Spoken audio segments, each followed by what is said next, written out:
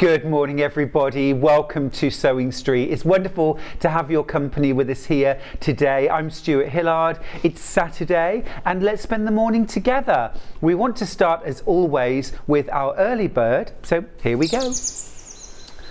Now our early bird today is a really useful addition to your stash. It is a 2-metre bundle of 100% cotton fabric. It's from Rose & Hubble and it's in the colour chambray, which is this gorgeous kind of slightly lilac-y blue, really beautiful. You're going to pay just £11.37, so effectively you're getting half a metre free. Now then, it's a regular width cotton, I always say between 42 and 44 inches wide. Beautiful quality cotton. Now where might we use this? Well, it's always really useful to have fabric for lining things like bags and pouches. It's also really useful to have fabric for things like backing your cushions, your table runners, and well, quilts as well. You could multi-buy this, join them together and create a larger quilt backing if you wanted to. It's a gorgeous colour, isn't it? Somewhere between kind of periwinkle and lilac. It's that lovely sort of lilac-y blue. Really pretty. And it's from Rose & Hubble, and it's a name we know and love here at Sewing Street. I think the vast majority, if not all of our solids come from Rose & Hubble, and they're a name I remember, back in the 90s. It was a really well-established company, great quality fabrics. I always used to buy Christmas fabrics from Rose & Hubble. They also had lovely little gold highlights on them. But this is one of their range of solids, really gorgeous. Now a 2-metre piece, let me show you. It's quite a significant piece of fabric. Just throw it out there. There we go. Really nice big piece of fabric. So about 42 to 44 inches wide, and then there is the full length. So yeah, I mean absolutely you could back a couple of table runners with this for less than £12, less than £11.50. You could back a couple of table runners. Cushion wise, you would probably get somewhere in the region of at least 4 cushion backs from that, either with a zip or an envelope back you could do. You could also, if you want to improve your quilting, especially your free motion quilting, what I would really recommend is use this with your scraps of batting. So you want to cut squares of batting that are probably somewhere in the region of 14 to 16 inches square. You could go a little bit larger, but don't go much bigger than about 20 inches.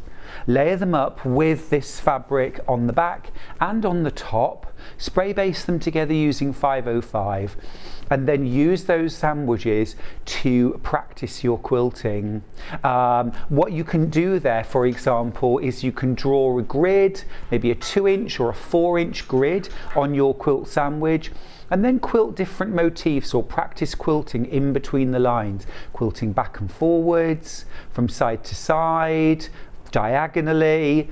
Practice things like sewing loop the loops, sewing M's. Think back to when we were at school, handwriting practice. I remember it well, I remember teaching it too. And doing all of those things, they are so useful, that kind of practice. And of course, don't turn your quilt sandwich, sew forward and back, forward and back. So really good buy this morning, £11.37 for 2 meters of Rose & Hubble quality cotton fabric in the colour chambray. It is that gorgeous sort of lilac-y blue. I just think is really pretty.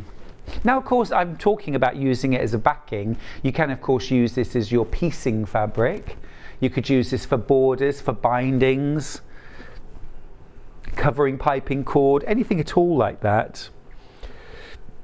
Now I'm just trying to get Sewing Street live, or so a Facebook live.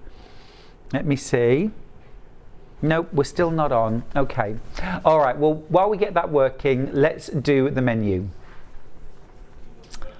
and see what's coming up. Now in our first hour, it's all about William Morris. We've got some beautiful fabrics from William Morris. We've also got some a quilt kit. You might have spotted the gorgeous quilt hanging behind me, and some other accessories, really lovely things. At 9 o'clock, Fiona Hesford's here with So Girl, and it's the Whitstable weekend bag. A really smart, fashionable, take it anywhere bag. You're going to love it. Gorgeous kits as well, using PU and really lovely canvas fabrics. Now at 10 o'clock we've got Amanda Little here, and she's going to show us how to create these fantastic coat hanger covers. I think these are so stylish. I think they're gorgeous. So you've got your coat hanger cover, you've got a little scented sachet there, you could put lavender or something like that in there, really smart. And then, oh, not on that one, wait a minute, it's the other one. And then on the inside there is also, let me just show you this, there is a zipped pouch in there. So for example, if you were going away for the weekend and you needed to take perhaps all your things on a hanger or two, you could actually put things like underwear in there, you could put tights, you could put socks, anything like that, even pop some toiletries in there and then just carry everything in on a hanger. I think these are really super, really useful too. I should be watching that demo with interest. So that's at 10 o'clock. Now then, at 11 o'clock, Fiona's back with the So Girl fabric hanging pots and a Appliqué drawstring bag. So 2 more projects from Amanda. And just to show you as well, have a look at this. How cool is that? So it's kind of blending into me, but really gorgeous hanging pots. So you can have them as hanging, or you can have them on a shelf. We've got some up on a shelf as well. That is coming up at 11 o'clock. And there's also a really gorgeous Appliqué drawstring pouch. Yeah, really fab. And then at 12 o'clock, Amanda Little's back with a jewellery pouch. So don't go anywhere, stay with us all morning. Now, of course, if you want to get involved and contact the studio, you absolutely can. Let me talk about how you can get involved. So first of all, you need to go onto our website, which is www.sewingstreet.com. Now once you're there, if you click on Watch Live, you'll be able to do exactly that. And then you'll see, send a message to the studio. So you could send us a little message, I don't know, hello, how are you, good morning. And do get in touch. It's a very, very sad time at the moment across the whole nation.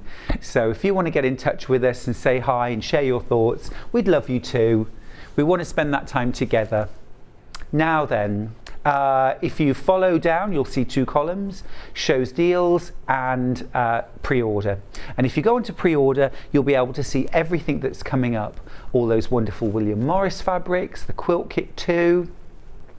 And then leading on to our first hour, scroll faster, come on, faster, that's more like it, thank you, good, good, good, good. There's quite a lot of William Morris fabrics, there are lots, beautiful. Oh, I love that lap tray, gorgeous. No, come on, there we go. And then we're into Fiona's first hour with a fabulous bag, a great weekender bag. Lots of lovely cotton canvases there, black and white and colourful. There's the beautiful bag, the Whitstable weekend bag.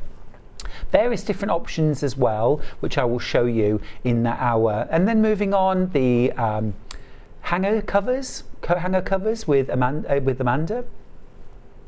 And various notions that go with. And then look at that gorgeous Appliqué pouch. This is from Fiona, and also the hanging pot covers, beautiful. And moving on down to Amanda's last hour, we've got some lovely patterns from her, and of course, thank you, the jewellery pouch. Lots of lovely hellos from everyone this morning. Sue's got in touch to say morning, Stuart and team. Good morning to you, my lovely. And Marie's got in touch to say morning, Stuart. Good morning, good morning. It's wonderful to have your company today, and let's stay together all morning. Okay, keep going through for your early bird, by the way. Remember, it is a 2 metre piece of cotton fabric from Rose and Hubble in the colour Chambray. Beautiful, a great bargain. You're effectively getting half a metre of that for free. Now then, let's start our first out, which is all about William Morris fabrics, and we're going to start with the fabulous quilt kit, which is hanging behind me. Now this is really rather wonderful and very, very large too. Let me step out of the way. It is a really, really big quilt, but it is an easy quilt. It will build very quickly. And I really like the fact that it's nicely neutral, isn't it? It's got a little bit of colour in there with the blue and the gold, but there's a really lovely sort of cool neutralness to this quilt. It is gorgeous, absolutely beautiful, and it would suit any decor, I think. Really nice, really nice. Paula's got in touch. Morning, Stuart and team. Lovely to see you. It's lovely to have your company as well. Thanks for coming in with us. A message from Collector who's in Merseyside. Morning, Stuart. You're doing a great job. Glad to have your company today and your lovely guest. That's really kind. Thank you.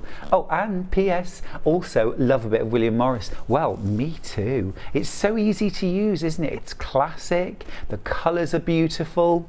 Susan's got in touch from Hampshire. Morning, Stuart. Just ordered the chambray bundle. Such a lovely and useful colour for lining bags, project bags, etc. Thank you. Great, yeah, absolutely, really good for lining. It's got that lovely kind of lightness and brightness to it, so that if you use it to line a bag, you'll be able to see what's in there. And I think would go with lots of different colours. Thanks for getting in touch. Keep on sending in your emails and your messages, won't you? And let us know what you're doing right now. Okay, so the Morris Moving Mountain. I'm going to move over if I may. Oh, Hillary's got in touch to say, morning, Stu. Love William Morris. I love William Morris too. Now the Moving Mountains kit. Now first of all, the finished quilt size is 211 by 211 centimetres. Now that is, I'm thinking about 81 inches square. 81, yeah? We think 81. We'll check.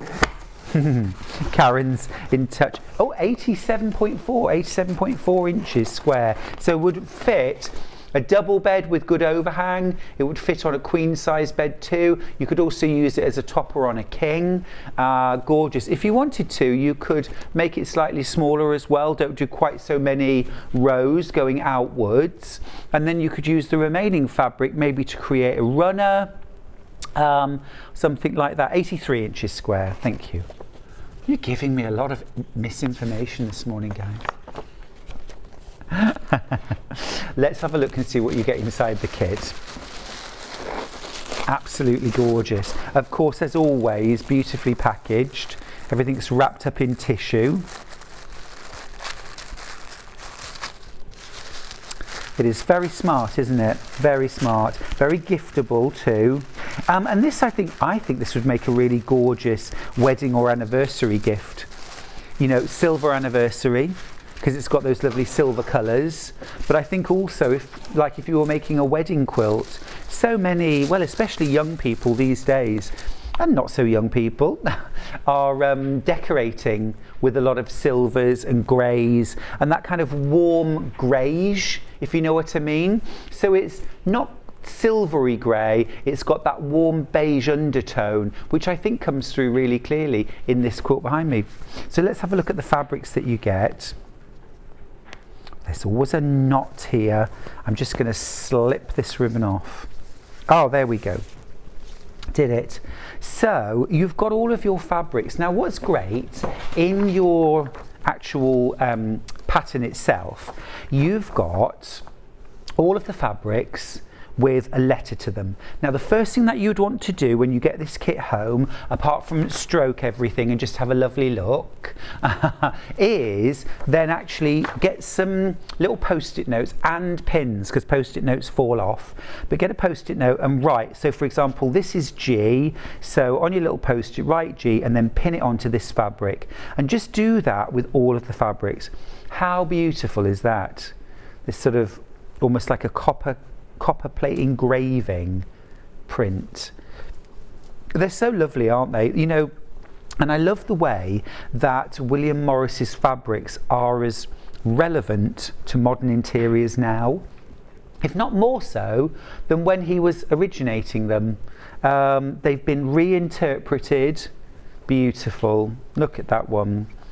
Lovely range of silvers. We often associate William Morris with the darker, richer blacks and browns and deep bronzes, deep reds and navies, but these beautiful silvers, greys, beiges, golds, and there's a little hint of blue in here as well. And you've got plenty of each fabric to do what you need to do for your quilt. Now you're only cutting out squares, so it's a really easy quilt to make. So if you're a beginner or a novice quilter, then don't worry. The only thing that takes this beyond absolute beginner is its size. Now, if you're an absolute beginner and you want to make this quilt, what I would recommend is when you come to quilt it, either excuse me, straight line quilt it with a walking foot, and especially a pattern that you can, I'll talk about quilting in a second, where you can go kind of from one side to the other. That would be quite straightforward to manage. Or have it long armed.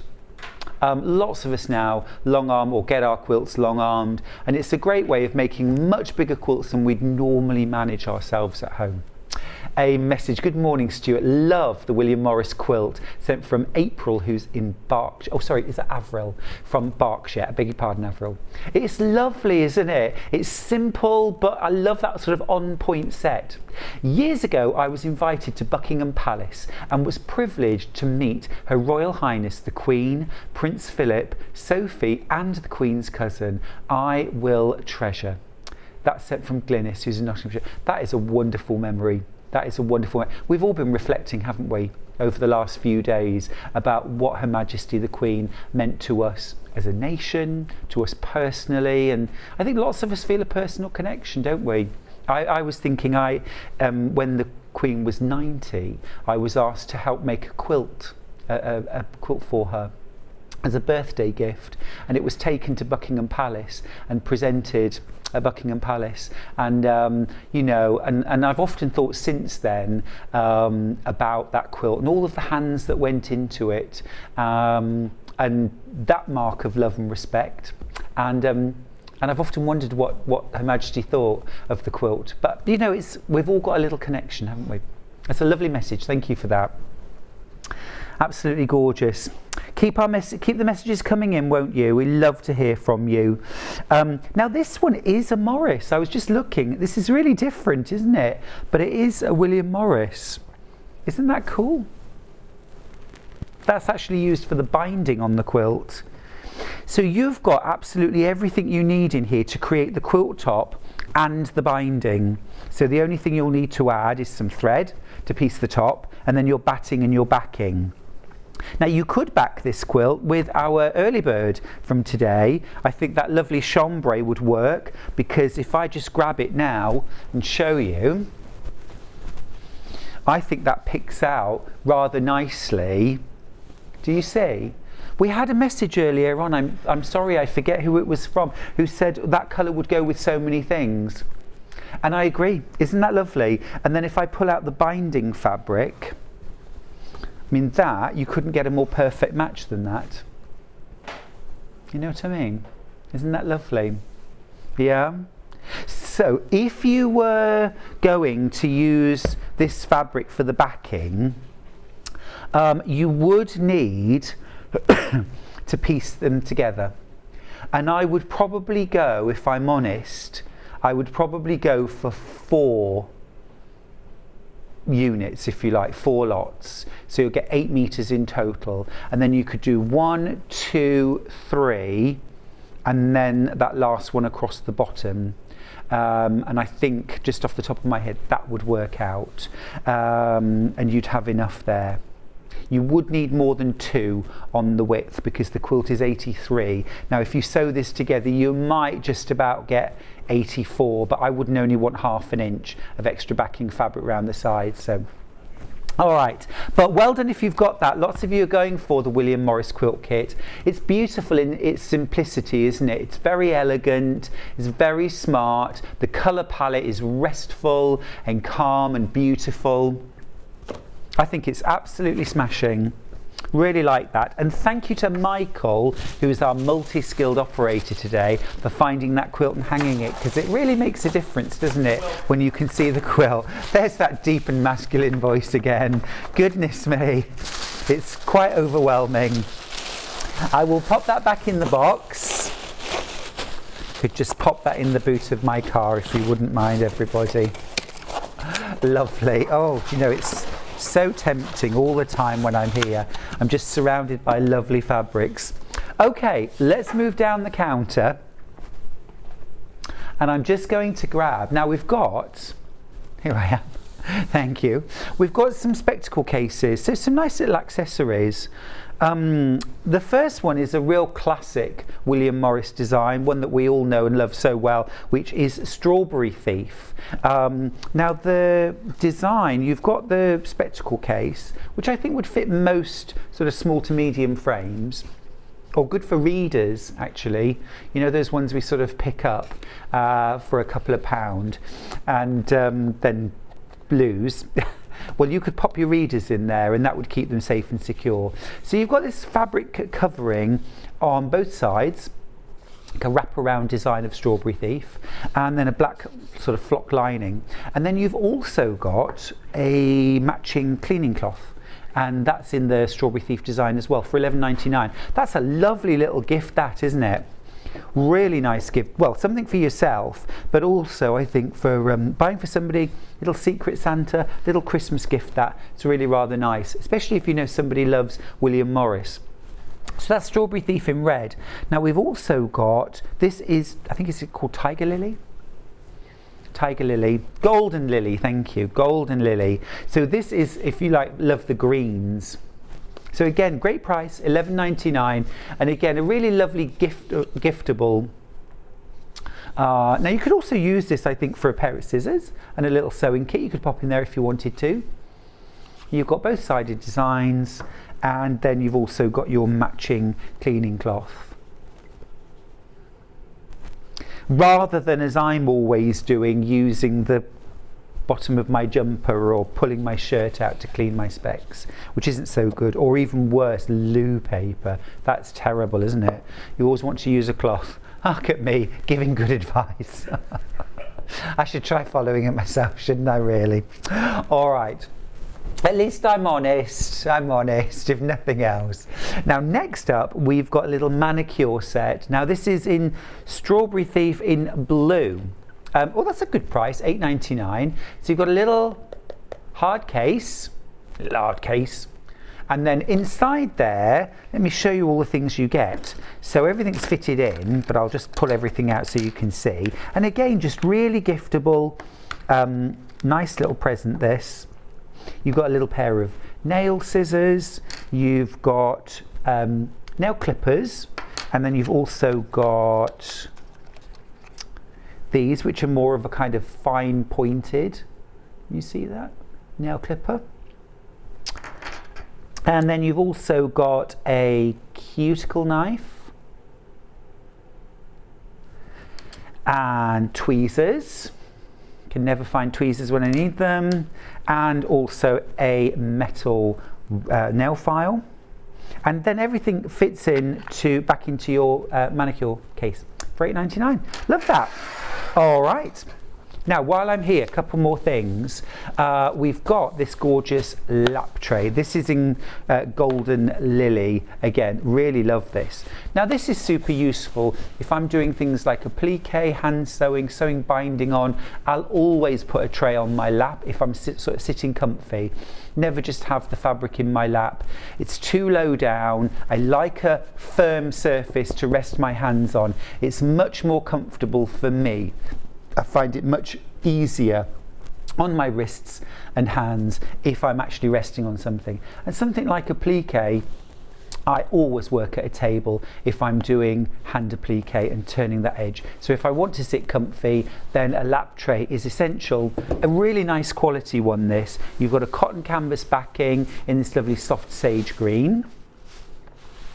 Absolutely full of beans. Those polystyrene beads in there, and then you've got this lovely sort of light beach effect edging. It's really lovely, isn't it? Pretty. Good morning, Stuart. Loving the William Morris fabric, says Georgina, who's in Kent. Have treated myself to the early bird and some William Morris as I'm having hand surgery on Monday. Georgina, I'm sending you lots of love for a speedy recovery. Hope you do well. I'm sure you will. Another message from Collector in Merseyside. I like the specs case for EPP. Holds quite a few hexes, thread, needle, scissors, and the flat beeswax disc. That's a brilliant idea. Yeah, really nice just for storage. Use them for storage. Same with the manicure case, isn't it? You could get a little something in there, a little pair of special scissors. Yep, I love that idea. Thank you. Do remember to get in touch, won't you? I'll just leave that there. £27.99 for your lap tray. Really nice quality. And of course you can also eat snacks off it if you'd like, or have your dinner off it. Yeah. Now, next up, here are 4 little gifts. These are lovely little stocking fillers. William Morris set of 4 magnetic book page markers. Do you flip the corner? Do you fold the corner to keep your place in a book? Michael's nodding his head vigorously. It's naughty though, isn't it? Gives the book character. And I must admit, I do the same. I do tend to flip, but this is much better. So if I just open this up and I'll show you. Do the big reveal. You've got 4 different designs there as well. You've got golden lily, honeysuckle, daffodil, and larkspur. I'm just going to grab out honeysuckle. So what you've got there, each one, okay, is you've got your little magnetic, and it's patterned on both sides. Really cute that, isn't it? And then it's all magnetic front and back. So on your book, and I'll just use a pattern here, and it might be about holding your place in a pattern, you just fold it over the edge and it will snap together. Not all the way through a pattern and fabric, as I'm just discovering. We might have a little bit of paper or a book. You'd think we would. We've got a crafting channel next door. We've got paper everywhere. Oh, perfect. Well, that looks like a good book, Michael. Yep. Thank you very much. Simple shaped stunning quilts. Thank you. I keep on getting emails from a certain great long Amazonian river asking me if I want to buy simple shapes. But yeah, so literally you just pop it over the page and it will snap together. So if you want to find your favourite pattern in the book, oh, how would you pick, eh? How would you pick? I'm going to pick Rainbow Hearts. Oh, I remember when we did the photo shoot and the back wall was covered of this house. The back wall inside in the bedroom was covered in cedar shingles, and all I could think of was, oh, I bet they're full of insects. But anyway, if you wanted to keep that page, you just snap straight over the edge and bingo, there it is. It's all saved. Easy. Easy peasy.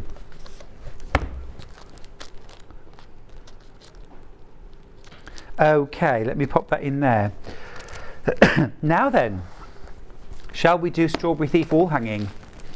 This is cute. Now this is from Village Fabrics, so this is from Yvonne McAtamney and her colleagues at Village Fabrics. This is a beautiful wall hanging. Now, this is a gorgeous little wall hanging. What's fabulous about it is you get everything you need and you get the right amount of fabric. Now imagine if you were going into a shop or buying all the elements to create this from us. You'd have to buy fat quarters, minimum, ½ meters of everything, or start substituting other fabrics, and then it's not all William Morris. These are all William Morris fabrics in here, apart from that blue, I think. Or maybe that blue is as well. No, I think maybe the blue isn't, but everything else is William Morris, and it's all packaged. You've also got your full pattern, full-size pattern and full-size appliques for the Strawberry Thief. The wall hanging itself is 25 inches long by 19 inches wide, so about so deep and about so wide. So yeah, lovely, like that. I remember actually doing the live show with Yvonne. Might be able to find out when it was if you want to watch back. Anyway, let's move on, shall we, and do some fabric. I'm going to move everything along. Come on. Bring my tea with me. I'm a terror, aren't I? But I just can't do without a cuppa. And it's Saturday morning. So, you know, I should probably have croissants as well. Now then, let's start with some real beautiful William Morris fabrics, or let's look at William Morris fabrics. I'm going to grab this bundle over here. Now, all of these fabrics are available by the ½ metre.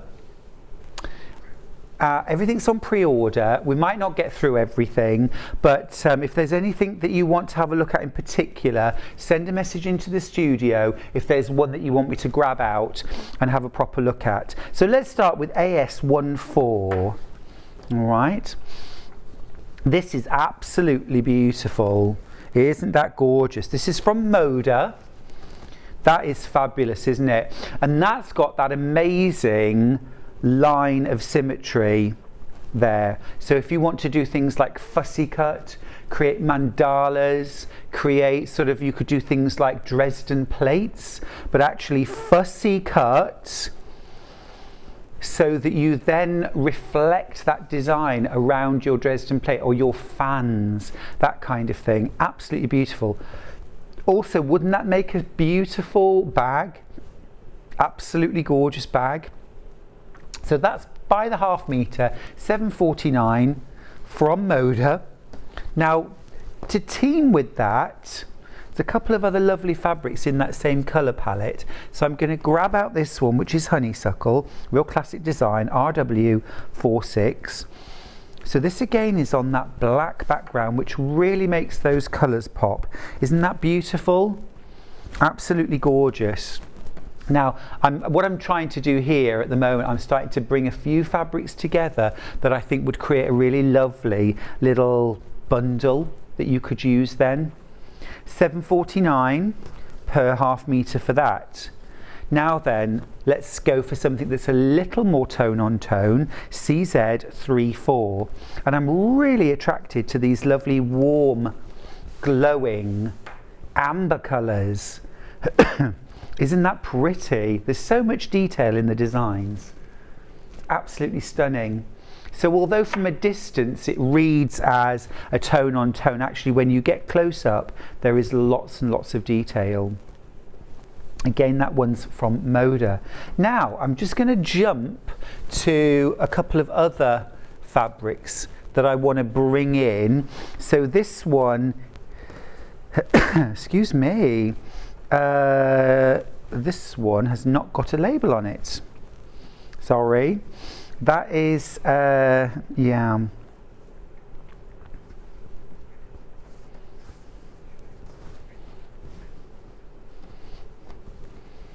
We'll find that. You've got that, yeah? Is it Larkspur? Yep, Larkspur. So I think that's lovely. And again, I'm just going to bring this down. And that just goes absolutely beautifully, doesn't it? Nice. Okay, and then while we're there, I'm also going to go for the Larkspur again. This doesn't have a label, I'm afraid, but this is a really soft sage green. And again, I just think that is really lovely and just lightens the whole thing. I don't think it is azure, no. No, I would say it would be something like sage or linen, yes. Linen. Gorgeous. Now for a little bit of depth. Oh gosh, all of these seem to have no labels. This is Willow. This is Willow and this is with ebony or black background. But again, just gorgeous, brings out those black tones, again those beautiful sort of linen greens, soft greens. That's rather a lovely little bundle for me. Add in some solid, maybe solid cream or tan if you want to lighten it all. If you want to keep it dark and moody, you could go with the black and use black solid. You could also pull out more of this kind of warm caramelly brown. Liking that. Okay, I'll pop that to one side. All right, let's look at some more. Now, this is delicious. This is DT46. Now, you know me, I love fabric with stripe elements on it or line elements on it. This is divine. Now, for a border for a quilt, if you're piecing with long rectangles and you want to create more interest, sashings, beautiful. But also, what about a bag?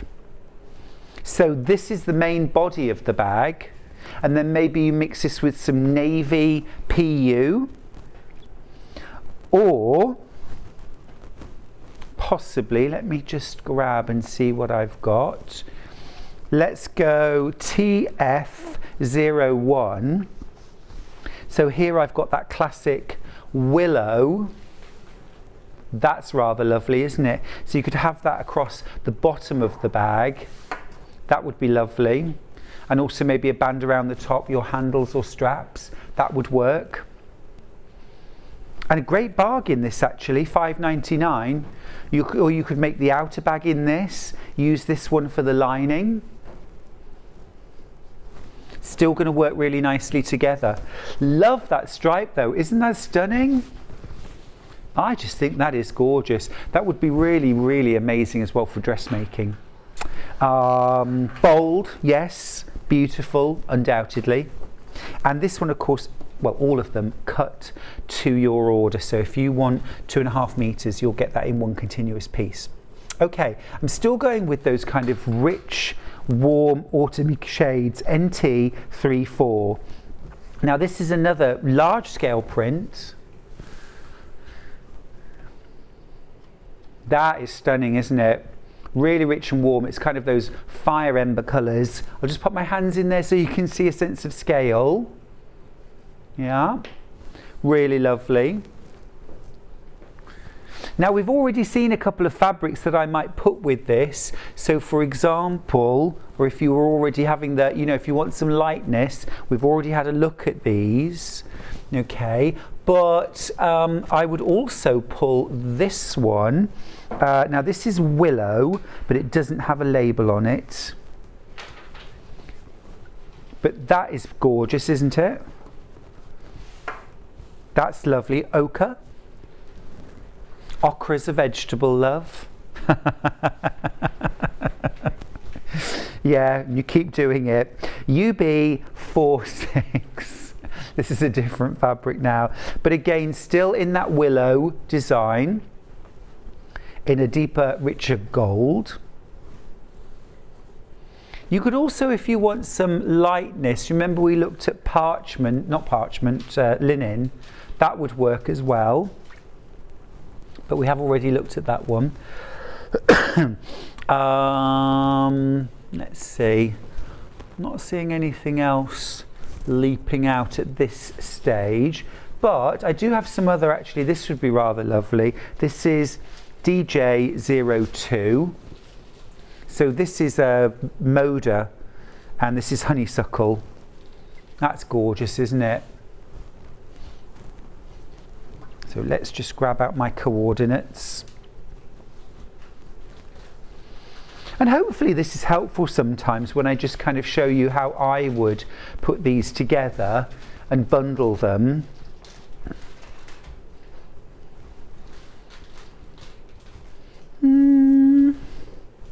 I think that's too fresh. Oh no, actually that would go. So TV06. Morning everyone. I'm currently working on a William Morris Strawberry Thief cross stitch. Finding it very comforting at the moment. That's from Amanda in Northamptonshire. It's that mindfulness, isn't it? When you sew, when you knit, when you cross stitch, embroider, any of these things, sometimes it can be distracting. And sometimes it just gives you a nice sort of quiet place where you can sit and contemplate and have a think while you do something that's soothing. That's lovely. Love to see it, by the way. Send in a pic. So TV06. So this is, yeah, I think it does. If you want some kind of a bit more lightness, a little more brightness, you can. And then there's one more fabric that I'm going to put with it, which is MS83. And I think this is just a nice floral, but that's a really quite a pleasing set, isn't it? And again, with this fabric that I'm just showing you now, you've got these wonderful areas of, lots of areas actually, of symmetry. So if you like foundation piecing or paper piecing, English paper piecing and fussy cutting, you can, absolutely. Paula Nadelstern used to do some amazing, I don't know if she still does now, but I used to certainly do amazing kaleidoscope quilts, and they were often quite modern looking, but the principles of using fabrics with what she always referred to as the belly of the butterfly, and that was what was so important. So it was this, it wasn't just the fussy cutting, but it was the fact that you'd got reflectional symmetry from a center line, and really this fabric, it is everywhere you look. It's a line of symmetry here, here, here, here. So you imagine fussy cutting this up, you're going to have so many different elements that you can use and work with. Yummy! I love the way the different designs and colours can all be married together. Like Liberty, there doesn't seem to be a wrong combination. I love that. I love that. Yeah, it is. It is so easy to use, isn't it, Kate? It's such easy fabric to use. It's really, really stood the test of time, frankly. That's saying the obvious, isn't it? But William Morris fabrics have been popular for, you know, so much more than 100 years and will continue to be. They're traditional, but there's still something fresh about them. Yeah, gorgeous. Right then, I'll just pop all these fabrics to one side and we'll keep going. Now then, let's do something blue. I want to do blues now.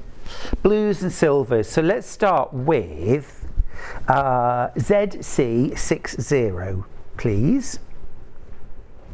Now, this really kind of brings out those lovely colours like we've got in our Moving Mountains quilt that's hanging behind me. Yeah, it's those, if you want to bring a little bit more blue. So for example, you can see here, you've got these lovely blues. If you wanted perhaps to make some coordinating cushions, or maybe you've been inspired by that quilt and you're thinking, okay, squares, I could do that. I need some fabrics. Let's build a little kit. Let's build a kit. So ZC60. So this is that classic willow, but I love the fact that we've got almost like this sort of striped effect, which you could highlight or not. Okay, right, let's pull a few more fabrics. Let's go with willow. This is SU74. So reflecting that design, but lighter, brighter. Really nice to line a bag with that. Great price too, isn't it? $5.99. Now let's go another large scale print. This is CL09. That is beautiful, isn't it? Now I'm just going to open this up because I think you really need to see the scale of this. Absolutely beautiful. Lovely for dressmaking.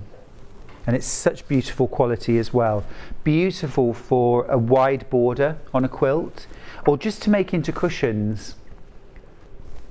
Now, even if you want to make a couple of cushions, I would recommend you get a metre of this, because with a design like this, you will want to fussy cut to a certain degree, even if you're doing plain cushions. Do you know what I mean?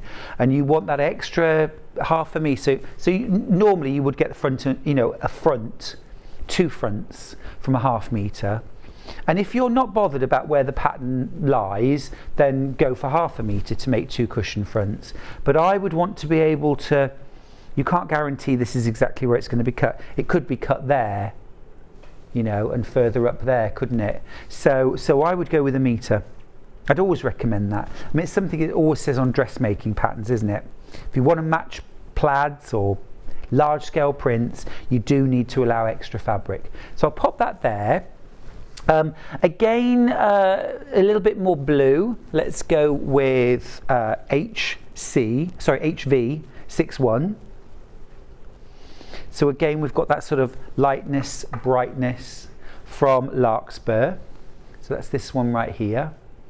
It's pretty, isn't it? Really nice. Now then, I feel like I want to add a little bit more colour in now. So let's go classic Strawberry Thief, GU76. Now this is a great fabric. Obviously we've already looked at things like spectacle cases and little boxes, but I mean, what about getting 1/2 metre of the Strawberry Thief fabric and maybe one coordinate to go with it? So for example, it could be this one and this one. Yeah, these two here. And then you could make some really lovely spectacle cases, maybe a Kindle cover, maybe a little drawstring bag. In a combination of the two, very, very giftable. Love that. And then a little bit more depth and darkness here. This one is KU32. So this again is that larkspur design, which I absolutely love. It's such an elegant design, isn't it? Beautiful. Now again, at £5.99 per 1/2 metre, this is very, very well priced if you want to do things like add borders, bindings, or backings for quilts. So for example, if you've gone for the Moving Mountains quilt and you want a William Morris backing, this would work really nicely as a backing because it pulls out the blues, but it also pulls out the golds as well. So that would make a really elegant backing for this. And very well priced, as I say. Gorgeous. Okay, I'm going to pop that to one side now. That's my little blue bundle. Yeah? I love the Strawberry Thief design. It's just great, isn't it? It's just such a classic. It's instantly recognisable, as so many of William Morris's designs are. And it's easy as well to see the influence of William Morris in so many modern designers' fabrics, isn't it? You know, I mean, I often think Anna Maria Horner's designs, although they are off the charts in terms of their colour combinations and their scale, but I can see similarities. I can see the sort of depth that's owed. Now this next one is CM36. So this is another large scale. This is that sort of serpentine stripe. The stripe, by the way, runs sort of north to south, so with the selvage. So for example, if you were going to cut crosswise strips for sashings, then obviously your sashings are going to look like that or like that. I mean, that's lovely, isn't it? As a border with the daffodils, really gorgeous. But equally, if you wanted to cut it for lengthwise borders, I would go with this. So then when you're calculating how much fabric you need, think about your longest edge. So if you're bordering a quilt and your quilt might be, say, 90 inches square. So you would want to have, you know, your outer borders, the longest edge would be 90. So you would want about 95 inches in length. Gorgeous, isn't it? And you've got, let me see, 1, 2, 3, 4, 8 repeats. Yeah, 8 repeats across the fabric. Yum! I want to use that for a bag. Okay. Oh, I'll just pop that ribbon there. That's from the quilt kit. Very nice, lovely. Okay, now then, let's go with a couple of neutrals, because this is always useful. A little paler grouping now. This is KQ23. That's lovely, isn't it? Now I'm going to grab out as well CR18, because I think online these would, you'd think they would be exactly the same. But you can see this is bluer and this is silver. This one here is silver and this one is blue. But I mean, they mix really well together. And lovely as a more neutral colour. So let's keep both of these out. I'm going to grab a few more fabrics to go with. So let's have something that's a bit of a focus fabric. Strawberry Thief. This is LE52. So that's glorious, isn't it? And again, I'm thinking quilted bags, just beautiful. And there's your coordinates, or we'll build up those coordinates. Now while we're there, let's grab something a little larger scale. Let's go JF69. So this is Larkspur. So again, that's pulling out more of those aqua tones from Strawberry Thief. I just want to call it Strawberry Fields. Strawberry Fields forever. Let me see. Let's go with a little bit of classic willow. This is IQ58. So this is just pulling some of those more green tones out of there. And of course as well, you'll be seeing, as I am, you know, things like the deep reds and the oranges, which you could also pull out, and I almost certainly would, but I might use solids for that, or batiks or something like that. And don't ever be afraid of mixing and matching things like batiks and solids with your William Morris. They're going to work beautifully. Okay, CH79. So this is a deeper, it's almost like a malachite, isn't it? Or maybe deeper than that, jade. Like a jade. And just to show you next to, this is paler blue, this is much more of a deep jade. But still working nicely with that grouping. And then we also have this one, this in a lighter green. This is VT64. Isn't that pretty? But I just wanted to show you that basically all of these fabrics would work together. So if you prefer this, these coordinates would work really well. Look how beautifully that works. But it works with this, it works with this. Let's pop that to one side. Now, the quilt kits proved very, very popular this morning. Our William Morris Moving Mountains.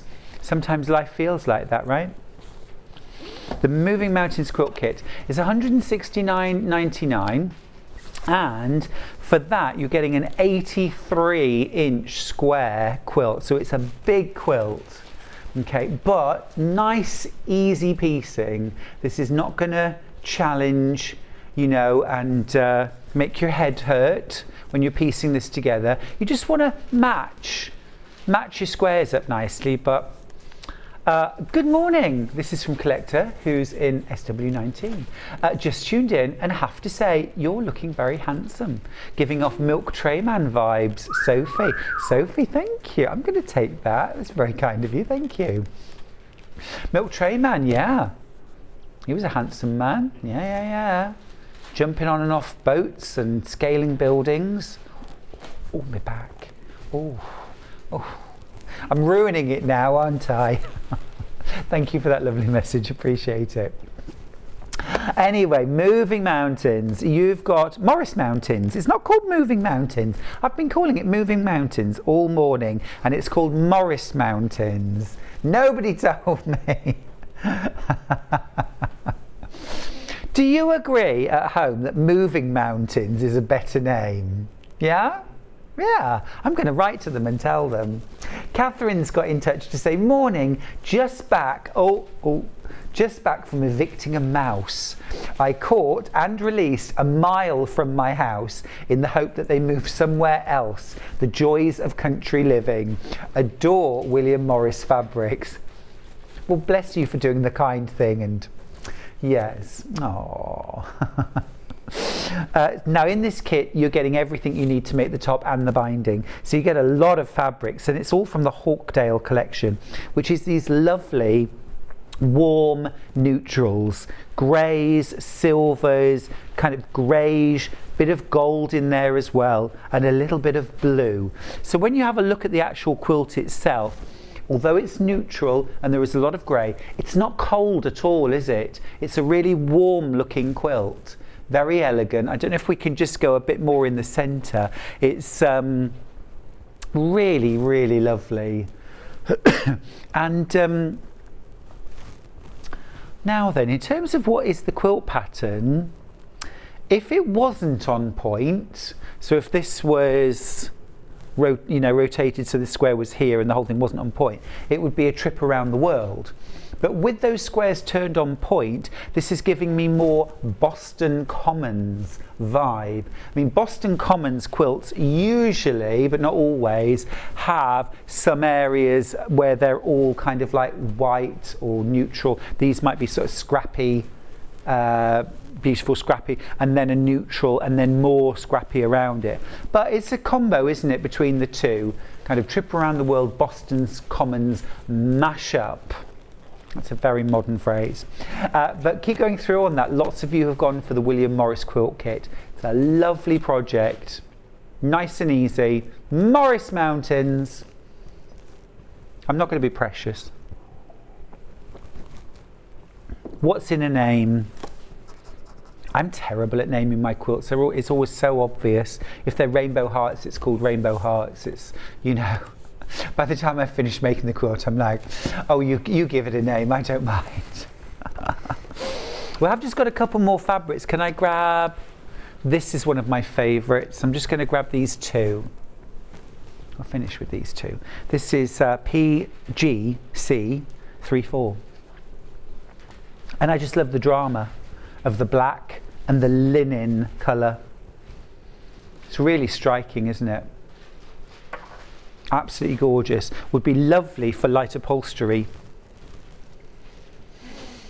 And that gold kind of linen-y colour, parchment, very elegant, very smart.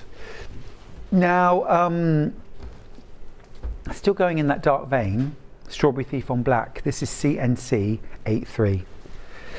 This is lovely. It is dramatic. Isn't that gorgeous and glowy? Yeah, it's a bit of all right. Very, very limited stock on this one. It's very limited stock. So if you want to go for this Strawberry Thief on black, ebony, then you'll need to be quick, please. All right, super. Now we're going to go for a little break. When we come back, Fiona Hesford will be joining me, and we're going to be bag making. It's the Weekender bag, and it's absolutely gorgeous. So stay tuned. I'll see you in about 3 minutes.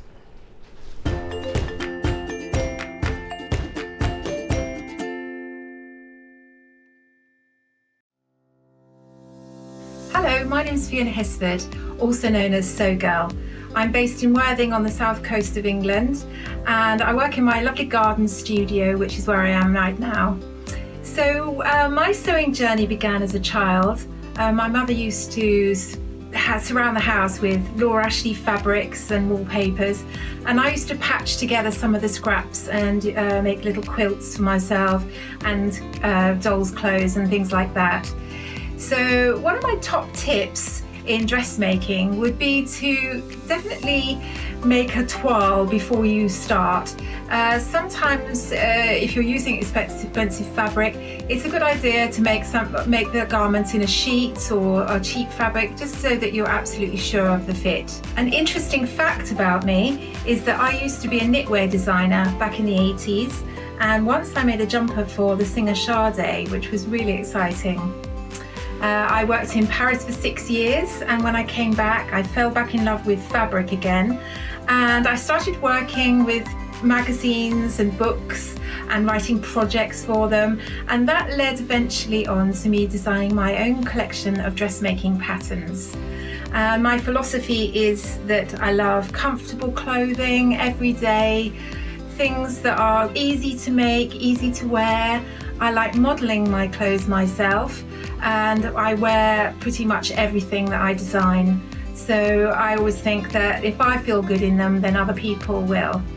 I've been working for Sewing Street almost since it began, and I love it there. We're like one big family, and I'm on the show about every 2 months, and so I look forward to seeing you on the next show soon.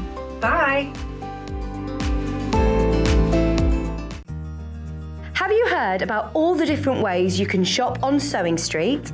You can shop on our website sewingstreet.com, and you can also order by phone by calling our friendly UK customer service team. Just call 0800 001 4433.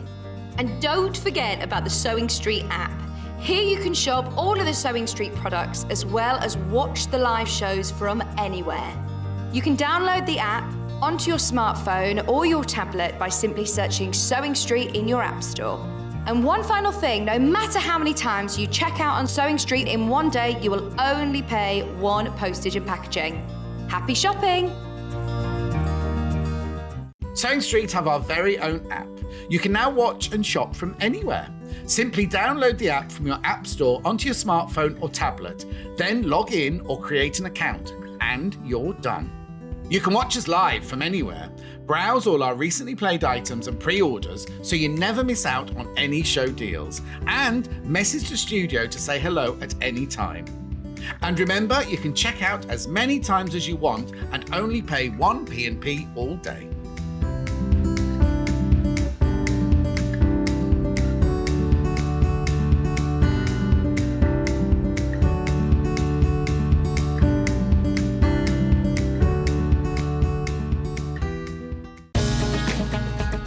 Follow Sewing Street on Facebook and Instagram to keep up to date with what's coming up on the show, as well as being the first to know about our amazing offers. Get involved with our competitions that are exclusive to social media, and pick up some top tips from us too.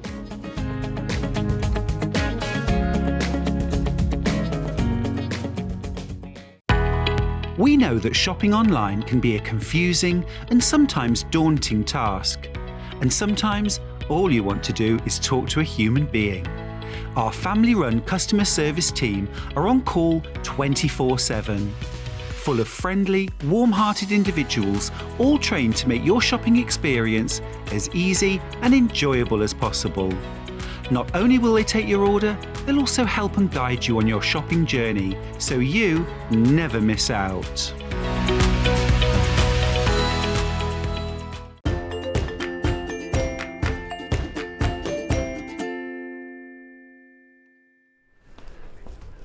Hi friends, welcome back to Sewing Street. It is really wonderful to have your company with us here today. It's Saturday. I'm Stuart Hillard. It's great to have you here with us. We are this hour looking at the Whitstable weekend bag with Fiona Hesford from Sew Girl. It's great to see you again, Fiona. Hello, hello. How are you? Hello, Stuart. Hello, hello. Hello. You've been busy. I Gorgeous have, bag. yes. Busy Gorgeous doing new bag. patterns, busy doing shows. It's been absolutely a whirlwind recently. Yeah, so yeah. no It's a stop for me over summer. busy time of year, this, Yeah. isn't it? Getting into autumn Absolutely, and yes, winter. It's a yes. time so many of us really focusing on our sewing. A great project, always a bag, but not any bag, a really great, fashionable, smart bag. This is the Whitstable Weekender. Now, just give you a little quick anatomy tour. So, PU faux leather on the bottom, this gorgeous canvas on the top. We've got some different kits, this is one of them. Faux leather handles, which look just so smart, so professional looking as well. Really elevates whatever you make. And then this canvas too has a lovely structure to it. You've got a magnetic fastening on the front, and then inside, super impressed with this. Look, you've got the recessed zip. So want to learn how to do those. That is cute though, I like it. And lovely and secure too. Just elevates the whole thing, doesn't it? And then a little tab as well. I do, I love that tab actually. Do you see? So that's just using a little bit of the faux leather. That's such a smart addition, and a little swivel clip, little obstacle. Yeah. Love that. And then inside, loads and loads of space. Now, you've called this the Weekender, Fiona, and this would make a great weekend bag, wouldn't it? Yeah, I mean, that was the inspiration, was going away for the weekend, going on a city break. We all love those, don't we? Yeah, absolutely. absolutely. For a bit of a Depends on breather. the city. But I mean, also some people, they just carry a big bag around with them every day, don't they? I mean, when I was at the show, the amount of people that I saw that just carry their worldly belongings on their They've been shopping, Fiona. It was full of fabric, trust They've me. been to the shows, full of haven't they? fabric. And then on the other side, you've got a letterbox zip, okay, in there for precious things that you need to keep secure.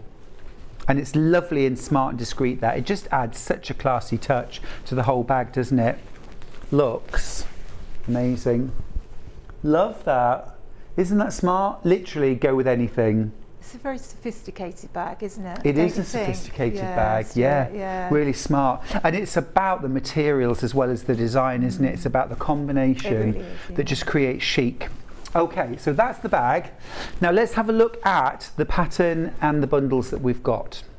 So pattern on its own first.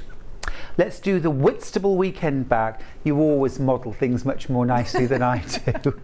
I don't know. I should have handed You might it be down to hired you. soon. Well, if you ever do a men's bag, I'm so there. Just gorgeous.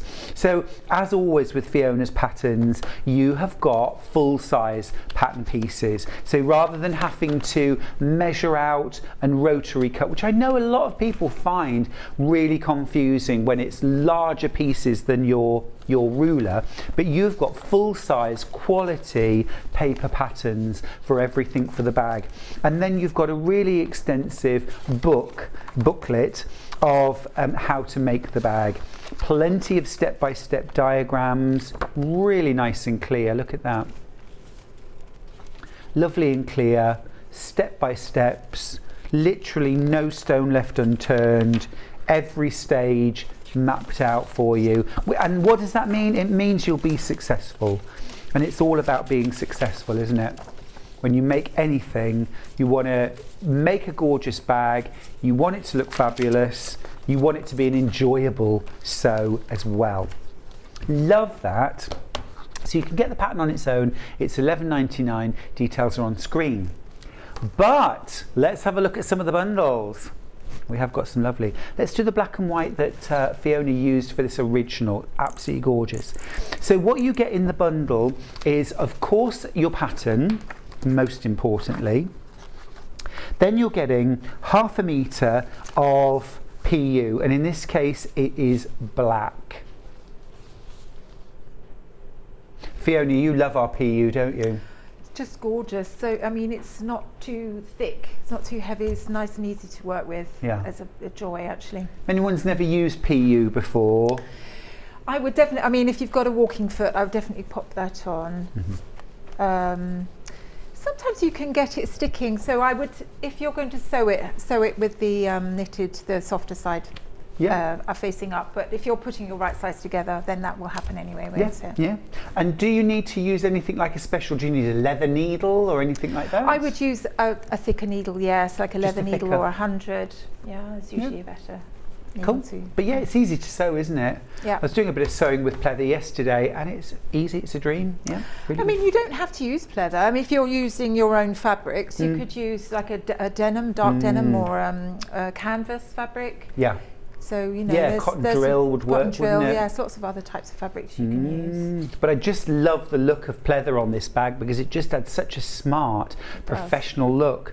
Now then, we have got, oh, sorry, this is, I was going to say, let me grab the proper bundle. That was the wrong bundle. Black PU, thank you. Here is your canvas, thank you. So this is, I love these fabrics. This is a tapestry. That's stunning, isn't it? And also as well, these fabrics are really wide. They're about 55 inches wide as well. So you get a lot of value. They're double-sided as well, aren't they? They are. If I just flip that down and show you, that's the reverse side. So these fabrics are also very, very good if you're making unlined bags as well, because the inside of the bag looks smart too. So you're getting 1/2 metre of your canvas, and then you're getting 1 metre of solid black, which you're going to use for your lining. That's great value, $29.99. You get all your PU, your canvas, your lining, and your pattern. Brilliant, brilliant. Okay, that's our first bundle. Now we've got the houndstooth, which is the other black and white version. And this bag does look great in black and white, doesn't it? I think it's so chic. Really chic. It really is. Yeah. So you've got your 1/2 metre of black PU. You have got your metre of black fabric for the lining. And then you've got your houndstooth check. Now I'll just show you because the wrong side looks slightly different. So that's your outer. Love a houndstooth. It's so classic, isn't it? Very Chanel. Especially with the pleather, then you get a great look. And there's the reverse, and you can just see just a little darker. So actually, if you wanted to use the reverse side as your outside, there's no reason why you shouldn't, but just be aware of that when you're cutting out and sewing together, that sometimes the reverse is slightly different. Sometimes it can be the mirror of what's on the front. Okay, so that's your houndstooth version. Now, next up, arrowhead. Yeah, well, this is, I would call this flying geese. I mean, if ever there was a fabric designed with quilters in mind. So here is your, look at this. There is your tapestry fabric. Isn't that fabulous? Really beautiful, lovely and colourful. There is the reverse side. How smart is that? It's like a carpet bag, Stuart, isn't It it? is. It's very Mary Poppins. That was where it started, actually, this bag. Oh, really? The design Uh-huh. was the idea of having like a carpet style bag. Yeah. But we made it a little bit more accessible by just having a zip rather than a frame or something like that. No, I agree. It's very, very makeable. That is gorgeous. Love that fabric. Giving me real Mary Poppins, thank you, vibes. Now, we've teamed this with this deep, sort of espresso brown PU. So this is your PU that's going to go with. That is absolutely glorious, isn't it? If I just put the canvas, you're working with this one today, aren't you? With that one, yes. That is yummy. And then your lining is, again, this lovely warm brown. So you'll use that for your lining, plus pattern. Now, our last option that we've got, this is fabulous as well. Our producer Ben was all over this tapestry. It's fabulous, that one. It's really cool. That's gorgeous, isn't it? Psychedelic. It is a bit psychedelic, yes.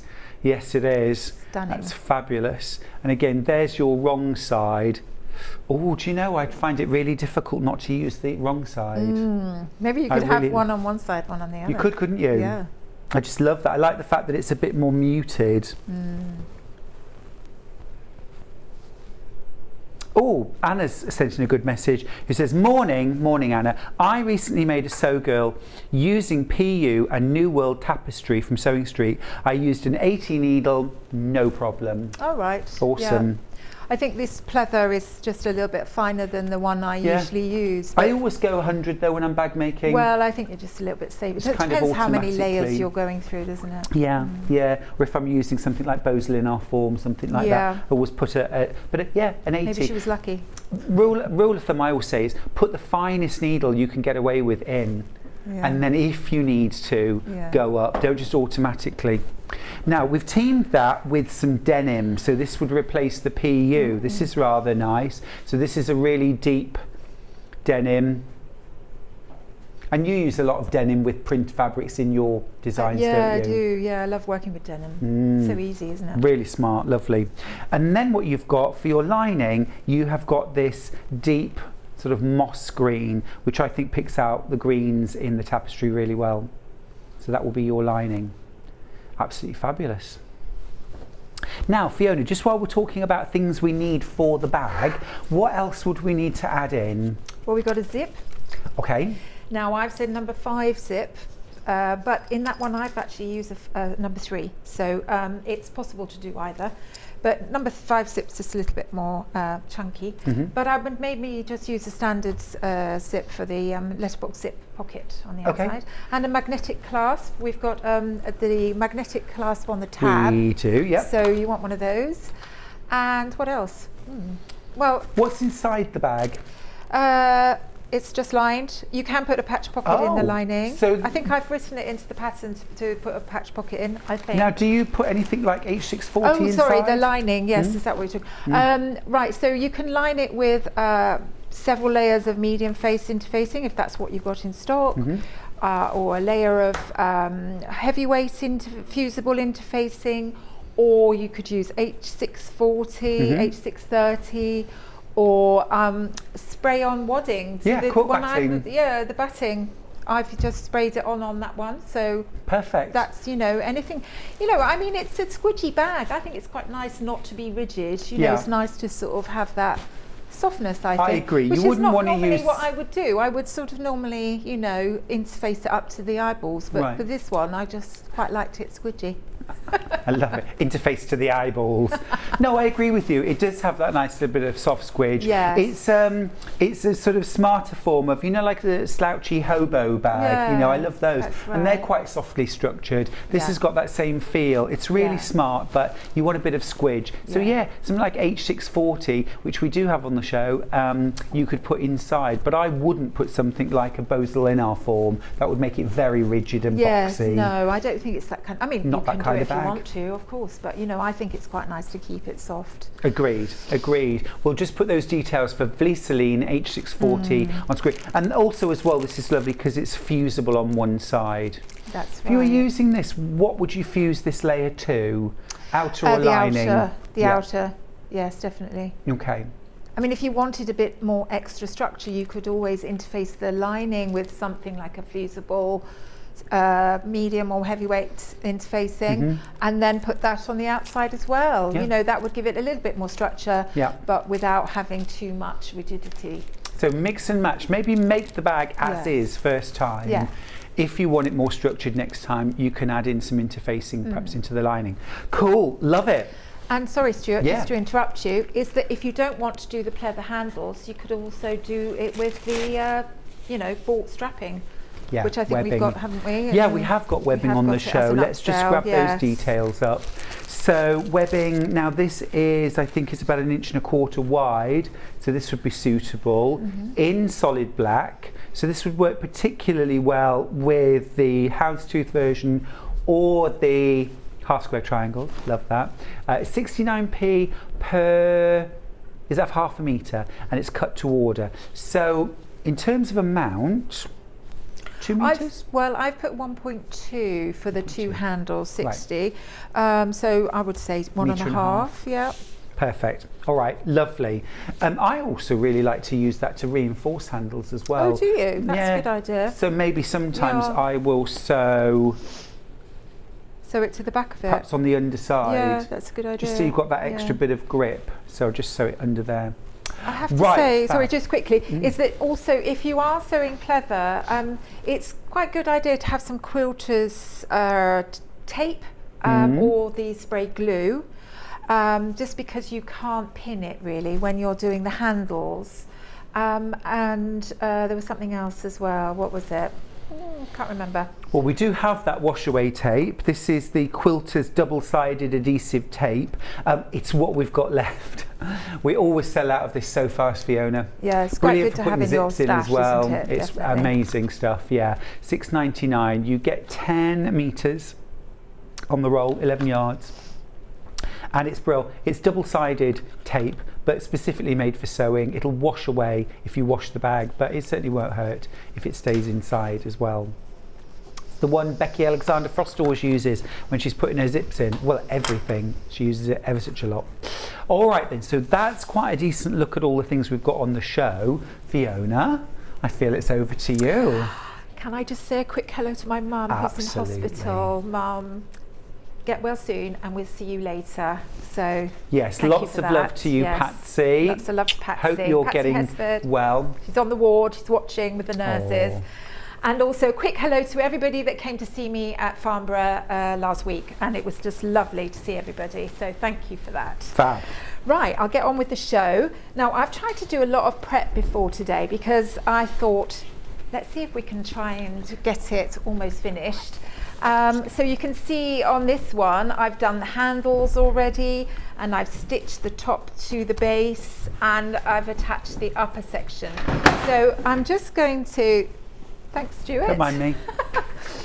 So as you can see, when you're sewing the pleather strap, the way I have written it in the pattern, if I can sort of just move it, I've just got a little sample here just to show you, and you can see I've used the tape here, and I've drawn a line. You can't see it because I've put the tape on there already, but I've drawn a line on the center, and then I've drawn a line 2 centimeters on under one edge, and then I've put a bit of tape on. But if you spray it with spray glue, you can also use this method. So if I just move it into the camera there, and then if you fold over one side like that and stick it down, it should hold. And just make sure it's even all the way along. And then the center, what you're going to do is just fold it over to the middle, so the edge of the fabric meets the middle, like so. And then you've got another piece here, and of course, again, if you were spraying it with glue, that would be much easier. So now it's always quite difficult to get this off and on there, but anyway, I'm just going to show you with this bit. And then you're folding over the folded edge to the center, and you can see that holds it quite well. And you know, obviously if I put a pin in there, it just wouldn't really sort of create holes. So you're doing that all the way along, and then you're stitching close to that inner fold, just like I've done there. And then of course I've done 2 more lines. You don't have to, but it's quite nice to just make it so that you've got 3 nice lines in down the center.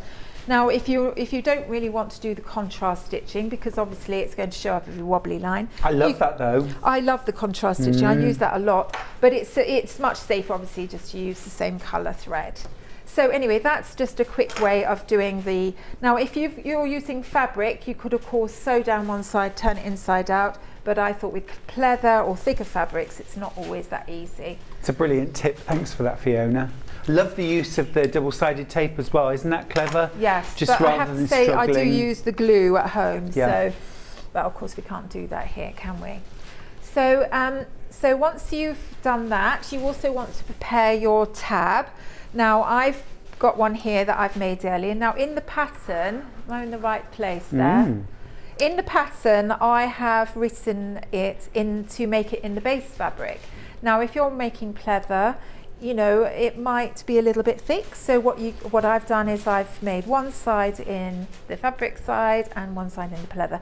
But you could make, you can see with my black and white bag, I've just done it in the outer fabric, so it's up to you, you know, just make it the way you like. You know, that tab's more of a feature, obviously, if you do it in the base fabric. And then I've put the one side of the positive side of the magnetic clasp in before I've stitched it round, turned it inside out after clipping the seam allowances, and then I've top stitched it all the way round. Didn't do a great job, but anyway, there you go.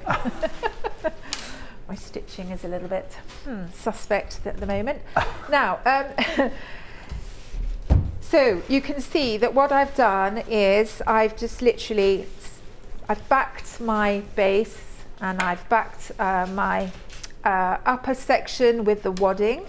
And then I have stitched them with the right sides together, the base and the upper section, pressed it down. Now, pressing pleather, always use a cover cloth and just turn the heat down as well. There's, you know, the worst thing you can do is melt it. Yeah. So don't put the, Don't obviously, do that. no, don't put the sort of the bottom of the iron onto the pleather. On the back of it, it's okay, but I still would use the cover cloth. So I've stitched the base on, and then I've done a lovely line of top stitching all the way on. You might like to get your edge stitch foot on there, or you know, just do it by eye, matching up the foot to one point on the seam line. Now when it comes to the letterbox zips, we have actually done this a few times, so I thought I'd sort of move it on a little bit.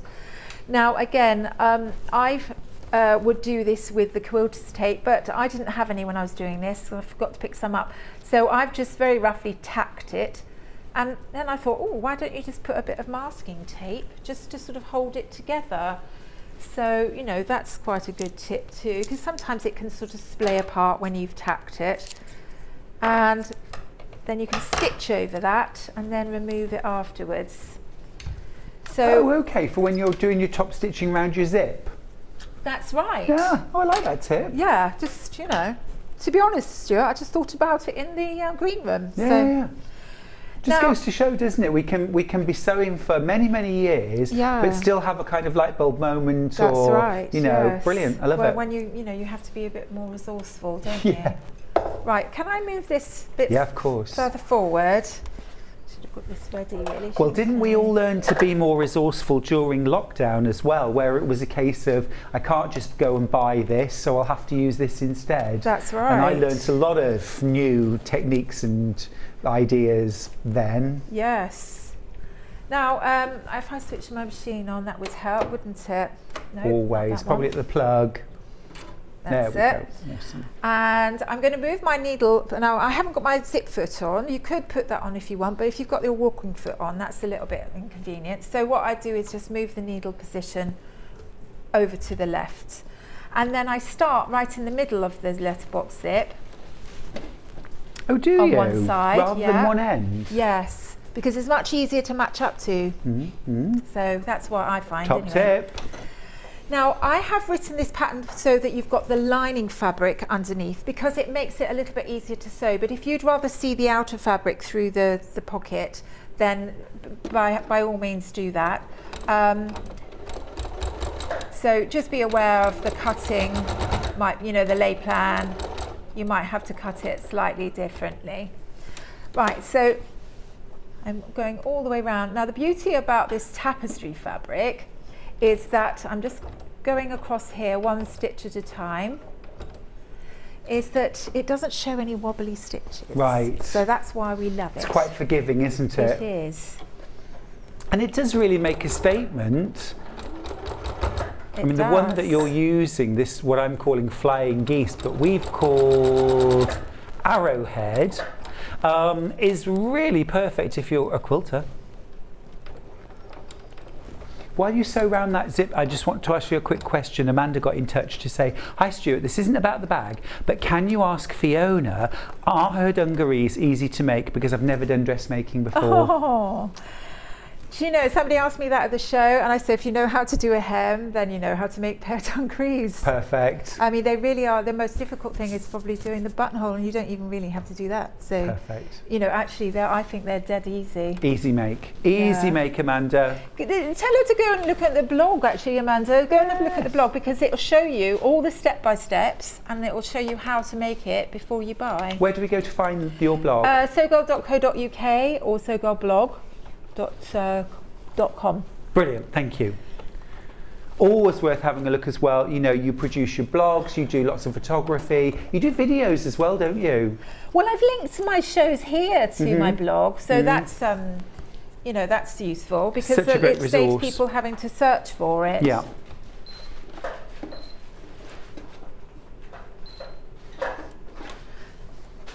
Right.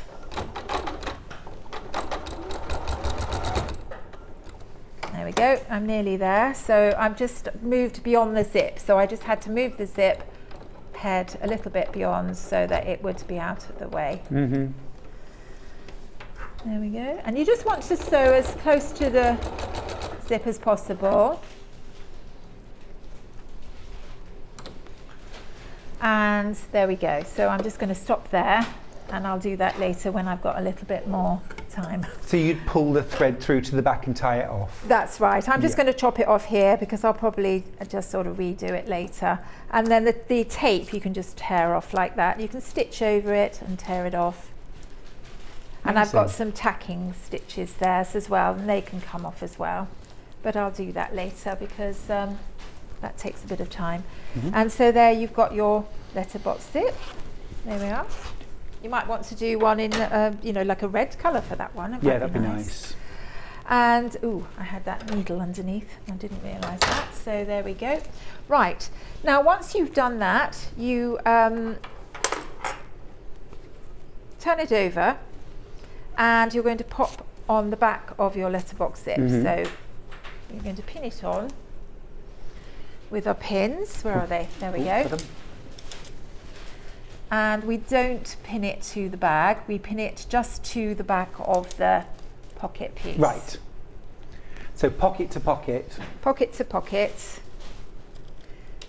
And I don't know if you find it, I think it's happened with me, is that if you've got thicker fabric, it does tend to maybe sort of, not match up exactly. Creep a little bit. You can sort of always just trim it down a little bit if it's not it's inside quite the matching. bag, isn't it? That's right. Yeah. If you can't see it, it didn't happen. Right, so, and then shall I just move on? Yes. Because you can just literally stitch it round here, and then shall I do it now, or shall I move on? Well, I think if you can, and I think it's worth, because you sew it to itself, don't you? sew Not it to the back. that. Yes. That's the bit I think is always a little bit strange if you've never done this Yes, kind of that's zip right. And I tend pocket. to just work on one side at a time as well. So I've just literally sew one side, and then just sew right off the edge. Oh, I like that. I like that. And then fold it up, and then you've got the other side. Yeah. Makes it so much easier. That's a really good tip. Because you can end up with this awfully kind of scrunched up thing trying to get it around your sewing That's machine. right. But And what you need to do is fold the bag up. yeah.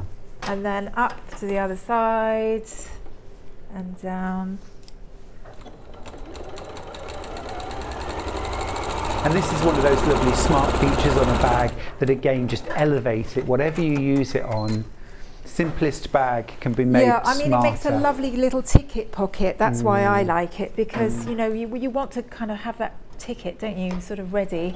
You certainly do. You're always, especially when you're travelling across London, comes out every underground station. You've got to get your ticket out, don't you? So it makes it easy to find. Right, so there we go. I've done it. Perfect. Thank you for doing that. I just think it's one of those things that it's really worth seeing done. Yeah. Oh, it's very satisfying, I have to say. It's like, oh, I'm so clever. Yeah, it is Right. really cool.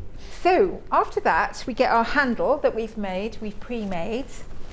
If I can find my handle somewhere, here we go, and your tab. And we're going to, now it's always a good idea to have clips for this. So, but if you haven't got clips, you can just use pins. Now I've put little markers. You actually have got notches on your pattern that show you where the straps go. So just transfer those markings to your bag. And you know, whether you do it with pins or like I've done with a sort of pen. Now you want to have the wrong side of the strap facing up, because when it flaps up, then you want to see the right side. So have the side with the hem, the visible hem, the visible fold. Right, where does it go? There. It's quite hard to see the markings on this fabric because it's so busy. Right, so there we go. So you want the same side facing up, and then the same with the tab. So I've put the magnetic fixture on, and I'm going to sit it right in the centre. So that in magnet's between. facing upwards at the moment. So the magnets, yes, because when it flaps over, it goes down onto the other side of the magnetic clip that you will be putting on later. So you're clipping it in the top there like so, and then we're just going to machine tack it within the seam allowance, which is 1 centimetre or 3/8 of an inch. So we just want to extend our stitch length a little bit, and then just run across that top edge. We can go all the way across. We don't have to stop and start. Sometimes people like to zigzag tack actually, which I think is a good way of doing it. Oh really? Why? I don't know, I've seen Becky Alexander Frost do that. Yeah, you know, a bit so more secure maybe? I suppose it's because you're sort of like, you're not actually sewing on the fabric, are you? You're just sort of like sealing it to the edge. Love the combination of that arrowhead fabric with the brown PU. It's gorgeous, isn't it? Really smart. And it's a really deep, dark, sort of almost like the colour of dark roasted coffee beans. Oh, I could just do an espresso. Yeah, me too. Are you a coffee drinker? Oh yeah. Yeah. We have a little routine, because we have coffee in the morning, and then we make a big pot, and then I let it go cold, and then I have an iced coffee at 11. Lovely. Oh, I love an iced coffee. Every day? Yep, How every day. gorgeous. Yes. Winter and summer? I don't know yet, because it was a sort of lockdown thing we got into. Yes, it saved us making a second cup of saved energy, agree. I suppose, isn't it? We'll all be needing that soon. Now here's my upper section, and I'm going to fit it on top of the straps tab and the centre section there. And again, I can get my clips in action here. And now, if you look at the bag, this isn't a section that you can see on the outside of the bag. That's right. right. So what does that become? The bit that you're sewing on? What do you mean, what does it become? Is that going to be... That goes down, doesn't it? Gotcha, there you so go. it just allows you to put that strap in, you see, and then have So that this is how you put that zip in, because this is something I've wanted to put into bags, but didn't have the brains to work out how to do it. I think I sort of stumbled on it by accident. It's really smart though, because I mean it's the kind of thing that you often, I don't know, with large bags like this, or maybe tote bags, things like that, often they're a bit open, aren't they, at the top? And it's just, this is completely secure. So if you were going away and say for example you were on the bus or train, you could leave this in the luggage area and it's all nicely zipped up. That's right, yes. And you don't have to put the tab on if you don't want to, but I do think that's quite a nice little feature. Yeah, really nice. Right, so I'm now sewing the upper section on, and I'm literally encasing the straps and the tab at the same time.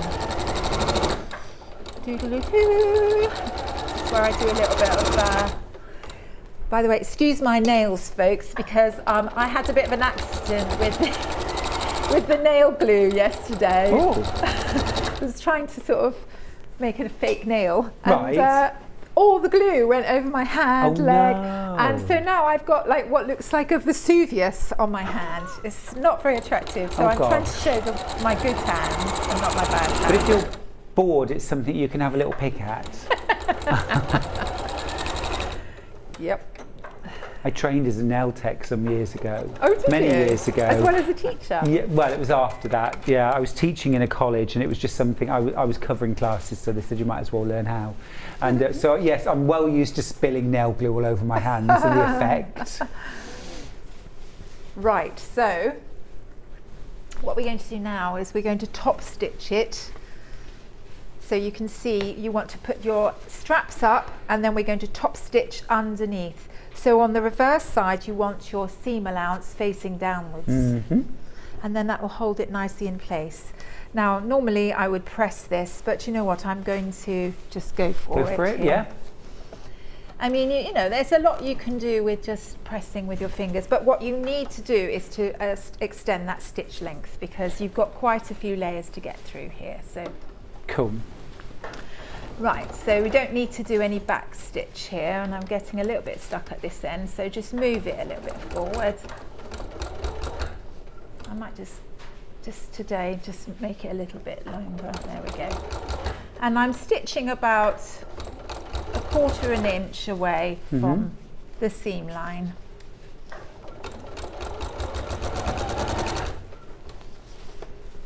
If you didn't have a walking foot, Fiona, could you still make this bag? Yes, I just think that you've got to extend your stitch length, you know, you know, sometimes if it gets a little bit stuck, you can just sort of push it through, can't you? Yeah. You know, if you're applying a little bit of pressure behind the foot and a little bit of force in front, then you can coax it through into sticky bits. Particularly if you've got a fabric where you're, you know, if it does get a little bit stuck, it's not going to show. With this fabric, it hides a multitude of sins. Oh yeah, which really. we love. I need loads of it. It does suddenly make for a very smart bag though, doesn't it? The combination of the canvas and the PU, or denim. Like a denim and a really vibrant print would work so well together. Yeah, I mean, you could. I mean, I'm going to make one of these in an African wax cotton actually, but you could equally make it in a quilting cotton and just, you know, with a bit of sturdy interfacing underneath, be absolutely fine. You know, it's a great way of using your prints. Yeah. And is this a bag that we could quilt if we wanted to? Definitely, yes. I was about to say that actually, Stuart. I tell you what, our minds are are aligned today. So if you were going to quilt it, at what point would you do the quilting?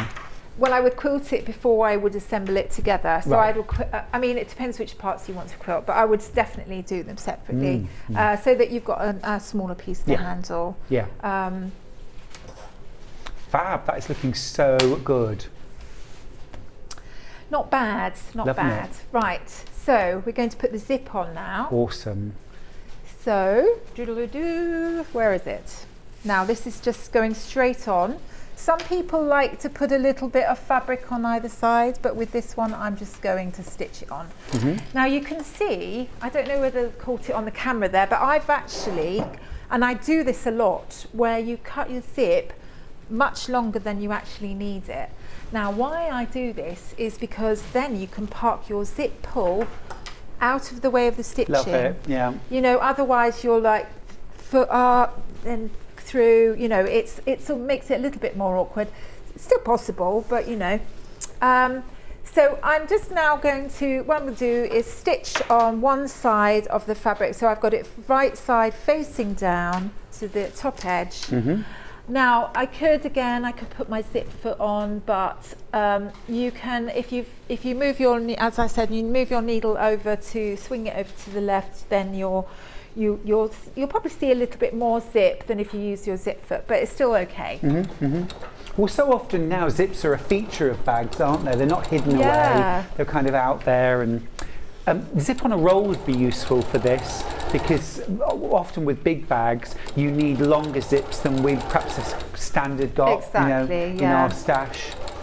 I buy 12-inch, 14-inch zips by the 100. But these are longer. We do have zip on a roll, don't we? Crafters Companion one, haven't we? That's the one. Yeah, the threaders.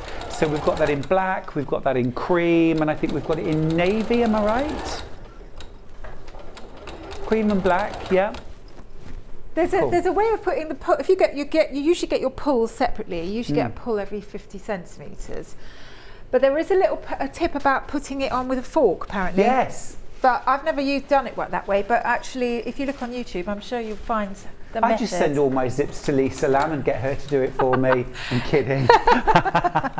But I know that Lisa's very, very good at putting zip pulls on zips, because she's done loads of videos. I think she's done a tutorial, actually. I think that's the one I was talking about. Yeah. We love Lisa. I didn't see her at Festival of Quilts this year, which normally at some point at one of these shows where paths cross and we get to have a catch up. But So we're going to press that downwards. So let's come over here to the iron, and now it's just a little lock. So if I push that, there we go. Thank you. Get a bit of steam going on here. Just to oh, hello. It's all going on in the background.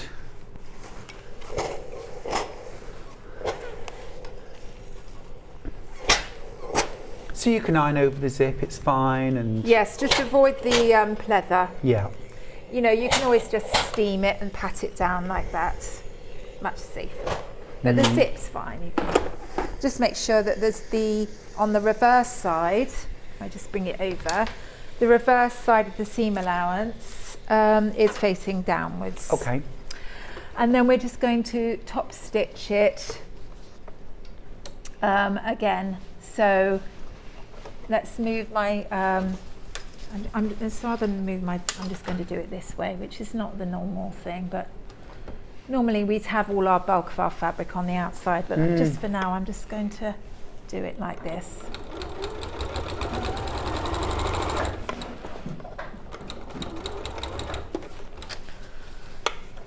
It's real world sewing, Fiona. I love it. But we do, don't we? When we're at home and we're working away, we sometimes have things upside down or the wrong way round, but there's still a way to make it work. And I love the fact that you're doing the zips with a walking foot, because there are occasions where, because of the fabric, that would be the better option. It's not always easy to use a zip foot, is it, on some projects, where you've got a lot of thickness. That's true, yes, that's right. So that's it on one side. And what are we going to do now? Oh, we didn't put the lining, so yes. So we put the lining on before we do that. So, and I've top stitched it. So that was, don't do as I do, folks.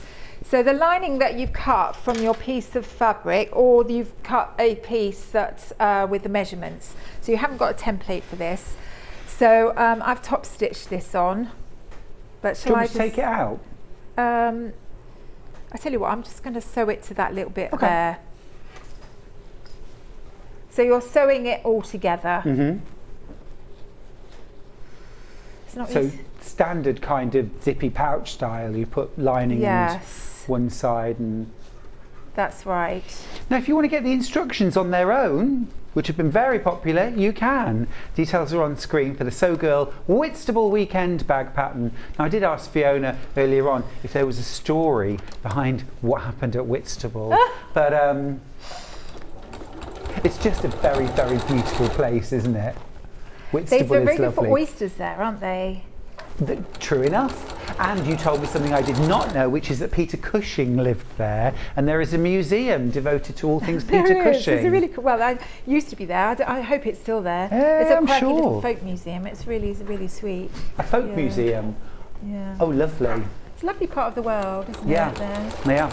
Well, I shot about half of my last book in Kent, on the Kent coast. Did you? Yeah, yeah. My senior editor and my publishers had a weekend cottage, and I forget the place now, but it was a gorgeous little shingly beach, and the house literally just led down to it, and there was a pub right on the shingly beach, which I made good use It wasn't of. Dungeness, was it? No, it was a really small place, but absolutely gorgeous. Right. And yeah, we did. We had great fun there and shot about 3 chapters while we were down there. The in place to live is Ramsgate. Don't know if there's Okay. anyone living from Ramsgate, but I have a few favourite places. I haven't been, but there's a few places that I follow, people that I follow that live there and have got little shops there. So yeah, Fab. That's a nice place. And Margate, of course. Right, it's all sort of going a little bit pear-shaped here because I forgot to put the lining on. Oh, well, it's anyway, nice to know that other people do things that I've done so many times. No, in an ideal world, you would have taken that off, wouldn't you? Of course, yeah. It's not an ideal world right now. It isn't. I had a show once, Fiona, where I couldn't remember how to sew a zip in at all. My mind went a complete blank and I could not work out how to put the fabrics together to sew a zip. And I've done it 1,000 times. I know. Yeah. And at the show, Mark and I couldn't add one-on-one, literally, because there was too much going on. Yeah. So, two, and by the also, way. you know, on the show, like, you don't get time to really read your instructions. No, of course you don't. Of course you don't. And of course the thing is, you're designing all the time, aren't you? This isn't the latest pattern that you've been writing. Yes, this is, yes. And also I've got about I've got 2 others this afternoon later that's in my head too. Yeah. So anyway, I'm just going to pin this on here. Mm-hmm. So this is the other side of the zip now. So this is the other side of the zip. Yes, let's have it going that way up. Okay. And let's not forget this time to put the lining on. I am doing this right, aren't I? I'm kind of questioning myself. You're whether I'm questioning doing yourself it right. now. We end up doing that, don't we? Oh, dear. I'm like that if I'm ever writing and sometimes you forget how to spell when or what or something really simple and you start questioning yourself. That's Does that look right? And then, well, it's game over. That's right. So if you pin on one side and then you can just literally take the pins out and put them back in when you've got it on the other side. There we go. So that's it. What I like to call it is a zip sandwich. So you've got, the zip is the sort of middle bit. The filling. The cheese or the vegan cheese. Are you vegan? No, but well, sort of. I mean, you know, I don't eat dairy or anything. But, Right. and then you put the bread is the sort of outer, is the fabric pieces. So anyway, I like to think of it. The like bread. that. Yes. Right, that's okay. Or some people who are keto use things like grilled peppers, don't they, instead of bread. I could never do that. I like bread. Actually, I say I like bread. I never buy bread, but occasionally I get a craving and then I have to make bread. Oh, make bread. I came up with this silly thing years ago, Fiona, that, you know, as a means of losing weight, that I wouldn't buy bread or cake or biscuits or ice cream or any of those things. If I wanted them, I'd have to make them. Oh, wow. But then what I've ended up doing is getting this really wide repertoire of cake, biscuit, bread and ice cream recipes. So it really hasn't helped at all. Oh. It's quite time consuming, isn't it, making bread? Yeah. Although I just kind of shove it in a mixer and, you know. Do you? Yeah, I do right, really. I don't yes. hand knead anymore. I haven't got the will. Bread is lovely though, isn't it? When it's freshly baked, that smell is just... The staff of life. Oh yeah, Now, there's nothing like it. In an ideal world, I would have tacked this on first, just so that it holds it all together. Because you think you're okay and then you sort of look underneath and it's moved a bit. So I would normally hand tack the layers together before I sew them. But it's getting the principles across, isn't it? And I That's agree right. with you, you know, that kind of pin, tack, sew, you know, is a mantra that was, well, we've kind of let go of it, but actually it's still really, really good to do. Right. Oops. You run out of bobbin Run now. out of bobbin threads. It's not going my way today, is it? La da da. Right. Normally it's that last sort of couple of inches, isn't it? Last 5 that's what centimetres. it is. Yeah. Yeah. Bobbin chicken. Yeah. Right. I there do you that go. with my long arm. I'm quilting a quilt and I'm thinking, can I get the last line out of it without changing the bobbin? Sometimes I do. And you never can. Well, sometimes I do, and that's right. a very good day, Fiona. Okay, right. So let's hope this is right. Yes. Right, so now what we're going to do is lay the bag out, and then don't forget to put the zip sort of. Oh, well, I haven't top stitched the other side, but we'll just move on, shall we? So we make sure that you open up the zip, otherwise you won't be able to get into it, and then fold it over so you've got bag to bag, lining to lining. Let's just trim down that end. And then we're going to pin or clip them together. So match up the base cross seams there, first of all. That's very important. Now I'm going to put a pin just in the fabric bit rather than the pleather bit. But obviously you can clip that if you want. And then I'll do the same with the other side. Just match up the cross seams. There we go. Oop. And then match up the cross seams of the upper section. I like to put a pin through the seam line so that it matches the other side. Squash your zip down. We're going to run it over that zip, so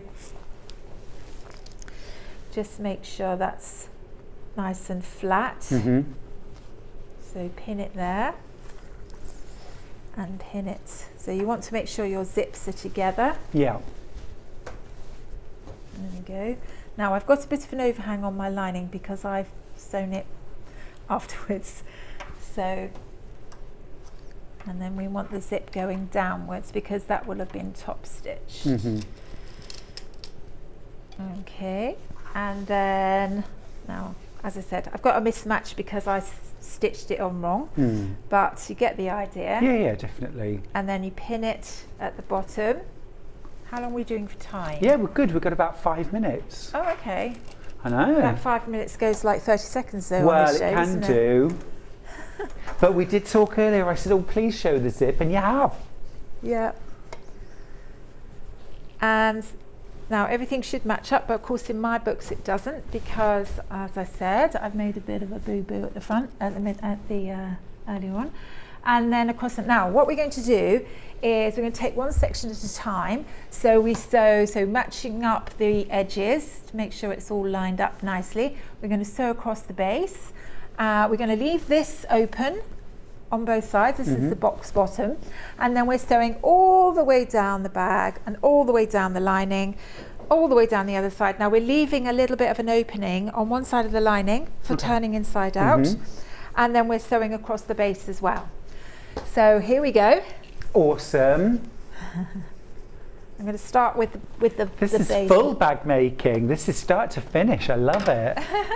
Don't normally get to this stage, do we, with No. bags? But I just thought, well, I'll fast forward it because something not right here. Sound bobbiny. It is bobbiny. Yeah. It's funny, isn't it? You get to know the sounds your machine makes. I've got an Elna 680 at home and I use it a lot. And yeah, if ever the bobbin's running out or there's a snarl out, you can always hear it. Yeah. But it's so good to see a bag made start to finish, really. I love it. Let me see if I've got another bobbin in here, because that's... Okay. Just bear with me. Just going to grab my Whitstable weekend bag down. Very lovely. Let's see if Just I can get back in there. really smart, isn't it? Gorgeous bag. Could be your work bag. Could be your weekender. Could be your night away with the girls bag. It could be your I'm going to quilt club or sewing class and this is all my stuff. Actually, that's a good idea. That would really hold a good quilt, wouldn't it, in there? Yeah, it would. It would. Or So if you where were knitting, crochet Yeah, again. knitting, yeah. Yeah, it's really definitely. versatile bag. Where would you go for a nice weekend then? Nice weekend. Oh, well, I do love a weekend in London. Stuart? Oh, right, yeah, me too. Taking a yeah. show, go to a few restaurants, do a lot of walking. I love to walk from Camden Lock to Little Venice. Ooh, It's my favourite walk. Love it. really? Love it. Or what else? I do love Bath Bath. for a weekend. That's lovely. Edinburgh for a weekend. Oh, Gorgeous. yes, we had a lovely time there. The lakes. Edinburgh, you like? Well, we went there once because we have some friends that live in Edinburgh, and I had my birthday in Edinburgh. What was it? My 59th, I think, and just before pandemic, I think it was. And we arrived, and there was we went to, like, you go to a pub, and the whole pub sang me happy birthday, and I ended up doing dancing in the pub, and that was the night we arrived, and it just went on like that. It was amazing. It's like a sort of party time, isn't it? That's fantastic. We went to Dublin for our first wedding anniversary, and it was a bit like that then. Within 10 minutes of arriving, we'd made friends. Yeah. And we'd been drawn into a pub, and we ended up going clubbing and all sorts of things that we hadn't done for years. And we just had this completely fabulous time. Yeah, it was really... Dublin. Oh, Dublin. Oh, Yeah, yes, yeah. I'd love to go there. And we had, not kidding, wall-to-wall sunshine for the 4 days that we were there. And everyone was like, no, this doesn't normally happen. Fab. This machine is definitely... It's complaining today, isn't it? It is. It's not in the mood. I'll just do a quick roundup while Fiona finishes that seam off. Now, don't Well, I forget, we've grappled got 4 different bundles if you'd like to make the Whitstable weekend bag from Sew Girl Patterns. We've got our dogtooth check black version. We've got our half square triangle version, which is gorgeous. We've got the flying geese, it's all very quilty, and we've also got the amazing kind of psychedelic swirls as well. That one's mixed with denim. Have a look on the website, but you can also get the pattern on its own if you would like to. Fiona, that last 5 minutes did fly away in 30 seconds. Next time you come, I want you to show that last little bit. Next time you come, can you make a bag properly, please? No, it's been fantastic. Yeah. And I've learnt loads of tips this morning as well, and Yes. Thank you for that. It's a fab bag, and it's very chic and very sophisticated. It really is. And yeah, Love it. elevates any outfit, doesn't it?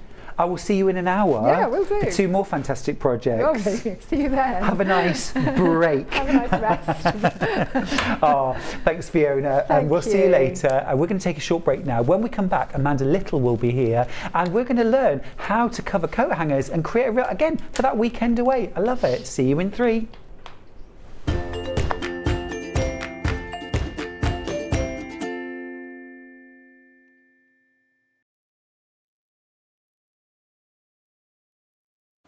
Hello everyone, my name's Cara Ackerman and I'm absolutely delighted to be here at Sewing Street. I actually originated from Hertfordshire, then went down to Hampshire and then it ended up in the East Midlands. I've been in the East Midlands for about 40 years now, which seems crazy, but 36 of those I actually worked with DMC Creative World, which was wonderful. I really, really enjoyed that. And then I decided to go freelance and that's how I got introduced to Sewing Street. I love doing anything to do with textiles, so embroidery, cross stitch, patchwork, done a bit of quilting, bag making, toy making, oh goodness, there's loads and loads of things. What I love doing is just trying something new, and I think one of the tips is don't be frightened of trying something new. You always learn from it, and you know, don't be scared of making mistakes either. We all learn from the mistakes that we make. Little bit about me that you might not know and that's a bit of a surprise. I once went to the garden party down at Buckingham Palace, the Queen's garden party, for some work that I did with Marie Curie. I was so lucky to go there and just a wonderful time. So I hope to see more of you on Sewing Street and I hope to try lots of new crafts with you. So see you again soon. Bye bye.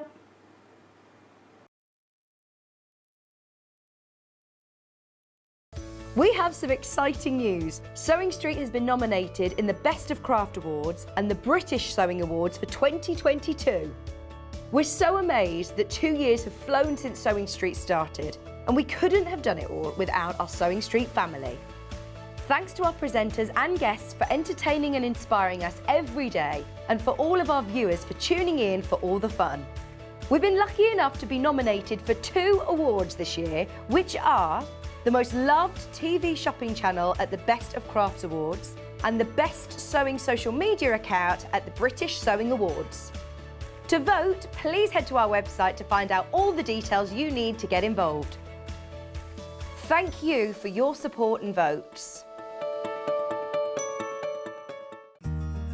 Have you heard about all the different ways you can shop on Sewing Street? You can shop on our website, sewingstreet.com, and you can also order by phone by calling our friendly UK customer service team. Just call 0800 001 4433. And don't forget about the Sewing Street app.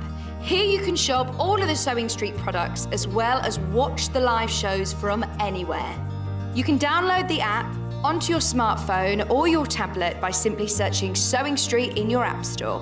And one final thing, no matter how many times you check out on Sewing Street in one day, you will only pay 1 postage and packaging. Happy shopping! Missed the live show? Don't worry, we recorded it for you. Never miss out on your favourite presenters, guests and makes ever again. Head on over to our YouTube pages to watch back the day's live show and enjoy your favourite demos over and over again. Subscribe and turn on the bell notification so you never miss a show or video ever again.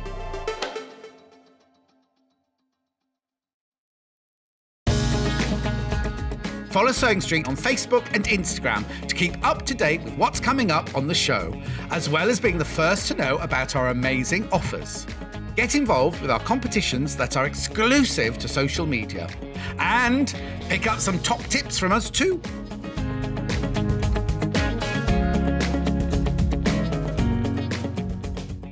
Sewing Street have our very own app.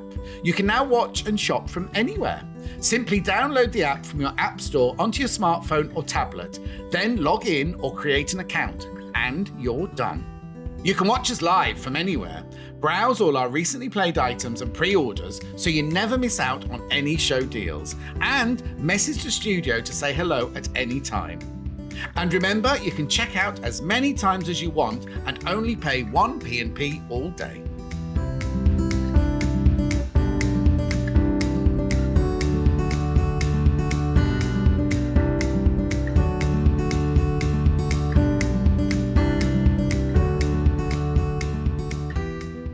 Are you a fan of Sewing Street and Yarn Lane? Why not join our growing Facebook fans pages? Just search Sewing Street Fans and Yarn Lane TV Fans on Facebook and click Join Group. It's that simple. Never miss out on the latest news and updates from our presenters and guest designers, special offers and plenty of chat with your fellow fans.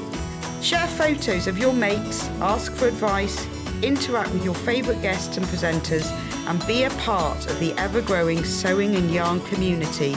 See you there!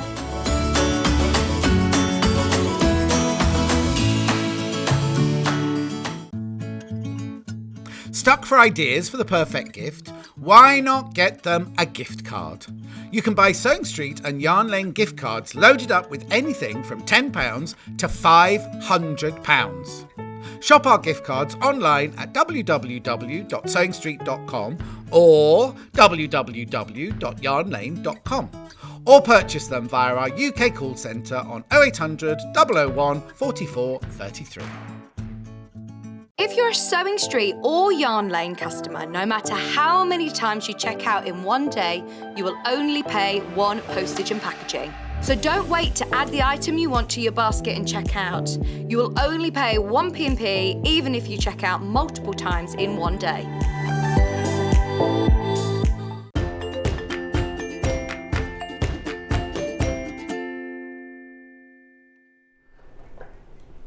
Hi, welcome back to Sewing Street. I'm Stuart Hillard. It's lovely to have your company here today, right now. Now, I've got a lovely guest for this next hour, Amanda Little. Hey, how you doing? Thank you. Great to see you. And I love your shows. You're such a creative person. I love your quilts. But today you've brought us something really different, pretty, and I spend a lot of time going away on the road. This is something I find really appealing and also really giftable too. So in the show today, Amanda's going to be showing us how to create these gorgeous coat hanger covers. Now, they are beautiful, aren't they? Really cute. But what I want to show you, let me just grab this one.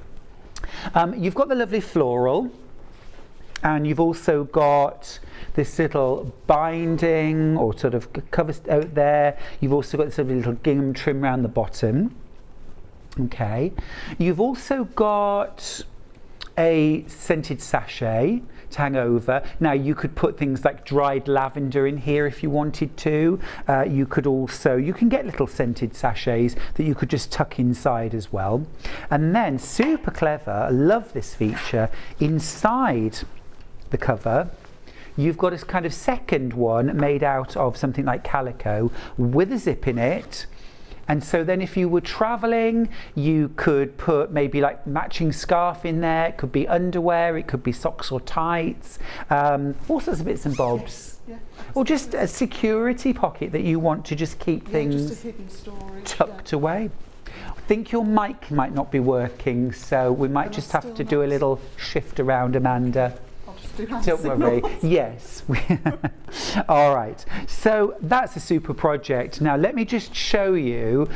We've got two different colourways, the green and the lilac, and actually all of this comes from a printed panel. So where shall we start, with the green or the lilac? Let's do lilac first of all. So now, first and foremost, you've got your full pattern from Amanda Little, from the Little Quilt House. So you've got full instructions on how to create your coat hanger cover and your security bag inside. You've got your full-size paper template as well in there. So of course you can remake and reuse. We can't just make these once, can we, with the panel? Yes, you've got the pattern piece. You've got the pattern pieces. Yeah, perfect. And then the panel itself, let me show you. Now your panel will make, am I right, 2 of your hangers, and you get a front and a back. So can you see there, you've got your front and back on the top, and then you've got another front and back underneath, so you make 2.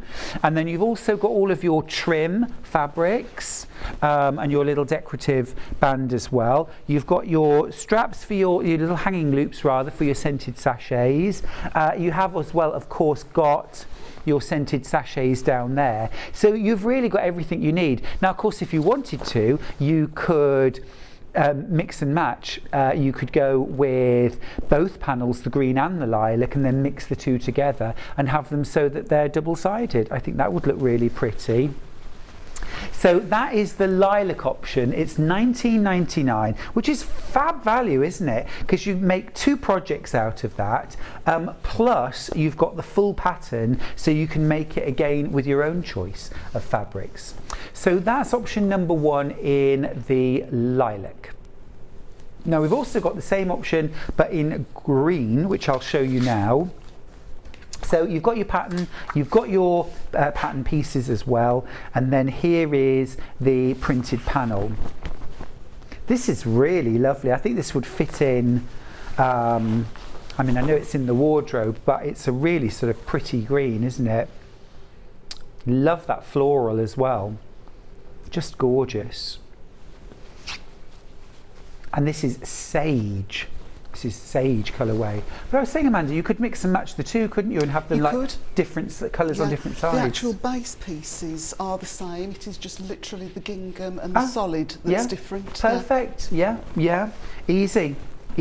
And a great pattern to have as well in your stash, because that's really giftable. Really giftable thing. All right, so we've got both of those. And then what have we got here? Oh, we've got more. We've got cushions. I've not seen the cushions. The cushions I did last month with John. Oh, okay. But they match. It's got the sort of the wildflower floral. I don't think we have the finished samples, but do we have them on screen that we can show? Yes, we do. Here we go. We'll start with the lavender. So this is the cushion and scented sachet kit. Is that right, Amanda? It is, yes. Yeah. Oh, look at that. 3 scented sachets in that case. Oh, that's beautiful. So you get the cushion, and you also get, so with my panel, Amanda, am I getting the cushion front? You're getting the cushion front, the cushion back. Oh, you get the back as well? Pattern matched the back, so that when you insert your zip, it just the pattern is continuous. Fantastic. And I've also mitered the binding strips to make that nice and quick and easy for everyone. Oh, fantastic. May your fields always be filled with wildflowers and your heart with love. That's a beautiful sentiment. What a gorgeous, and this all matches. So if you want to refresh a spare bedroom, a guest bedroom, you could do a couple of cushions, one in the lilac, one in the green, and then you could do 4 coat hanger covers and scented sachets in the wardrobe, and that would just be lovely, wouldn't it, if you were expecting guests maybe over Christmas or something like that. Gorgeous. So that's our lilac version of or lavender version of the wildflower cushion. And remember, you also get 3 scented sachets, or the fabric to make 3 scented sachets with that as well. If you didn't want to make the scented sachets, you could turn them into a little coaster, or perhaps, with the Kilner jars, make it, put the gingham underneath and put the floral on the top, so it looks almost like a little jam jar. Oh, gorgeous. And then what you would use for the tie as sort of a binding around the edge of the jar. Sounds lovely. I think that's really lovely. Okay, our last option is the sage green. Have I just renamed that? Apologies if I have. It is sage. Yes. So same image on the front. It's the border, the binding that's different, isn't it? So that's done in that lovely sage green. Really pretty. Oh, Christine's got in touch to say, morning Stuart and Amanda, what a wonderful coat hanger cover. I've never seen one so pretty or so posh for that matter. Thank you. They are a bit posh though, aren't they? It's a standard joke in our house. Whenever we go away, I'm always bringing up the rear with my bag for life. I'm never, I've never managed to do the nails or, go to the hairdressers or anything. This is sort of the start of a collection of a... is this a whole new you, Amanda? Well, are you going to be all beautifully put together? It would be nice, but I doubt it. But I think these coat hangers, if you're going away for a night or for a weekend, the fact that you can put maybe your dress and jacket, you can put matching scarf or underwear in there, because often I will, rather than packing things like my shirts and trousers, because then you've got to end up ironing them again. I will put them on a hanger and hang them in the back of the car. But I mean, it's great to be able to walk in and your whole outfit is on one hanger. Yeah, that's great super. For, I know we sort of passed the season, or perhaps we're past the season for wedding gowns, a bit of wedding gown, bridesmaids dress, prom dress, just for storage, pretty storage. That's right, just really lovely storage. The lilac is our most popular option at the moment, so I'll just show you that again. So you get that lovely wildflower fabric at the top, and it's double-sided, and then you're getting this gorgeous sort of trim here in lavender, and then that gorgeous gingham. Beautiful. Right, I want to give you as much time as possible to demo, Amanda, so are you ready to rumble? Ready to go. Let's do it. Okay, so cut all the pieces, all the elements from your panel.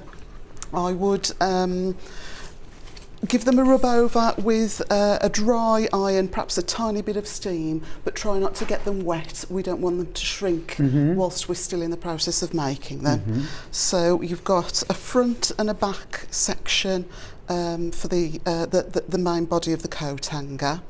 You've got a longer piece, which is the gingham, and the solid, that's going to be a contrast band at the bottom.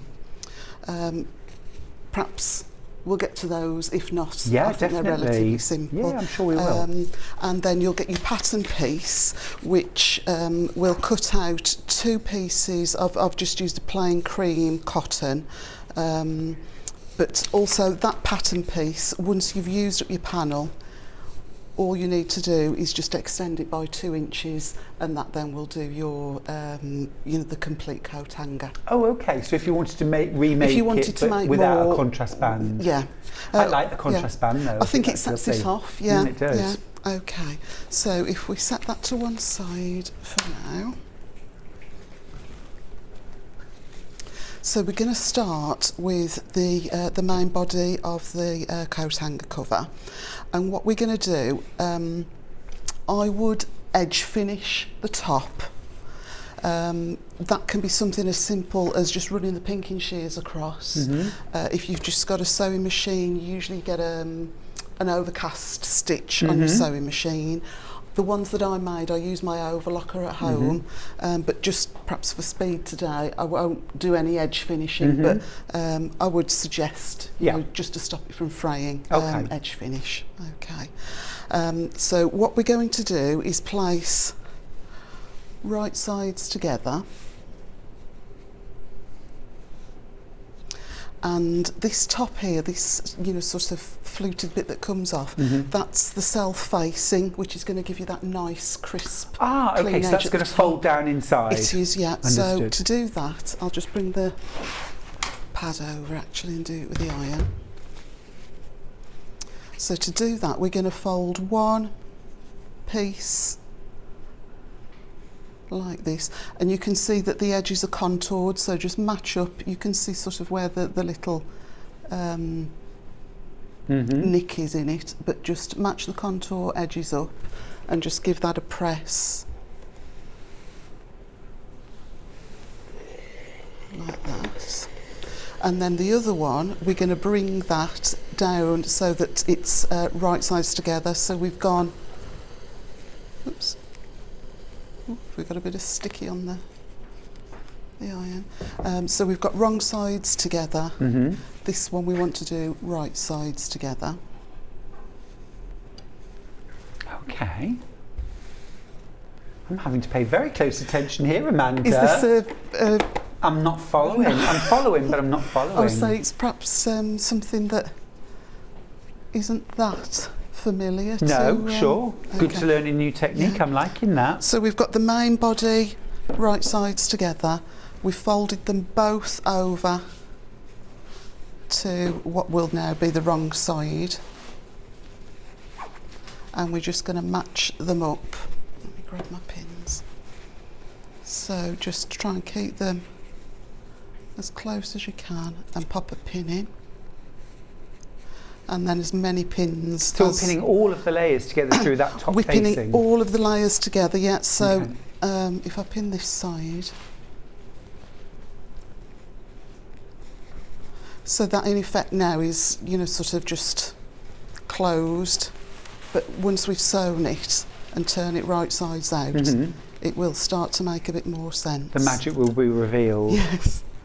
So I like to put a few pins in just because we're going to be sewing round a curve. Yep. Just to stop it from shifting.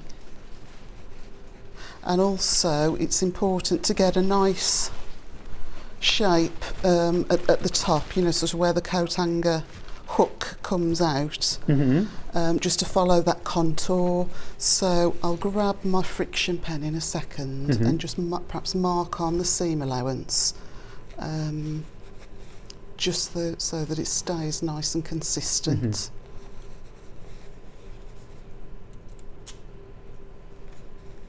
Really lovely fabric to work with as well, isn't it? I like, yeah. It reminds me of the art gallery poplin. Yes. It's an almost slightly thicker version of a Tana lawn, isn't it? Yes, it is. Yeah, yeah. It's kind of delicate. It's robust. Yeah. It's easy to sew with. I prefer it. I must admit, I do like it. Oh, oops! Trod on the pedal. Right now, I think somewhere in here I've got just a little ruler, which. Got a little ruler. I can get you a little ruler. Can you use this? You got it? Got one. Okay, yeah, perfect. So I'm going to use my ruler and a friction pen. This is just going to iron away, and it'll be turned inside anyway. So it wouldn't, you know, sort of bother me about using a friction pen on it. And we want to go. Shall I move that out of the way so you can see contrast better? Thank you. Thank you. So you want to try and maintain that contour, and we want to stitch right to the end. You know, don't so is it a half inch seam allowance? Oh, yes, sorry, a half-inch seam allowance all the way through. Yes, thank you. So I'll just roughly mark only on that top bit, but it is important to stitch all the way to the top and to just try and maintain that slight curve.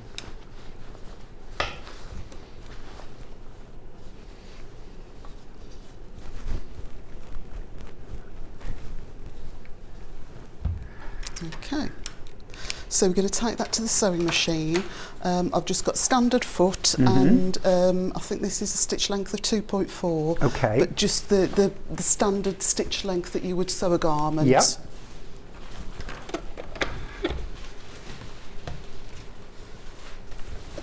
Now I've put bright pink in. I wouldn't use bright pink, Lovely. but just I thought perhaps it would be easier to see. Yeah, it'll show nicely. Yeah. On your samples, you've used matching thread, haven't you? I have. To be honest, I think I've probably used white, just because that was, you know, when you're making en masse, it's just quicker and easier. But yeah, perhaps try and match it to your fabric. Yep. Definitely the sage green and the lavender when you top stitch. Yes. Oh yes, that looks lovely, matched up. Really lovely.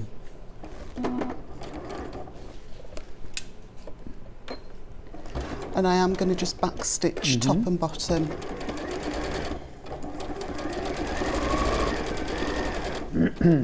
So you're sewing now, it's those side edges, isn't it? I'm just curved edges. Yeah, sewing the side edges up, and we've turned over those self-facings.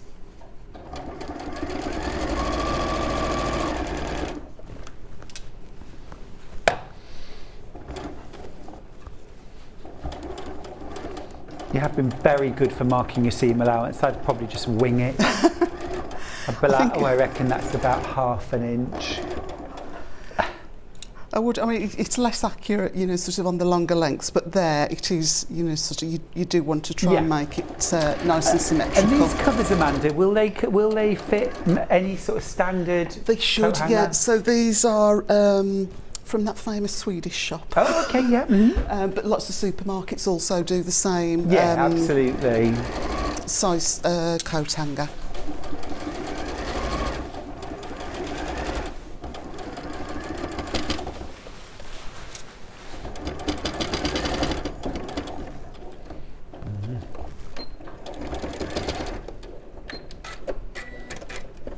Okay, and then just the same to the other side. Okay. Oh, I see that bright pink thread now. Yes, so really it's not.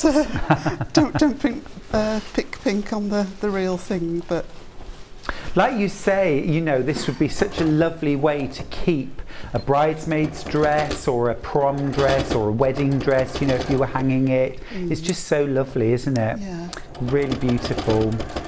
And such a lovely gift to give as well. Yes, they would be good Christmas presents. Yeah, they would. You could make a little matching pair. Love the fact that you get a scented sachet with it. And of course, you could also, you know, put, you know, if you're troubled by things like moths, you could put mothballs in there instead. Yeah. People still use those? Or I don't cedar know. wood. Or the cedar chips, yeah. Yeah, cedar wood balls or cedar chips. Those are often used to keep things fresh and insect-free in a wardrobe, aren't they?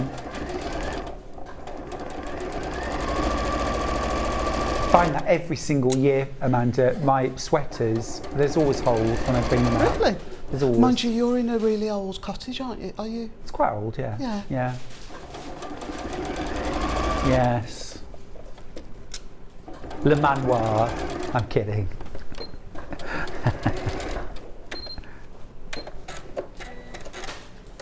Okay. Oh, there it is. Right, so there's our seam sewn up. We are going to carry on working with it inside out, but I'll just show you. Oh, I'll yes, turn please. Just because I really can't wait any longer so to you just see. literally hand in, pull it through.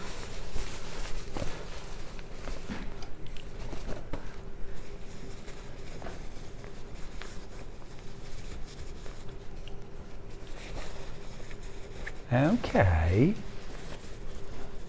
And there Oh, is look your at really that. And then it's all neat. turned through and neat. Neat. And That's if you'd such a clever overlocked the idea. edges, Yeah. obviously it'll push And then out. you just give that a little press. Give and that a press. Bob's your yeah. uncle. But it is Yeah. that quick and easy. Fab. Okay. But Thank we'll you for turn it showing, back. yes. No, it's okay. We'll turn it back the other way to pop the contrast band on. And what I also did with the samples, at this stage, I just whiz round with the overlocker.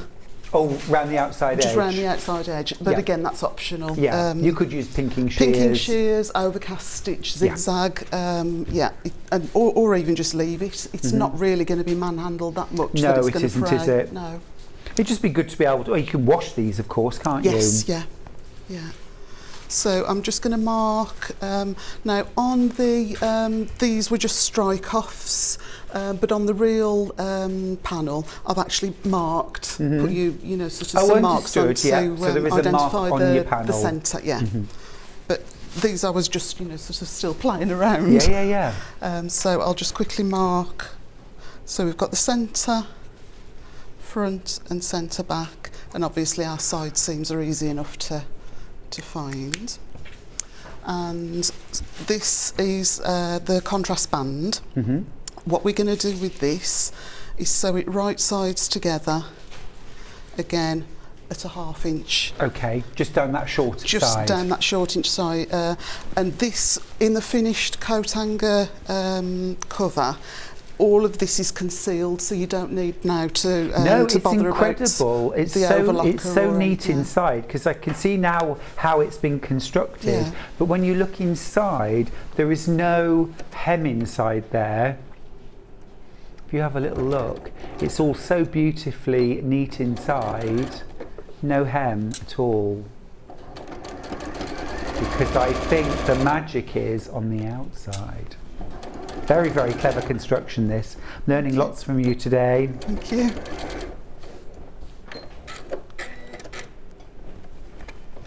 Okay, so I will give this just a quick press, just to...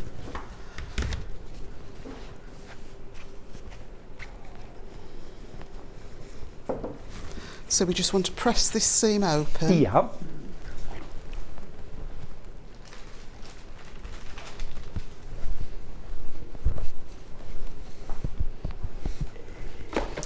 And what we're going to do now is we want to turn a 1/2 inch on the solid, on that top solid piece, Okay. a 1/2 inch onto the wrong side. So I find the easiest way to do that is to just lay it on your work surface, grab a ruler, and I'm actually going to mark a 1 inch line. Oh, okay. I've done it in friction pen, so I'm going to try and be really careful not to erase the lines before I get to it. My favourite trick.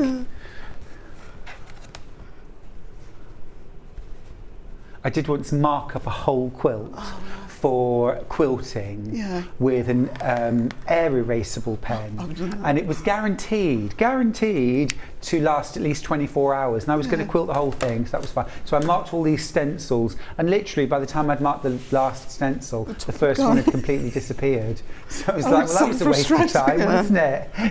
And then I just sat watching the marks disappear before my very eyes. I suppose at least they went. There's nothing worse than using a blue pen and not being able to get rid of the marks. True enough, yeah. So I'm just going to turn that raw edge now to meet the 1 inch line, and we should get a 1/2 inch. That gives you a perfect half inch all the way around. There's always a method, isn't there? There is. I mean, you could use a, sort of a pencil, but I find if you just do it in small chunks, the friction pen lasts long enough for you to at least get it started.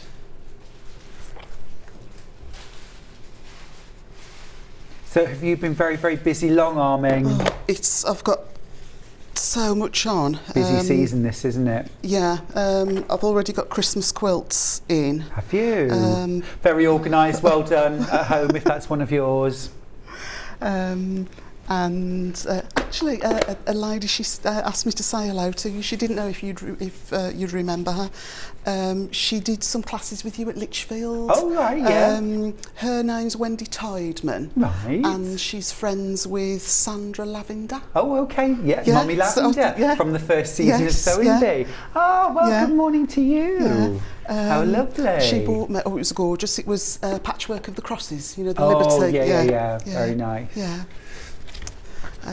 So you've got that all marked up now and all folded and pressed. And again, on the actual panel, you'll have your centre and your sides marked. Okay. I'm just going to, I'll mark it there.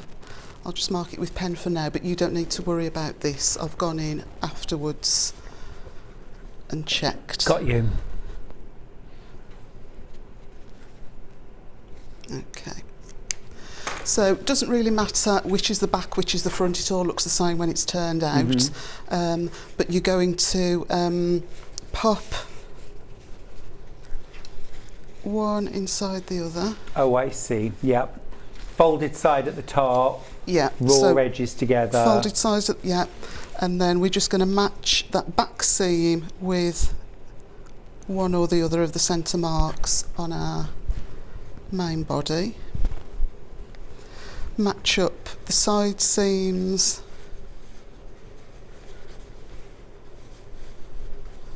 Actually, we'll match the front and back first, that's the easiest. Remember, you might have seen Amanda's wildflower cushion and scented sachets last month. Was it last month? Yeah, I'm trying to think of the date. It was with... We should be able to find out. Was it with John? It was with John, yeah. It was a weekend. I always tend to do weekends. So you could always make a matching set or a sort of mix and match set because you've got lavenders and greens in both. Yeah. So you could have lavender coat hanger covers, but then green, sage green cushions. 31st of July. Right. Oh, so it was... Back in the summer. Yeah. Yeah, with John. So I'll just pop a few more pins. Again, use as many pins or as few pins as you... Dare. Yeah, I must admit, I'm a bit... Are you a pinner? I am. Yeah, me too. I just like it to be... as accurate as I can get it. Although I must admit, I'm doing some patchwork at the moment and I'm not pinning anything. They're only 9-inch blocks, but actually the pinning would stop it going together nicely. Yeah. It's actually, I've found over like making 3 or 4 blocks that actually not pinning is the way to go. Yeah. They're matching up much better not pinning. That's good. Okay, so just before we take that to the sewing machine, I'll show you. Okay. So, inside out, right sides facing, solid at the top. Yep. And again, we're just going to sew that at a 1/2 inch all the way around. All the way, completely round. All the way around, yeah. No, turning gaps or anything, just a solid seam. So you don't need free arm on your sewing machine here, you can just use the flatbed. Yeah. I don't think there is any. No, I don't think you need free arm for any stage of it. Okay, perfect.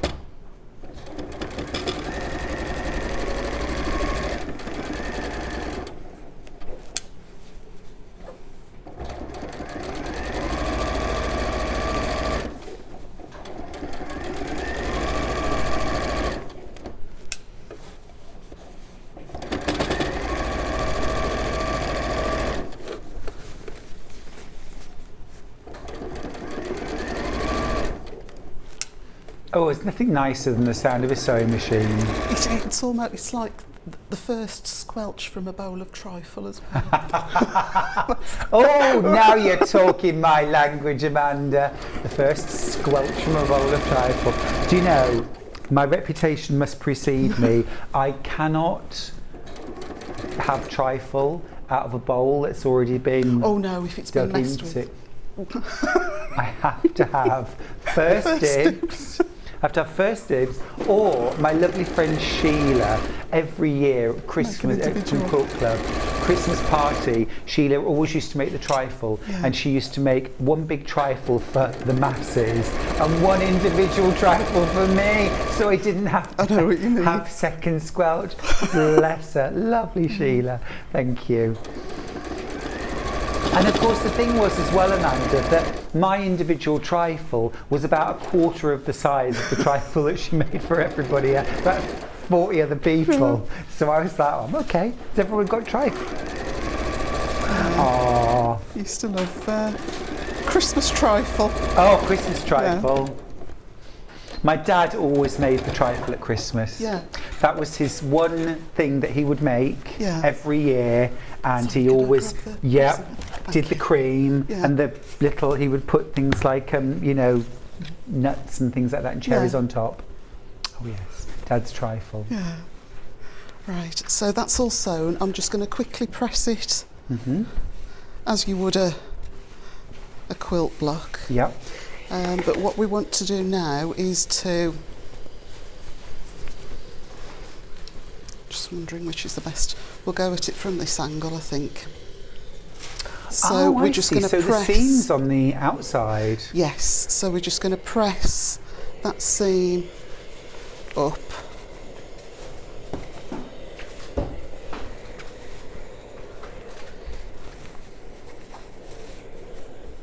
I've learnt some really clever construction techniques today. Hope you have as well at home. Is that the dressmaker in you, or? Probably. I mean, I've always enjoyed dressmaking from school, and then did a pattern cutting course, but never actually used it. Okay. But it was in the era of, it was, you know, sort of the 1980s, so there was Princess Diana's dress. Yes. But then all the Laura Ashley frocks. And the shoulder pads. And home furnishings as well. It was sort of around the time that we started looking for our first house. Oh yeah. So and all those seams had piping cord in them. Yes, yeah. Oh yes. Changing rooms, wasn't it? That was what was on TV. Teapots. So it was Swags Remember and that episode? Tails. Teapots. The teapots. Oh, I don't know. Oh, there was a really famous episode of changing rooms where the lady of the house collected teapots, and she'd got this magnificent collection of teapots.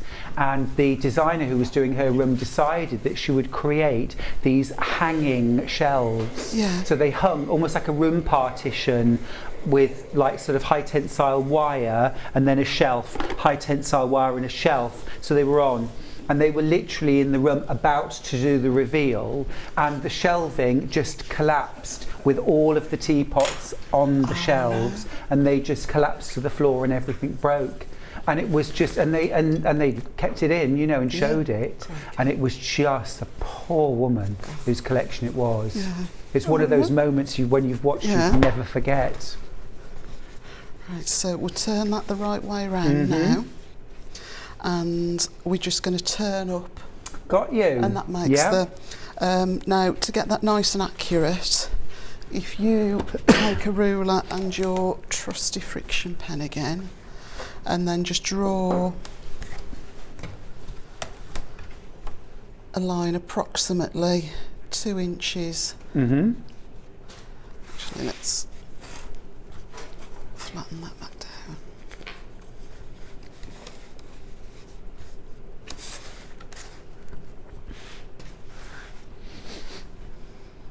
How are we doing on time? Am I? Yeah, we're doing I'll fine say- on time, thank Okay. you. We've got about 20 minutes. All right, I'll be able to get the inside done, I think, no problem. 17 minutes if you want to be really precise.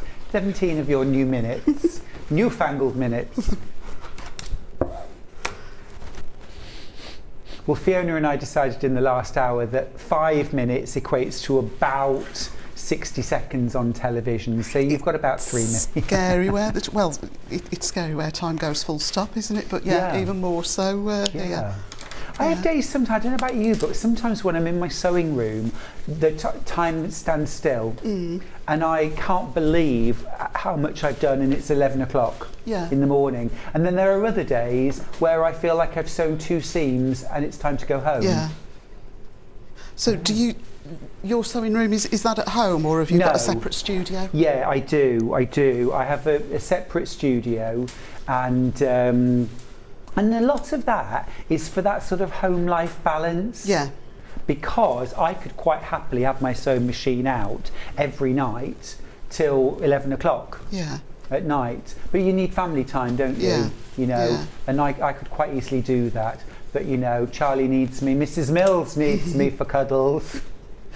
She's 19 and a half. Yeah. Cat, Mrs. Mills. Oh. And she basically now, at her age, she dictates what we do. Yeah. She dictates the running of the house. So when Millie decides that it's time that Charlie and I are in the sitting room on the sofa so she can wedge between us and have cuddles, that's it. She will just mither us until we go. And she'll keep going backwards and forwards. Yeah. As if to say, follow me, follow me. And then she'll get on the sofa and and if we sit on different sofas, she'll stretch herself almost so that she's between the two to kind of bridge the gap. Bless. She's very cute. So you're just pinning all round now? I'm just pinning all round. I would pin at this start, again, just because that part of me that just needs it to be straight and accurate. So yeah, I've just taken that fold, you know, sort of earlier on when we did the 1/2 inch fold, and I'm just going to line it up with the 2 inch line that I've just drawn on. Now, what I'm going to do, if I've got one in this packet, is just change the standard foot into, I'm going to use the blind stitch foot. Oh yeah. Now why would you use that? So at home I've got an edge stitch foot, but the blind stitch is a really good substitute if you don't want to go to the, you know, sort of the expense. If you don't know which foot that is at home, it's the one that looks like an ice skate. I always think it looks like an ice skate. It does, yeah. It's got like a little blade on the bottom. What I'm going to do is position this folded edge up against that seam guide, and then I'm just going to make my sewing needle, just nudge it across just so that it's perhaps 2 mil away from the folded edge, and we'll get a really nice top stitch. Keeps you on the straight and narrow, doesn't it? It does, yeah. I'm going to lengthen my stitch as well. I'll probably go to about 3.5. Again, I just think the top stitch looks nicer, just in a slightly longer stitch length. Are you still going to do it in the hot pink? I am. Lovely. Well, it will draw out a different colour from the fabric, won't it? Yeah. This is a little bit of contrast. This is the one where I would use the you know, try and get a good match to your lavender or to your sage. But this will be a good test of your accuracy. It will. And who doesn't want that on live television?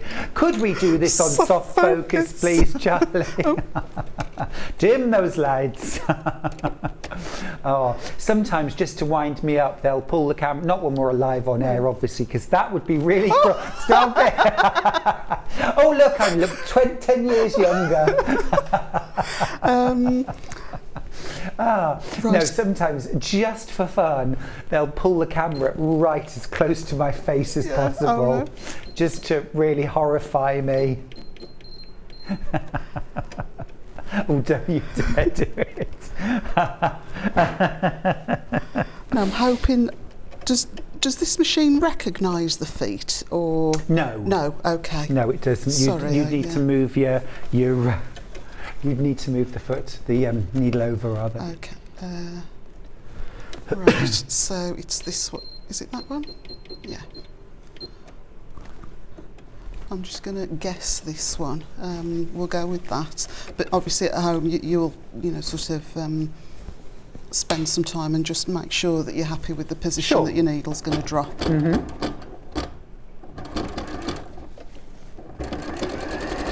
Thank you for your company this morning, by the way. Do remember to get in touch with us, won't you? If you want to send us a little message, if you've got a question or a comment or anything like that, you want to let us know what project you're working on. Hello, says Susan in North Yorkshire, enjoying the show. I also love the sound of my old black Singer sewing machines. Susan from Harrogate. It's a lovely sound. And when I did my first patchwork class as a student, the tutor lent me, because I'd turned up without a sewing machine, and she lent me her, it was about 30-year-old Benina, which just purred along, and it made everyone else's, swanky modern machines look positively clockwork. It was so beautiful.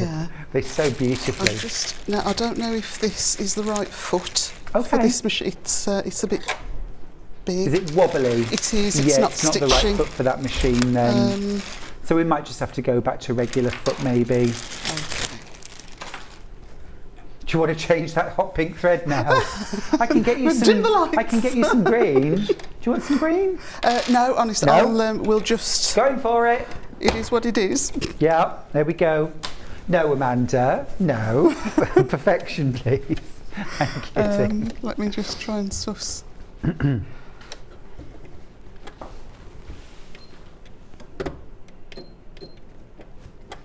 Right. So I'm not going to backstitch when I do my top stitching. I prefer, as we would sink our stitches when we quilt, I like to leave a tail and then pull them through to the back, just so you get a nice finish. Much neater. But, it's entirely, sort of your choice. Yeah, I mean, this is an heirloom quality, isn't it? Special thing, pretty thing.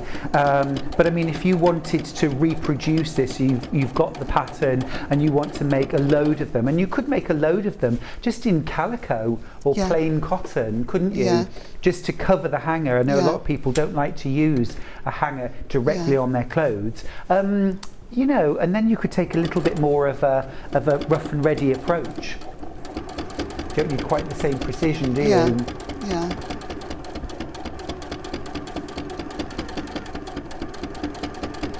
I'm literally holding my breath. It's looking good. It's a bit further away than I would like it from the edge. Okay. But, considering I've not got my glasses on. Oh, dim those lights.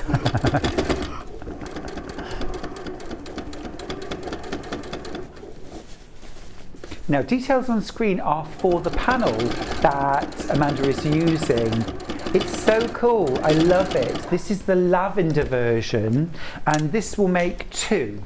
It will make two of these hangers. Okay, and also you get your scented sachets to make as well, which you can fill with things like cedarwood chips or lavender, dried lavender, something like that. Or you can buy like rosebud potpourri as well, can't you, which is really pretty. Or you could even fill it maybe with something like, I don't know, could you fill it with cloves? I mean, they do have oil in them, so I don't know if that would seep out. Maybe if you put them in a little muslin lining first, and I might actually be inclined, we won't have time to make these up, but I might be inclined to actually, I don't know if you have, left the bottom open so you can tuck something inside, whip stitch that closed, and then when you need to replace them, you can just take that stitching out, when the thing loses its scent, and then replace it. Yeah, just a little muslin bag of... Yeah, a little muslin.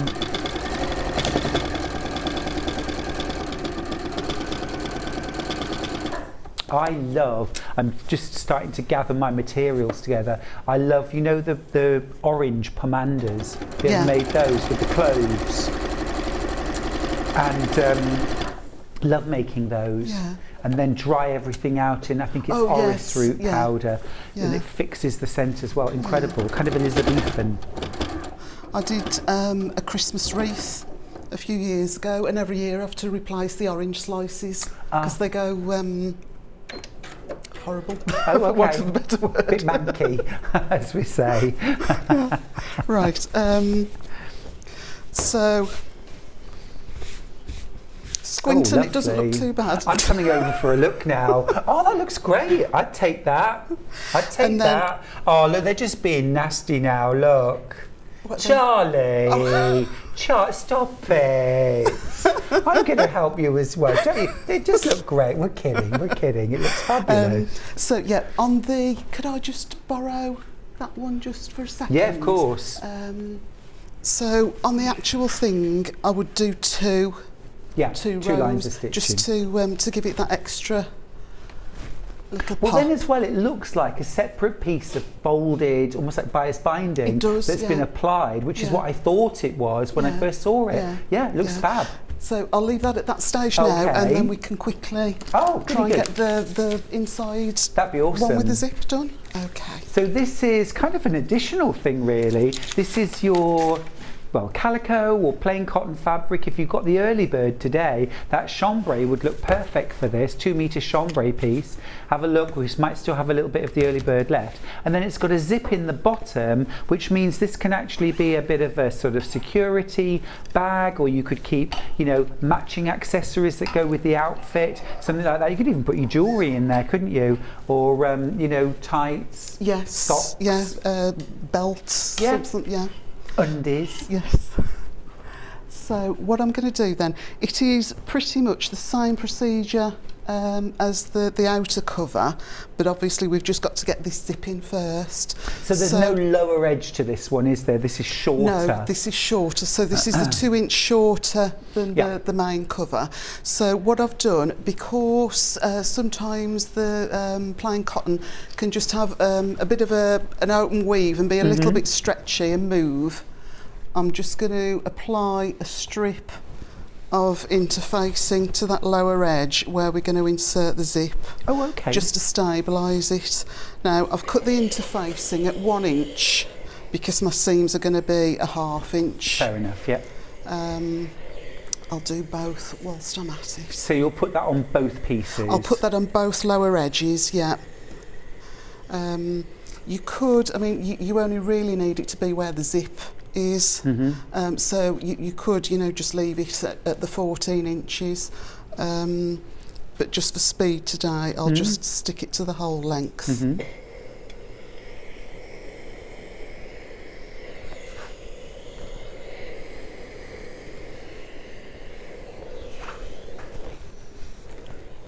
And you'd spend more time than me just making sure that that's properly. I probably wouldn't, Amanda, in fairness.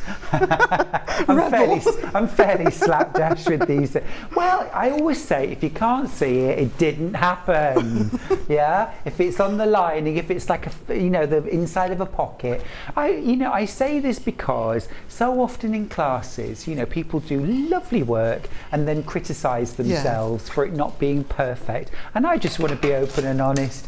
My work isn't perfect. There are often little bits, but if you can't see it, it didn't happen. Matter. And I certainly aren't going to point it out to you. Right. So we're going to put right sides together so that interfaced strip is on the outside, and we're just going to sew along the bottom. On your pattern piece, you've got a notch.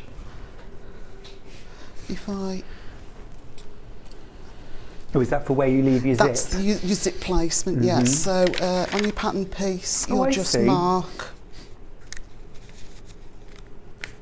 thereabouts. And what we're going to do now is sew. Is that visible? Yeah, I can see that. Is that? So I'm going to sew with a standard 2.5 mil stitch length from edge to edge and back stitch. I'm going to leave my needle down but lengthen the stitch as high as it'll go. Stay at that 1/2 inch seam allowance, but I just want to base stitch shut.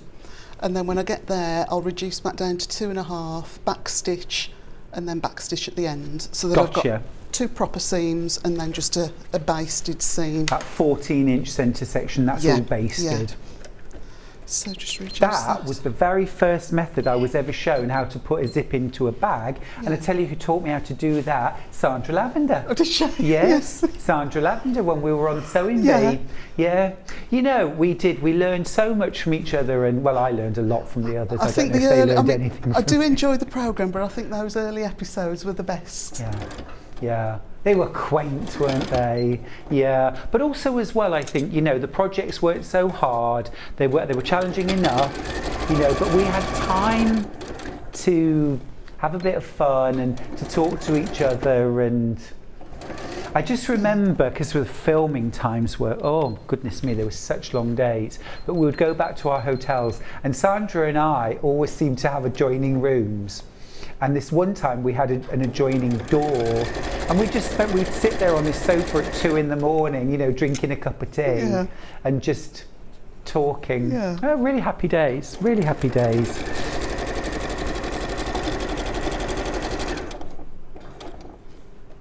Oh, Julie, this is a nice idea. I like this. I put fabric for projects together, plus the pattern, in a bag on a hanger in my wardrobe. These hanger covers are far better. I've run out of space in my sewing room. What a clever idea. And then you can hang things over the hanger itself and keep things inside. That's a really cool idea. I like that. Okay, so 2 real seams. 1 basted seam. We're going to press that seam open. So this is why no, we haven't sewn the side seams or that very, very cool and clever face top. But the side seams and the self-facing, you'll do that in exactly the same way as, and you'll press a little bit slower and more carefully so that you don't go skew-whiffed like me. Have we got any steam on there? Oh, yeah. Okay. Fabulous.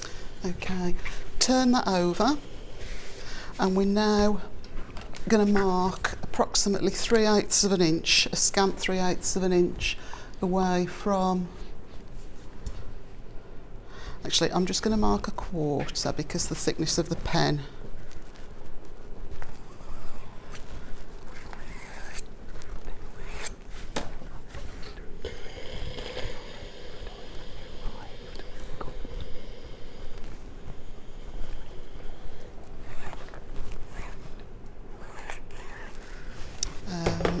We'll just quickly mark the centre before we carry on. And of course we've got your jewellery pouches coming up in 12 o'clock. Which matches, yes. Oh, they match too? Yeah, it's the same. Gorgeous. So it would make a really nice set. Oh, fantastic. You know, just sort of for travel jewellery, you know, sort of that match the outfit. Yeah. Oh, I love that. Okay. Can you do a man's version, please? Of the cover. Yeah, in a like a paisley or. Yeah, oh, that would be nice.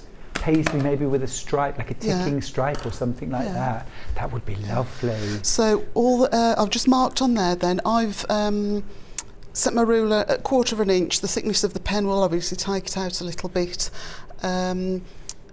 Either side of that basted seam line, and then that hopefully should be 14 inches centred. That's going to be my top stitch guide once we've got the zip in. So 14-inch zip, you could use a longer one if you wanted to, and just back tack just to, you know, sort of chop it down. Now this is the Prim Wonder tape, which is brilliant. We have got double-sided quilter's tape in the show. Now, we will have to leave it there actually, Amanda, I think, yes, because time has ticked by. But you would baste your... So, yeah, sorry, I don't know. The next project is quite quick, Oh, right. perhaps. But Oh, that yes, would be good. yes, I would. So we might be able to revisit So this. perhaps, should we? Yeah. Well, let's try. See, yeah. Let's talk to Ben, the producer, nicely, Yeah. and he might say yes. Amanda, thank you so Thank you. much. I'm sure we'll have time later. Thank you. lovely. And Thanks, have a lovely Jules. hour off. Yes. Nice break. You've got quite a lot of things to do. Yeah. Thank you. Oh, brilliant. Love that project. Okay, so have a look on the website for all of the projects that we've been doing in this last hour, including those gorgeous cushions that match. We're going to go for a little break now. When we come back, Fiona Hesford's back from Sew Girl with not one but two gorgeous projects. So don't go anywhere. Stay with us here at Sewing Street.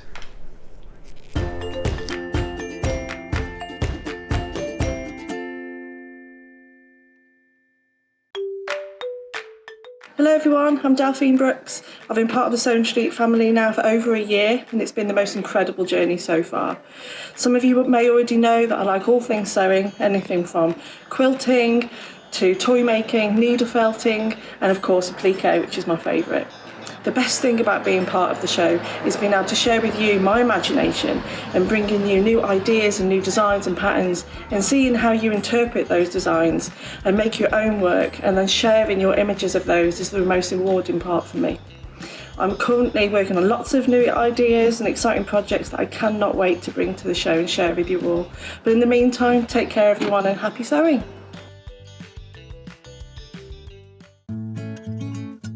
Stuck for ideas for the perfect gift? Why not get them a gift card?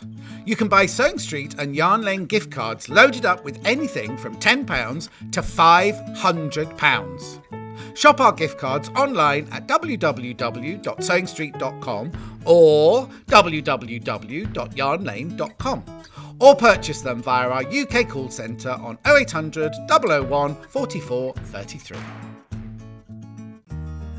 Have you heard about all the different ways you can shop on Sewing Street?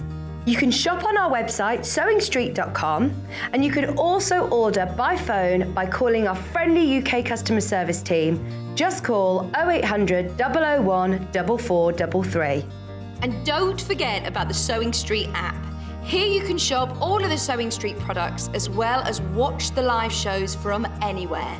You can download the app onto your smartphone or your tablet by simply searching Sewing Street in your app store. And one final thing, no matter how many times you check out on Sewing Street in one day, you will only pay one postage and packaging. Happy shopping!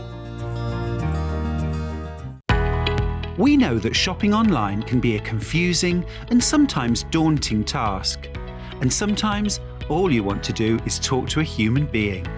Our family-run customer service team are on call 24/7. Full of friendly, warm-hearted individuals, all trained to make your shopping experience as easy and enjoyable as possible. Not only will they take your order, they'll also help and guide you on your shopping journey, so you never miss out.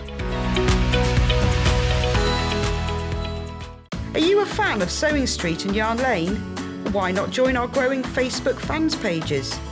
Just search Sewing Street Fans and Yarn Lane TV Fans on Facebook and click Join Group. It's that simple. Never miss out on the latest news and updates from our presenters and guest designers, special offers and plenty of chat with your fellow fans. Share photos of your makes, ask for advice, interact with your favourite guests and presenters and be a part of the ever-growing sewing and yarn community. See you there!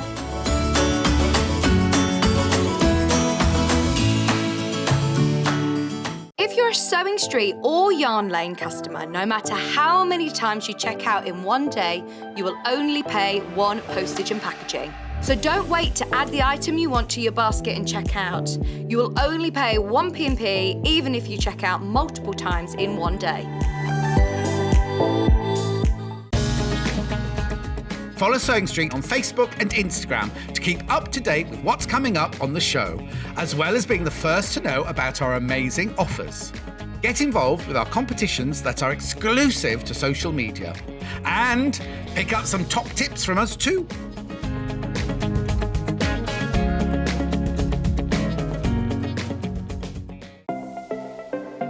Missed the live show? Don't worry, we recorded it for you. Never miss out on your favourite presenters, guests and makes ever again. Head on over to our YouTube pages to watch back the day's live show and enjoy your favourite demos over and over again. Subscribe and turn on the bell notification so you never miss a show or video ever again.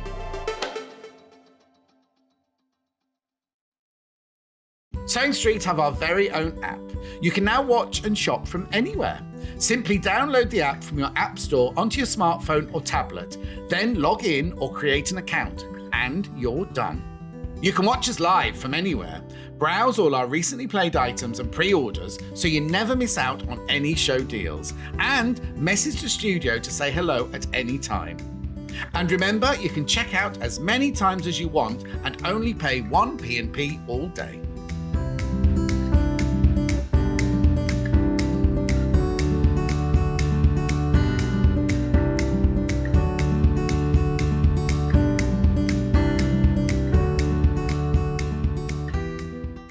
We have some exciting news. Sewing Street has been nominated in the Best of Craft Awards and the British Sewing Awards for 2022.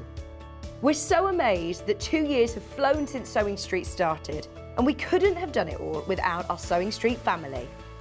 Thanks to our presenters and guests for entertaining and inspiring us every day, and for all of our viewers for tuning in for all the fun. We've been lucky enough to be nominated for 2 awards this year, which are the most loved TV shopping channel at the Best of Crafts Awards and the best sewing social media account at the British Sewing Awards. To vote, please head to our website to find out all the details you need to get involved. Thank you for your support and votes. Stuck for ideas for the perfect gift? Why not get them a gift card?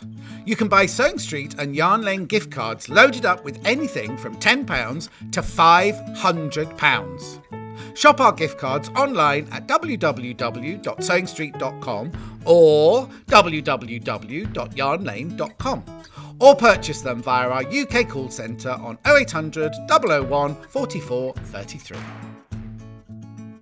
Keep up to date with what's on Sewing Street, as well as all the latest news and special offers by signing up to our email newsletters.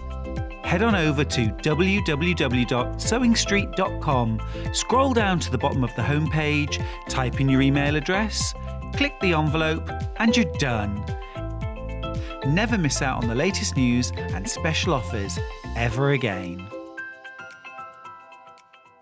Are you a fan of Sewing Street and Yarn Lane? Why not join our growing Facebook fans pages? Just search Sewing Street Fans and Yarn Lane TV Fans on Facebook and click Join Group. It's that simple. Never miss out on the latest news and updates from our presenters and guest designers, special offers and plenty of chat with your fellow fans. Share photos of your makes, ask for advice, interact with your favourite guests and presenters, and be a part of the ever-growing sewing and yarn community. See you there!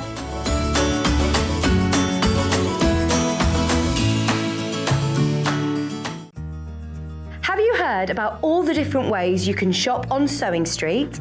You can shop on our website sewingstreet.com, and you can also order by phone by calling our friendly UK customer service team.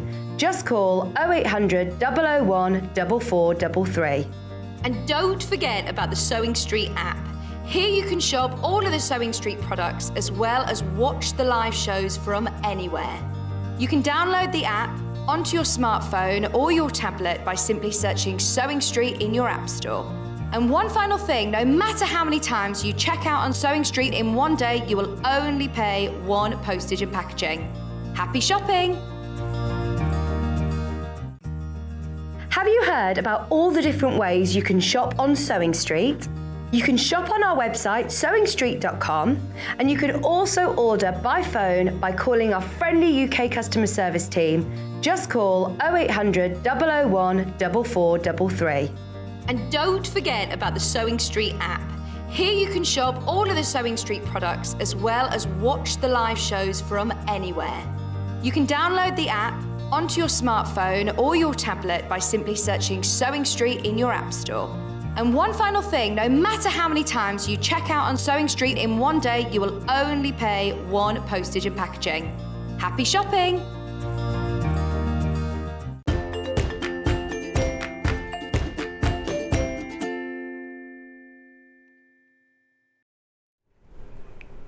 Hi, morning everybody. Welcome back to Sewing Street after a bit of an extended break, but I hope that gave you a chance for a cup of tea and maybe get a couple of biscuits ready for the next hour with Fiona Hesford from Sew Girl. Welcome back. Hello, Stuart. Now you brought us 2 projects for this hour. I have, yes. Love Yes, it. And the I first one is those terrific hanging plant pots that are hanging back. We've really gone all out today actually. Did you see that gorgeous display behind Fiona?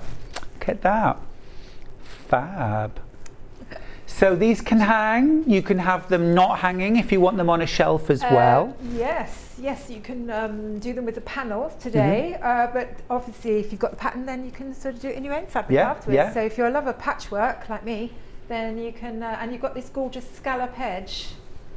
You've got one with a band at the top and you've got one that's got segments all the way around, and they've both got the scallop edge. One you could put a little trim on if you want. Yeah, bit of rickrack. I'm a big fan. Or some bobble trim, pom-pom trim. If I just take this one off, it's not going to send the whole thing over, is it? No. You might be able to sort of see it a little bit clearer there. Shall I put it here? Yeah. So, yes, you can see it's got some little tabs here, and you've got that lovely scallop edge all the way round. And that one's the Bold and Beautiful colourway. Well, I will show you what we've got, because the Sew Girl, now that says Ditzy hanging pots. Is it Ditzy? Because I have a Ditzy. It's the pink colourway is the Ditzy. This one. This one. Yeah. We took that panel away. It's the one I'm demonstrating. Yeah. Can I have that panel back, please? Ah, brilliant, thank you. We've got that. So, what you're getting for $15.99, you get your pattern, which has got your reusable pattern pieces in there as well, your templates. And then you're also getting now this is the Ditzy colourway. So you've got these lovely, whimsical, soft rose pinks and blues, little mushrooms, little flowers. There's a little daisy print there. Love that sort of sunflower stripe. That is gorgeous. So that's your Ditzy panel and pattern. So you're going to add a bit of do you add lining fabric to that, or do you get lining included? You get lining included. Lining's included, yes. Fantastic. And you just add some thread and maybe something like some interfacing. Some interfacing, and if you want to add a bit of trim, like I said, I popped a little button on the front, So, but mainly it's the interfacing that you need. Really. Yep, no problem at all. We'll look at that in a second. So that's our Ditzy version. Now we also have a different colourway, and that is greens.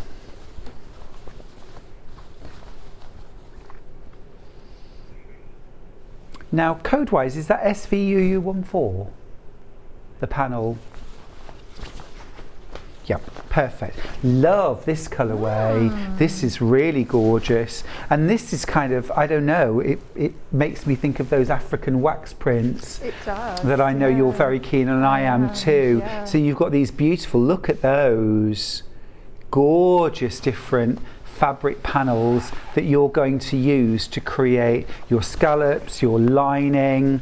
I'll be perfectly honest with you, I would be digging into my stash and I would be grabbing any other fabrics that I could find to do things like my lining with. And mix and match. Yes. Yeah. Yes, but that lovely fabric there is the lining. The green one, Yeah. that is fab. It's nice. Yeah, isn't it's it? lovely. Yeah. But then I'm thinking I might make a second one with that on the outside. Oh, I see. Yes. Good idea. Yes. Beautiful. Okay, so that's our green colourway. And you also, of course, get your pattern as well. So that's our first project that we've got. And then secondly, we've got this absolutely beautiful drawstring bag. So I'm just going to show you that. So you've got this lovely appliqué on the front. and that's a fused and raw edge applique. You've got patchwork around the bottom, and then you've got this lovely drawstring plus lining as well, of course, all included for $15.99. You get your pattern, and your pattern's reusable, so if you want to make this again using your own selection of fabrics, you can. This would make the most gorgeous gift bag, wouldn't it? You can actually make two bags out of the panel, actually. Oh, seriously? Yeah, you can make 2 bags. Lining as well? Yep. Great. So 2 bags for $15.99. Plus, of course, you get your pattern, you get your full-size pattern pieces as well. So now, option-wise, we've got the ditzy version, which I think is this one right here.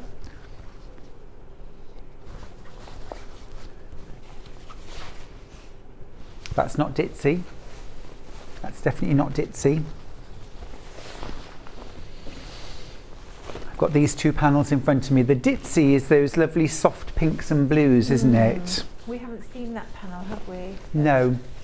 We're having a few technical issues with some of the images, I'm afraid, so please bear with us. What we might need to do is just come back and maybe go to demo, and then we'll try and sort that out. Okay, all right. Well, we've got that ditzy bag. You could have a look on the website as well. Let's go to demo. Are you going to start with the pots, Fiona? I am, yes. Fab. So just a little explanation that you can do the pots in 2 different sizes. So you can do it in a 7-inch diameter or a 5-inch diameter. And the 5-inch looks a bit like that, so it's really cute. And then the larger one, the 7-inch, looks more like that. So, but of course, you know, if you wanted to, you could put your pattern pieces on a photocopier and enlarge them any size you want. So, you know, that's a good thing to do as well. So you've got all your little pieces here. So let's pop those to one side. And the other thing I just thought point out, if you want to put some plastic coating on the inside, you could just put a layer over your lining, and that just kind of keeps your pot protected from water. I would advise if you're watering a plant, take it out, water it, drain it off, and then pop it back in.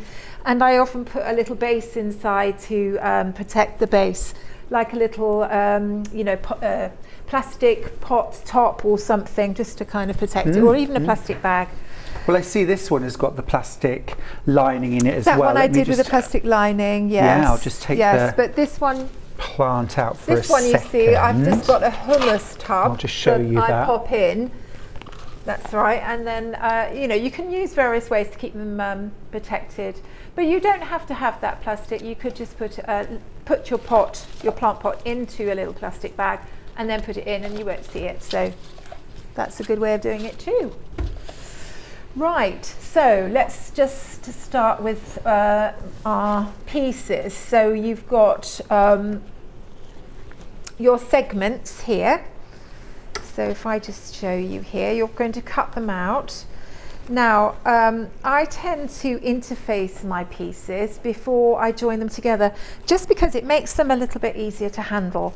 So, and the way to do that is to just pop all your pieces together on a piece of interfacing, like so, and then just iron them.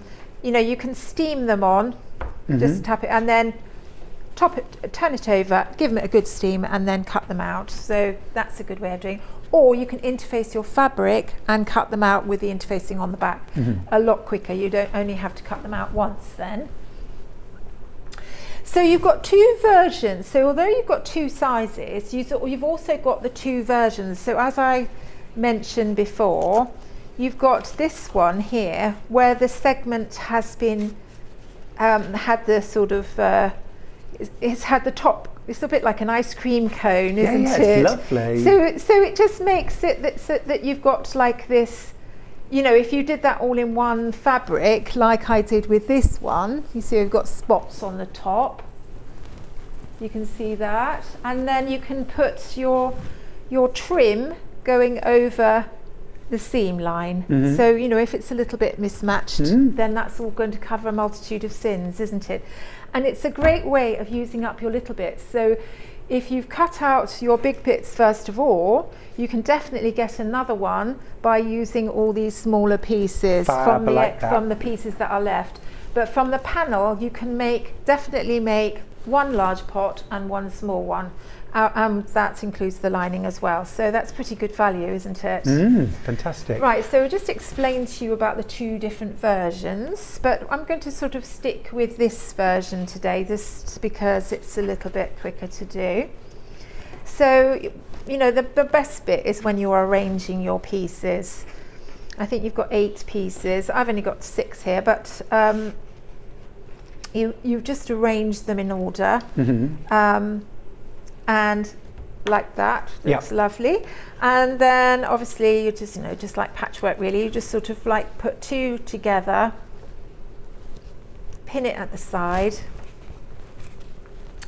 and then you're doing a 1/4 inch seam allowance. Let me get my other glasses on. What did I do with that? So what size seam allowance are you using there, Fiona, when you sew the blades together? Just a 1/4 inch seam 1/4 allowance, inch, yes. Perfect. So it's a little bit like making a Dresden plate, isn't it? Patchwork to start with. It is, yes, yes. Except this all goes like in a row, is it? Do they form a row, straight row, or is it curved? It's not a straight row, it's a curved row. It's curved, yeah.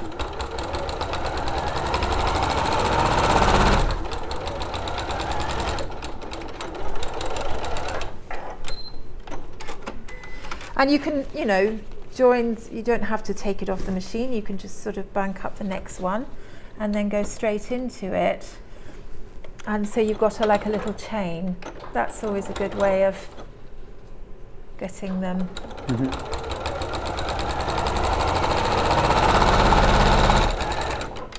Right, I'm not going to do, I'm not very sort of, what's the word? I'm not used to this machine. No, quite. So you just sew yours together in pairs and then join the pairs together? Yes, but you don't have to do it like that. You can do it any way you like, really. You could just join one on the end of the 2 that you've just sewn. That's just as good.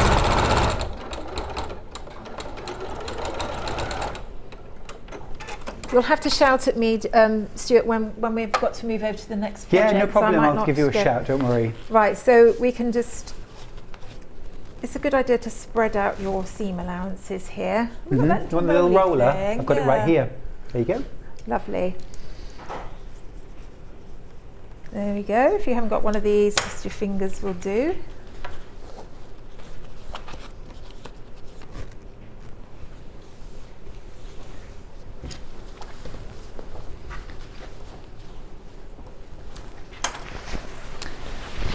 There's another one somewhere. Where is it? There we go. And spread this one out. The other thing it's a good idea is just to, maybe with a pencil, seeing as it's interfaced on the back, you can just write the numbers of them. So if you lost, you know, forgot which is which, you can just sort of write on them. Which I would. Often my patchwork turns out in a different order to the one I intended, but usually it works. And then you can join together your pairs or whatever, so that you've got eventually you've got a line of 8 segments in a row, and you can see that they do make a slight curve. And of course that's so it can go around that circular base. That's it's a really right, smart project, isn't it? Let me just grab one of these down. This is now this is another way of interpreting it, which is to use the same fabric for the top of each sort of ice cream cone, if you like. That's right. So same. So this is a ditzy polka dot, and then African wax prints underneath. So that's lovely, isn't it? And then what you do with that one is you're just making your segments beforehand. So before you join them together like this, you're literally sewing the tops on. Yep. So you know, it's a very easy project, really, at that level. At that I think you could make a really nice sort of like black and white version as well, couldn't you? Do you know what? I was thinking you could alternate the black and white, couldn't you? Or sort of very strong colours. Definitely. But I mean, it came about from basically being an absolute lover of plants. We have plants all over our house, but we run out of pots. So I just thought, oh, I'm going to make some pots to go, I've got fabric. And also sometimes your pot isn't that nice, so you can sort of just pop your pot inside your pot. Yeah. I think it's a lovely idea. So you know, it's a good way of sort of decorating your plants, really, isn't it? Making them match your. Christine's come up with a great idea actually on Facebook. Christine says, could you use eau de coat for the inside of your pot? Absolutely. Oh, yes. Have you ever used that? I haven't, because I like to sort of, you know, use what I've got around the house, really. But yeah, that's a good idea. Amazing stuff, yeah. And I would just go with probably 2 or 3 coats inside of the eau de coat. I'm going to do, Fiona, I'm just going to move the iron down and swap the...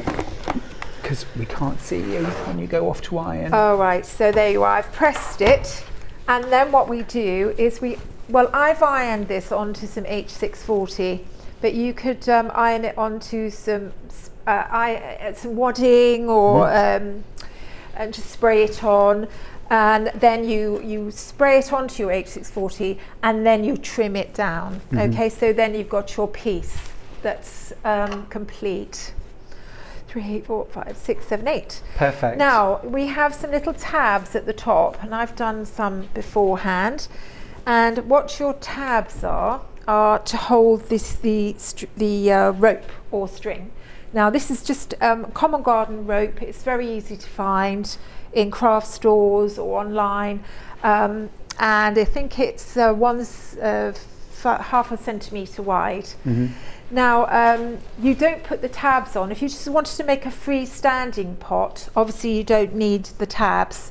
And it's just as nice just to pop your pot on the side with a plant in without having to hang it up. But hanging it is a nice option too. So this is as well, Fiona, these would make really, really nice storage pots. Yeah. I'm thinking about having these in my sewing room, you know, with certain things kept in them, maybe like rolled up fat quarters or, you know. It's lovely. You know, you could adapt them, couldn't you? Use them for different things. Like a big pot of pens or something. The little one would be great for that, wouldn't it? Yeah. So, and all the pattern pieces are including the piece for the tab. And that's, you just basically fold that over into the centre, fold the other side into the centre, and then fold the whole thing in half and give that a press. Can you still see me now? We certainly can. It's perfect. Disappeared, did I? I sort of went into the well, we sort of know you're ironing, but we want to see you iron. Oh dear. Right. So then I'm going to stitch down. So this is what you get the tab in one long piece. But remember, if you want to have your tab in lots of different pieces, then just cut a quarter of it, because it makes 4 tabs. You cut them after you've stitched it. But if you want to make them in 4 different pieces, that's, you know, just cut your fold your pattern into 4. Perfect.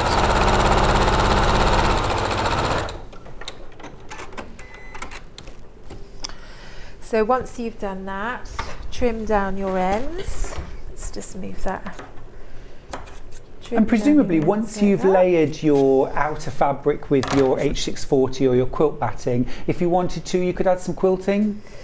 Yes, in fact what I tend to do is to stitch it along the seam line here, or you can stitch it either side of the seam line. Let me just bring that in.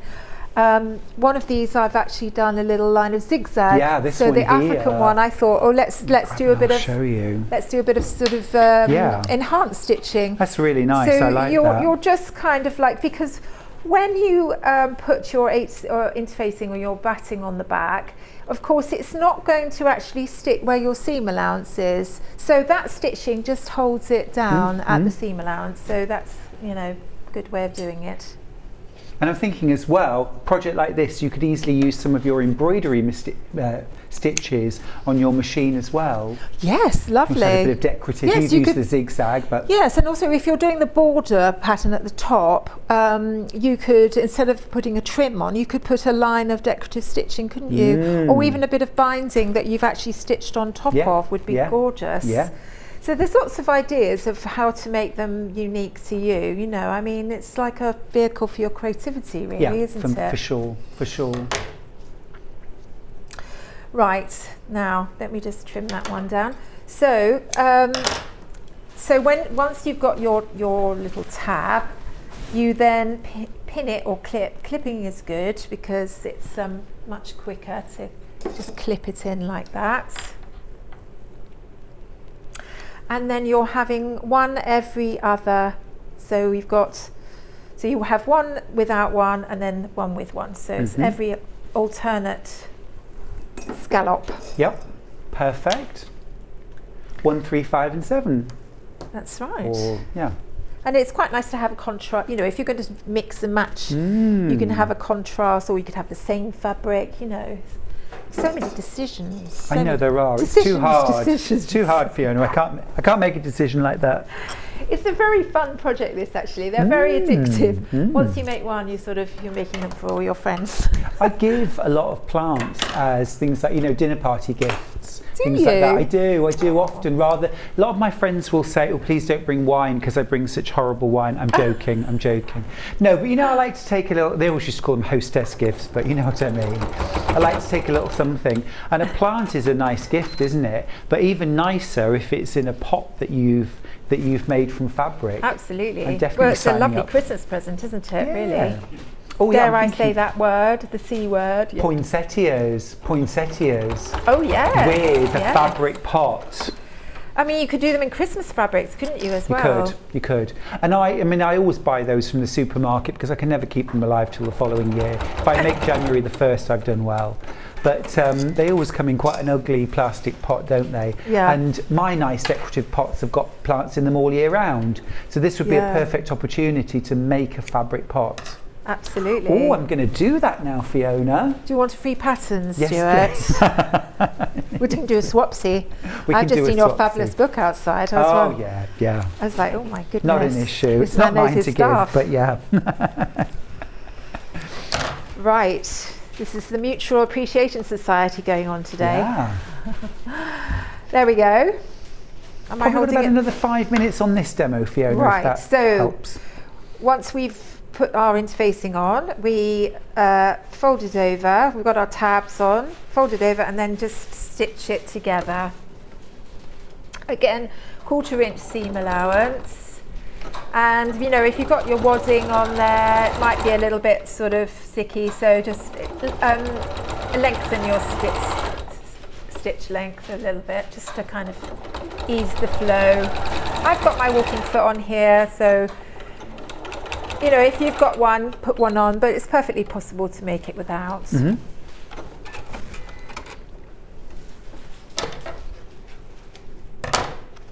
we go. Gorgeous. And then you can give that a quick press, just to kind of get that last seam flat. Where is it? I was leaping up to do it then, Fiona, when you said you can give that a press. I was like ready to do it for you.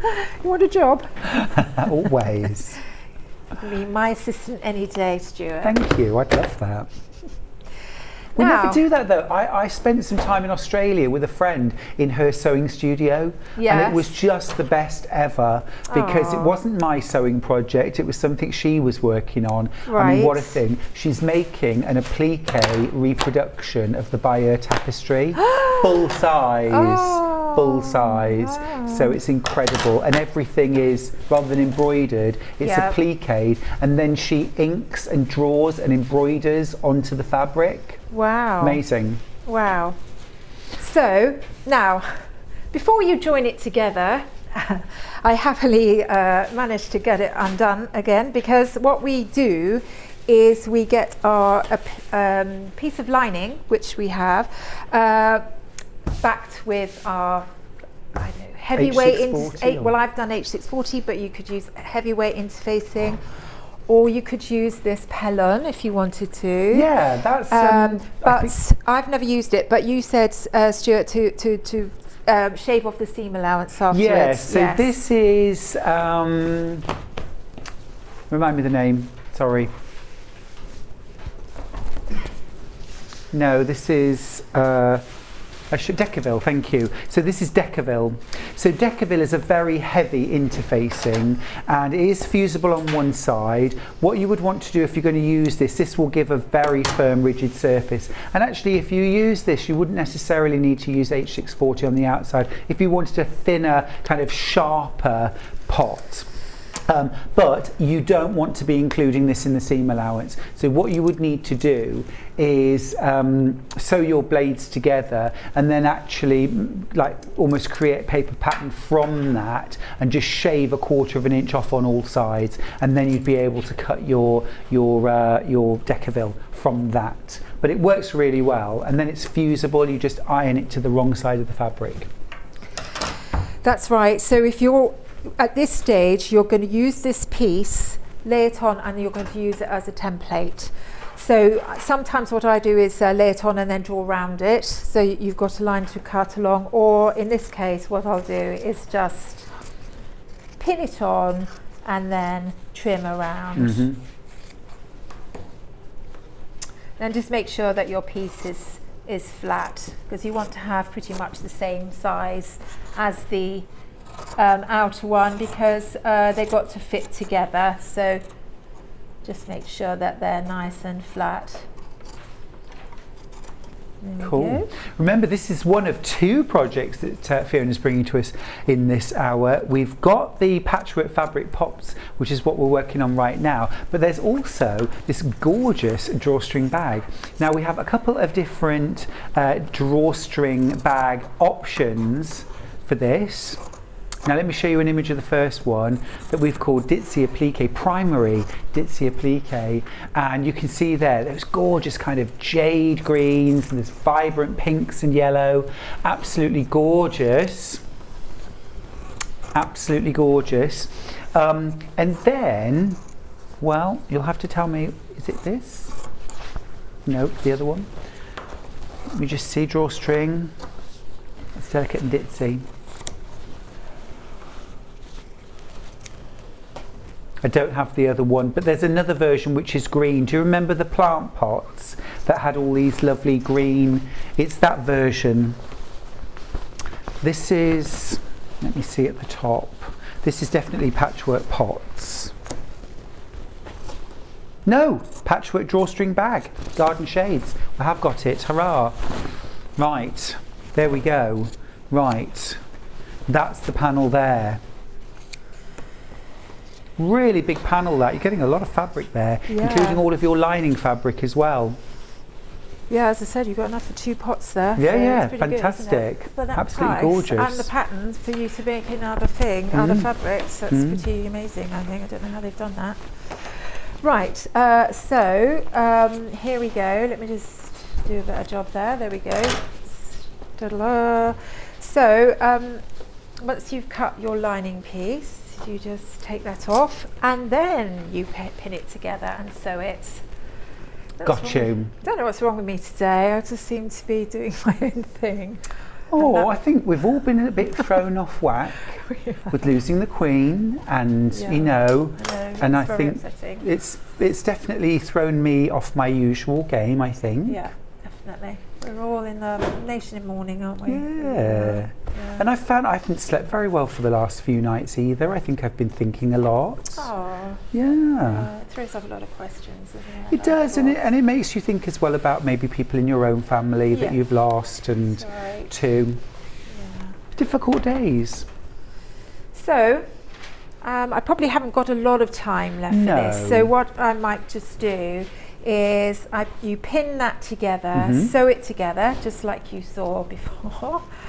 And you do the same with the lining, and then you fit one pot inside the other with the right sides facing together, and then you literally, you know, it's a little bit tricky, but you can just sort of like sew that scalloped edge all the way around the top edge, turn it, just nick it into your seam allowance, particularly the corners where there's the dip of the scallop, just nick into it, turn it inside out, so your little tabs will pop up like that. And then you fit your base on, and then the last, so here's your base here, which you have one piece that you can just do a running stitch, draw it up, and then just ease it into the base. Oh, okay. And then your other piece, you have a little piece of cardboard, and you, I like to use glue, but in this case I've just popped a bit of Bonder web on actually. Oh, that's a clever idea. Because I thought what you could do is just literally iron them over and they stick. Yeah. You know, this is a piece that if you've got a piece of plastic, you could cover it with that as well. Yeah.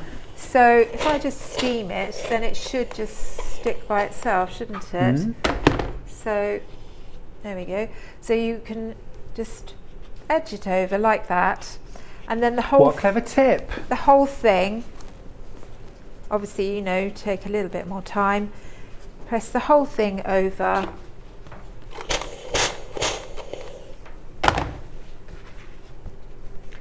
And then you just then push it into your base of your bag from the inside. Dab a bit of glue just to hold it in place, but you know. So your outer circle, you do sew into. So you sew it into the sides. Yeah. And then you have another piece which reinforces the base that you pop in on the inside. Got you. Really clever. I like that.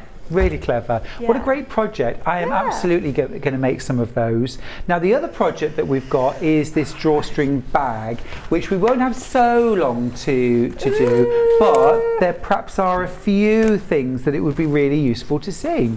Yeah.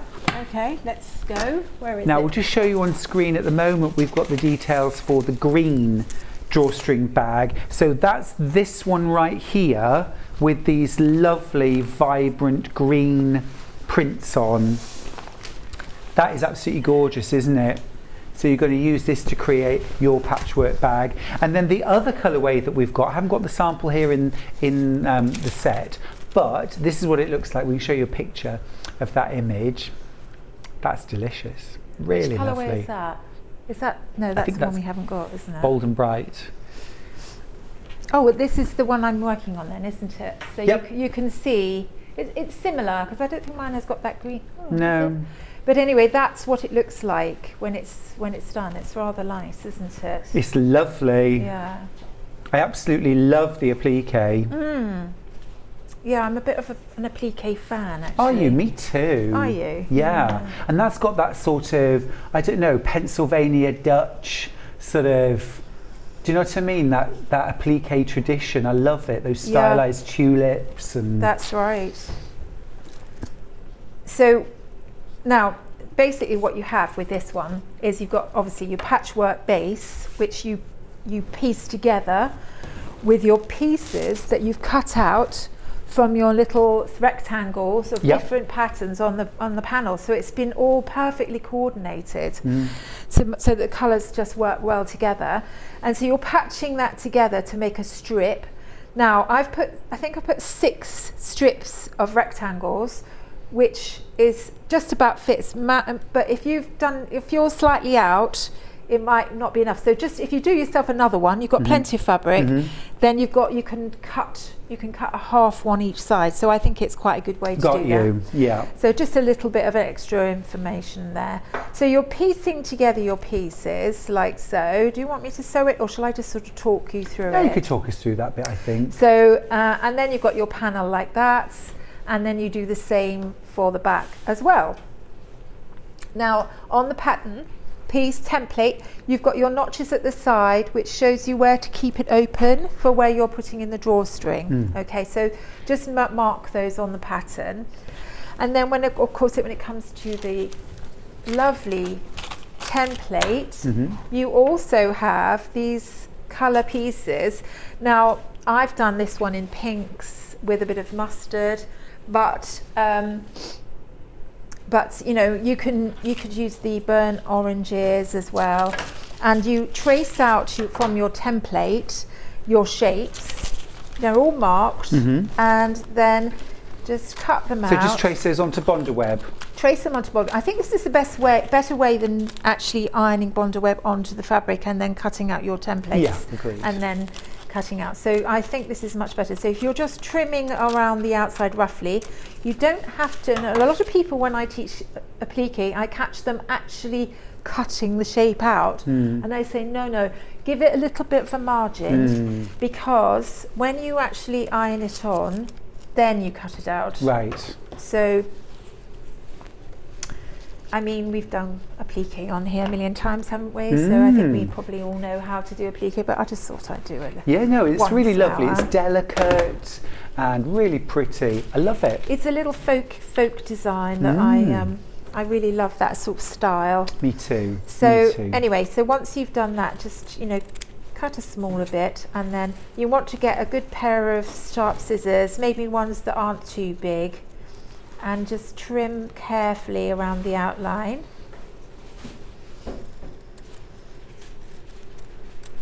Like so.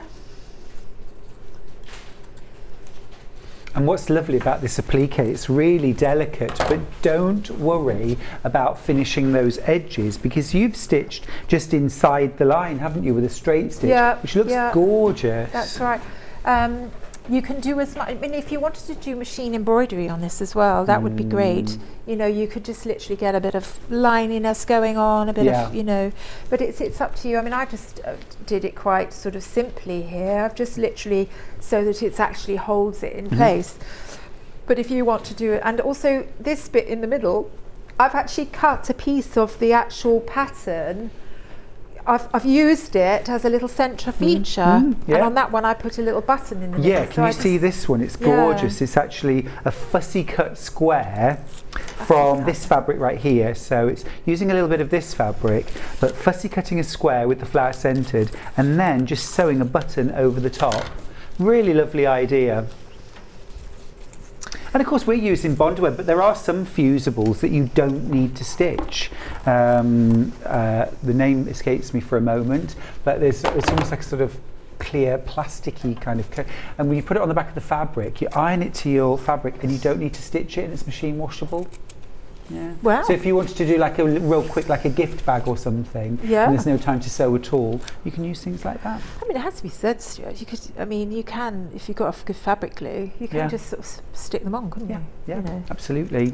And also, you know, I always encourage people to take liberties with my patterns. You've got the appliqué pieces. Create your own motif, maybe. Absolutely. Yeah. We're all creatives, aren't we? We're all creative people. It's just letting it loose. Yeah. Yeah. Right, so, you know, although these pieces are quite fiddly, I think it's a good way is to work on the ironing board. Now, on the template, which don't seem to have here, yes I do. No, I don't. Have you got the template? Oh, yeah, I've been right here. Oh, right, you've got it. I've got it. So on the template, which is a work of sheer beauty, I love looking at templates. Things, do you? I do love a nice template. So you've got your appliqué shapes there, but then you've got it positioned actually on here. So it gives you a place where you can position it. Again, you know, this is a great project that you could enlarge as well. You know, just enlarge it sort of 20% or something, make a bigger bag, and then do the same with your appliqué shapes. You know, there's no real reason why you shouldn't be able to do that. So there's my flower.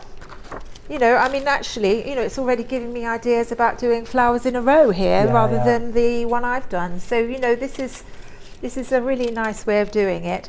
So that one, you know, I would probably put on something else. There we go. Let's have a bit of that one. That one there. Here we go. There's another one there. Thank you. So once you've got your flowers on your panel, you then join your base that you've done, your and then you attach the two together and then top stitch. So press it down and then top stitch it afterwards. You want these leaves cut out? Just one, I think, just would be one? nice. Yeah, just to sort of show how these colours work together. I mean, I love the fact that you can mix and match. Yeah. And you could really change the look of the whole thing by using slightly different, same fabrics but in different positions. Yeah.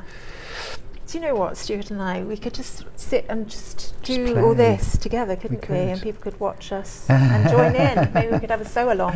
Oh, that would be great fun. There we are, look, how sweet that is. Just one of those looks so cute, doesn't it, on there? But this is how often I design my appliqué designs. I'll cut out leaf petal, stem, all sorts, just in white paper, and then I rearrange them and arrange them on a black background just to create a wreath or a cross or something like that, a basket of flowers. Because I can't draw those shapes necessarily, but if I've got them, that's right. Easy. Yes. So once you've done that, what I would recommend is getting a cover cloth. Here we go. So when you've got your, can you see me here on the No, if you just bring it over into the centre. That's perfect, thank you. So that's right. So use your template as a guide as to the position. I'm just doing this freehand here. And then cover it with a cover cloth.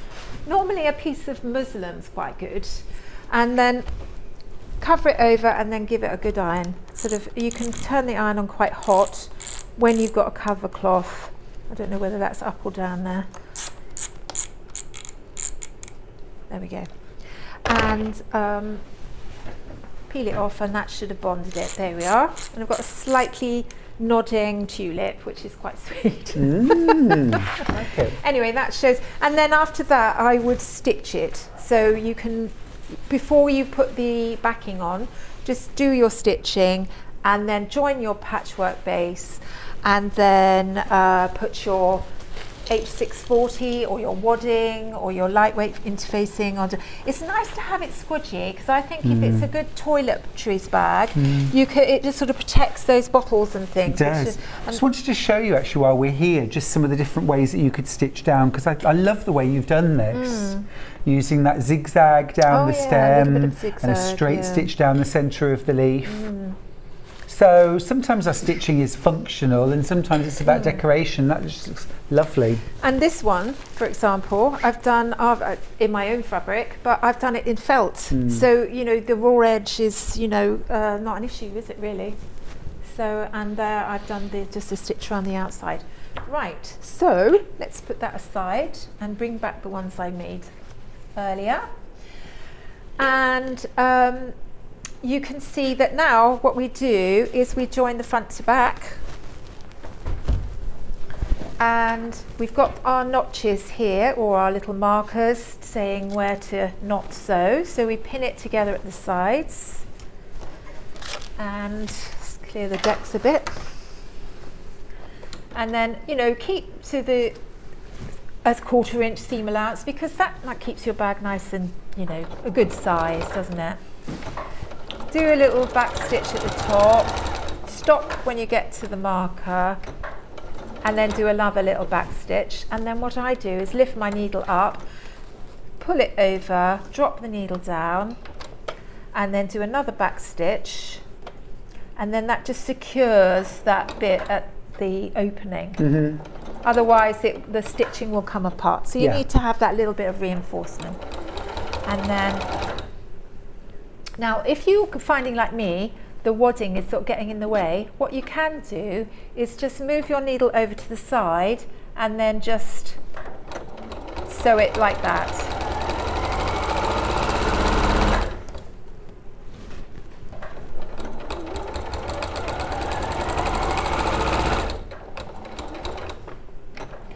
But for appliqué lovers, this is such a sweet little bag, isn't it? And also scrappy project. I love anything where I can use little bits of fabric. I mean, the panels are great because you've got everything that coordinates and you know what you're getting, and I think that's a lovely way of starting out. But then of course dig into your stash and use all those little bits, because you could use charm squares, you could use scraps, odd strips. If you've got 2.5 inch strips, you could cut them down for the patchwork and the appliqué. Stuart, this is actually designed as a scrap busting project actually, but we've developed it into a panel, which I thought was just a brilliant idea. So that was Jess's idea, and I just thought, of course, you know, because it just gives you all the fabrics you need. You know, sometimes it's a bit random, isn't it? You know what you've got in your stash, but this is like exactly what you need. Oh, I think it's one of the things that challenges quilters more than anything, putting fabrics together and making your choices work, particularly when it's scrappy. But you don't have to do that with these panels. They've all been coordinated to go together. So.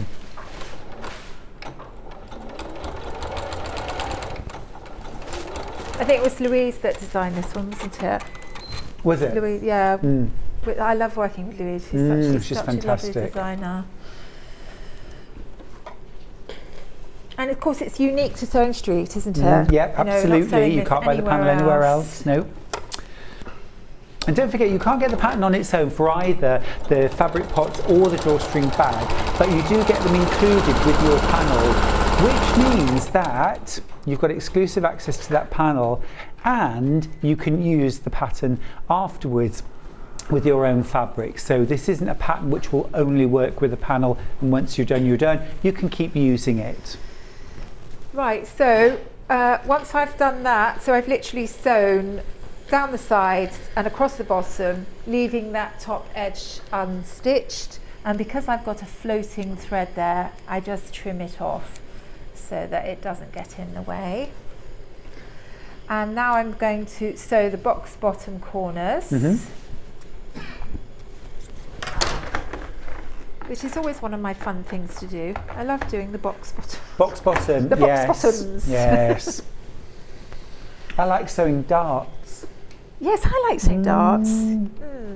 There's something very satisfying about taking flat fabric and making it three-dimensional, isn't there? And I like inserting sleeves. Oh, as do well. you? I'll bring mine round. I always think that's very satisfying when you can do it. You know, the more you do it, the better you become at it. True and then enough. You sort of like think, I did a good job there. You know. Yeah, yeah. Without puckers, you know, inserting a sleeve without puckers is, I think, quite an achievement. I remember on the sewing bee making a blouse which was completely constructed. Well, it was a blouse really, but it almost looked like a sort of asymmetric jacket. It was really lovely. Had like waterfall sides and it was ever so smart. Is it Kim Mizuno or something? She's for Vogue. And it was lovely, but it was completely constructed with French seams, including setting in the sleeves. So you had to set the sleeves in with a French seam. Wow. Was that a pattern of your choice for the show? Yeah, it was my choice. My choice, Fiona. I chose that. Because French seams, I mean, you're talking twice as long, really, aren't you? I know, but it saved me. It saved me, because it turned out really beautifully, and it looked really good, and it was really different. It was very stylish. We got so many emails about where's the pattern from, where can I get the pattern, because it was just a bit different. Yeah. But yeah, a little bit of a challenge to sew. Well done for being on that show, though, because I mean, you know, it's. Well, ignorance quite a is challenge, bliss. that show, isn't it? Fiona, ignorance is bliss. I was in the first series, so no one knew. No one knew. Lovely message from Lucy, who's in Lincolnshire. Hi, Stuart and Fiona. Thank you so much for keeping me company as I cast on a woolly project and have a coffee. Much love and well wishes. And to you too, Lucy. Thank you. Thanks for joining us. Yes. Now, I've done the same with the lining. So you join, so instead of doing the patchwork and the top with the appliqué, you're doing two pieces of lining, but you're joining them together just the same way. And then you're putting, now actually what you're supposed to do, and I haven't done it, if I've got a stitch ripper here somewhere. Ooh. Yeah, I've got one in here somewhere. Let's have a little, here we go. So I don't know, do you ever forget to do the hole that you know? Yes. But it's just as well that we have these wonderful stitch rippers. But it's no biggie, is it? You just really cut the hole. Yeah. That's right. Anyway, so what we do is we put one inside the other. Now, can I just check? You left gaps at the top for your channel, for your pull. Yeah, and I've do you do that on your lining or not? No. No gap. No, you don't. No, you don't. I just wanted to. No, see, because it's going. No gap. Is there no gap in there? Is there? That's it? No gap? No. You just leave that gap at the top. Yes, because it's going in between the lining, isn't it, and the outer fabric. God, I had to really think about it then. Sorry, I was putting you on the spot there, wasn't I? So do I know my patterns? Nope. Anyway, right, so one goes inside the other, like so, and you can pin that. I'll just put a couple of pins. Quite a good idea to put your pins going up at an angle like that, and then you can, so easy to take them out, isn't it, when you match up your side seams as well. We are literally on our last minute. Right, so what we do is we sew around the top edge, right? Then we turn it inside out. So imagine that's, if I pin it and then I can just turn it inside out. you turn it inside out, and then basically what you want to do is to make your channel. So let's turn it inside out through here, seeing as I haven't made a hole at the side. They won't be asking me back again, will they? It's a masterclass in the things we all do, Fiona. We all do. Oh, well, hopefully people have had a bit of a laugh this morning at my incompetence. Right, so we turn it inside out. See, amazing what you can do with just a few pins. There you go. Pop it in like that. Love that combo of fabrics. Gorgeous. And you do get a nice bit of flash of that lining when you see it. And then you pin it together, obviously press it flat, all open. It's all in the, all illustrated in the pattern. Make the lining nice and flush to the top edge. And then you're just going to do a line of stitching, 2 lines of stitching. So it goes one near the top and one just a little bit further down. And what I did is I actually folded a crease in my fabric so that I've got that line to follow. So that's a good tip. I just literally fold the pattern over and fold the fabric at the same time, and then you've got that crease transferred to the fabric. Yep. So I'll just bring this over for a second. Just you might be able to see that there from we go. overhead. Yes, and there you've stitched it along all the way round. A little tip, take off the table of your machine, fit the bag in, and then you can very easily turn it as you sew. And then you've got your lovely ties here. Feed it in with a safety pin, in through one, out through the other, another one, in through one, out the other, tie the ends, and you're done. And you're done. Easy peasy. Easy They always say, don't they, in patterns, use a safety pin or a bodkin. And I thought, who has a bodkin? And then we had a guest on air who had a bodkin. She's a professional. Exactly. I was in awe. I've always got one holding my knickers up. No. There's no answer to that. Fiona, thank you so much. It's a big ask to get you to do 2 projects in 1 hour, but you did it. It's lovely to see you, Stuart. Lovely to see you as well. Care. And let's make a date and have a day in the studio sewing. Yeah, I'd love that. Love that. Worthing's gorgeous. Yeah, so is where you live. True. All right, we're going to take a little break now. Hop on the website if you want to get any of those products, and also, of course, anything else that we've shown today. After the break, Amanda Little's back with our final hour. It's a gorgeous jewellery roll that matches her earlier project, so stay tuned.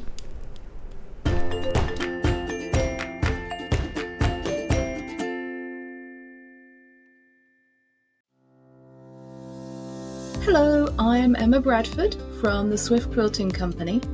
I've been a quilter for 25 years. I began sewing and quilting by hand, but now I offer long arm quilting services and I run patchwork and quilting classes. You can see me regularly on Sewing Street demonstrating patchwork techniques. My top tip is there is no right or wrong way, only the way that works for you. There is no such thing as the quilting police. Outside of quilting, I am a qualified botanist and I enjoy riding my motorbike around the country. I hope to see you soon on Sewing Street.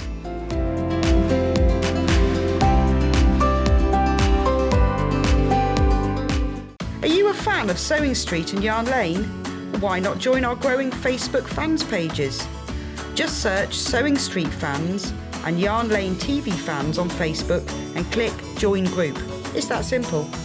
Never miss out on the latest news and updates from our presenters and guest designers, special offers and plenty of chat with your fellow fans. Share photos of your makes, ask for advice, interact with your favourite guests and presenters and be a part of the ever-growing sewing and yarn community. See you there!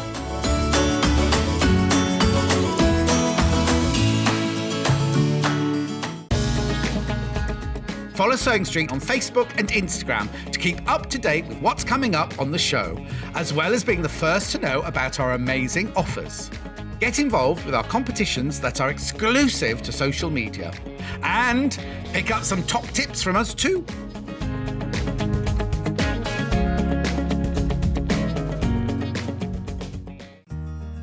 Have you heard about all the different ways you can shop on Sewing Street?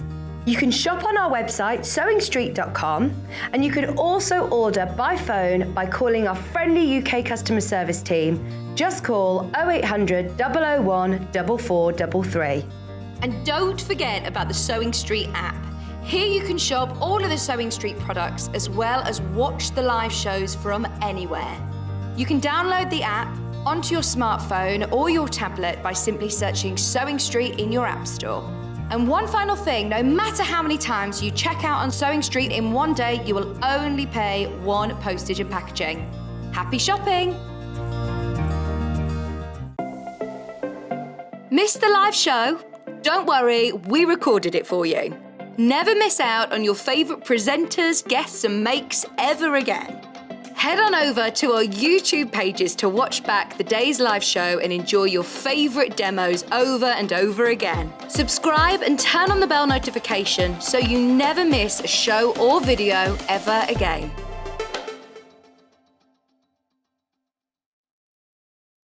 Keep up to date with what's on Sewing Street, as well as all the latest news and special offers by signing up to our email newsletters. Head on over to www.sewingstreet.com, scroll down to the bottom of the homepage, type in your email address, click the envelope, and you're done. Never miss out on the latest news and special offers ever again. Sewing Street have our very own app. You can now watch and shop from anywhere. Simply download the app from your app store onto your smartphone or tablet, then log in or create an account, and you're done. You can watch us live from anywhere, browse all our recently played items and pre-orders so you never miss out on any show deals, and message the studio to say hello at any time. And remember, you can check out as many times as you want and only pay one P&P all day.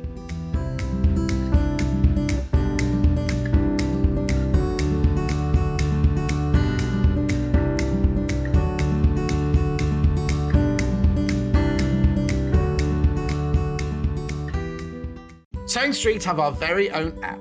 You can now watch and shop from anywhere. Simply download the app from your app store onto your smartphone or tablet, then log in or create an account, and you're done. You can watch us live from anywhere, browse all our recently played items and pre-orders so you never miss out on any show deals, and message the studio to say hello at any time. And remember, you can check out as many times as you want and only pay one P&P all day.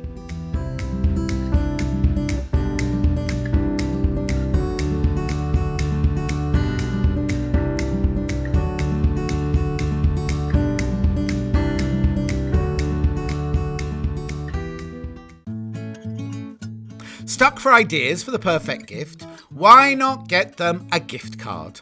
You can buy Sewing Street and Yarn Lane gift cards loaded up with anything from £10 to £500. Shop our gift cards online at www.sewingstreet.com or www.yarnlane.com, or purchase them via our UK call centre on 0800 001 44 33.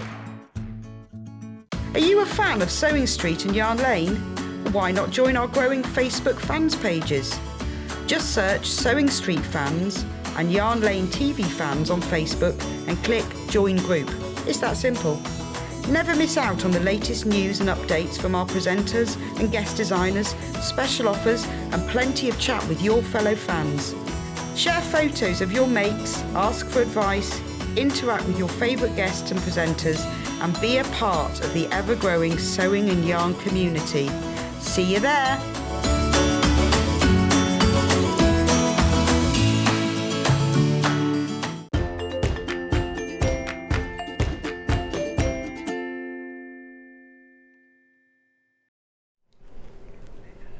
Hi there, welcome back for the final hour on Sewing Street. It's been lovely having your company this morning. Thanks for all your lovely messages and emails. It's been great to hear from you. I'm surrounded by gorgeousness. Lovely Amanda Little's here. She always brings some gorgeous quilts. Amanda, I love what you do. I love that love traditional quilts. Yes, yeah, they And I are, love the yeah. fabrics. Bit of William Morris. Bit of William Morris. William Morris has been featuring quite heavily first hour today. Remember, if you want some William Morris fabrics, you can. I'll be telling you about the pattern actually that's behind me, which you could easily get today in today's show. But the real focus of today's show is a gorgeous jewellery pouch. Now then, there are two different versions. We're going to start with the green. Now, if you tuned in earlier on, you will have seen those wonderful coat hanger covers in lovely wildflower print and a little bit of gingham, and this all matches. So here's your gorgeous little jewellery pouch. So it's a little tie-up. Okay, so the kind of thing that you could pop into your luggage if you were travelling, or you could have on your dressing table, and then you open it up, and then inside you have got all these little pockets where you can put things like earrings and smaller items, rings maybe, jewels, put your jewels, and then in the centre you can put things like maybe a necklace, a bracelet, or a bangle, of course, something like that in the centre. And then when you're travelling again, or you know, you're all done, you can just pull that up and tie it off and you're all done. It's a really pretty little project, isn't it? So that's what Amanda's going to be showing us how to make in this hour, and let me just show you the panel that goes with. So what you're getting actually is a full pattern. Now your pattern is not reliant on using the panel. Or no, is it? but if you wanted to carry on and make some more from your own fabrics, you would need to just trace off the circles. Got you. So perhaps first job when you get your panel and your pattern home is trace the circles off of the panel onto something like freezer paper or pattern paper, label them up and keep them so that you can remake. But then you've got all your full instructions for how to make your jewellery pouch. Now on the actual panel itself, you have got everything you need. So you've got your circles and your drawstrings running along the bottom. You've got your outer circle, your inner circle, you've got your linings for everything as well. So look, you've got wildflowers on one side, gingham on the other, and then you've got the wildflowers on one side and look, the gingham on the other. So of course you can mix and match that. If you prefer to have the gingham on the outside and wildflowers inside, you can do that too. All you'll need to do is add a bit of thread and a tiny bit of interfacing. The tiniest little bit. Sometimes, you know, Amanda, if I haven't got interfacing, I will use the bit of the outer fabric, and I will just baste them together. Yeah. Just to give a bit of extra body. Yeah. Would that work? Yes, yeah, you could even use a bit of quilt wadding. Bit of quilt wadding as well, perfect. Isn't this a giftable item? Now you've also got, just to show you as well at the end, it's a little bit of a theme that's running through. You get this lovely little sachet front and back, and you also get the little hanging loop as well. So you can make a little scented sachet as well. The whole point of this series, there was a big cushion and scented sachets, there's the coat hanger covers that we did today with scented sachets, and now this gorgeous jewellery pouch as well with its own little scented sachet. Easy to make? Very easy, yes. Will you show us how? I will. Fantastic, and welcome back, Amanda. Thank you. Lovely to have you back in the studio. You. Okay, so I've cut out all of the circles. You've got a small floral and a small gingham, and then a large floral and a large gingham. Okay, so to start off, we want to reinforce the floral. So I've taken a 3.5 inch circle of fusible interfacing. It doesn't really matter, to be honest. The thicker the better, or you could even double up, you know, if you wanted to so put this 2 is where layers. you could use wadding instead? Yes, yeah, wadding, H640, Bosal at a push, perhaps. H630, anything that we've got like that. Yeah. I'm a big fan of H630, I'm using that a lot at the moment, just a bit thinner, isn't it? Yeah. Okay. So all I've done with the large circle, I've just pressed into quarters just to mark that centre point, Once I've found that centre point, I'm going to position my circle of interfacing on top and just fuse that into position. Mm-hmm. Apologies, by the way, if you're trying to send a message on Facebook, my iPad's just, the battery's just gone. So apologies for that. I'm just charging it now, but it won't work with the charger in it. Oh no. No, you can't use it and charge it. Strange, isn't it? It's clockwork, to be honest, it's clockwork. Right, so we'll just set that to one side, bring across the larger circle. This is your contrast inside fabric, and I've printed a line in the centre. You want to take your rotary cutter and ruler and just slash across that line, because we're going to use that to turn the outer piece right sides out once we've sewn it together. So just start it off with your rotary cutter, and then perhaps just take your scissors just to get to the edge. Mm-hmm. Actually, I'm not too far off there. Okay, so turn over the gingham piece, and what we're going to do now with a friction pen or whatever marking tool you prefer, we're just going to extend that line all the way across the circle. Okay. And then we're going to draw a line a ½ inch above it, only just at the outer edges, and a ½ inch below it. Okay. Because what we're going to do now is pin them together, right sides facing,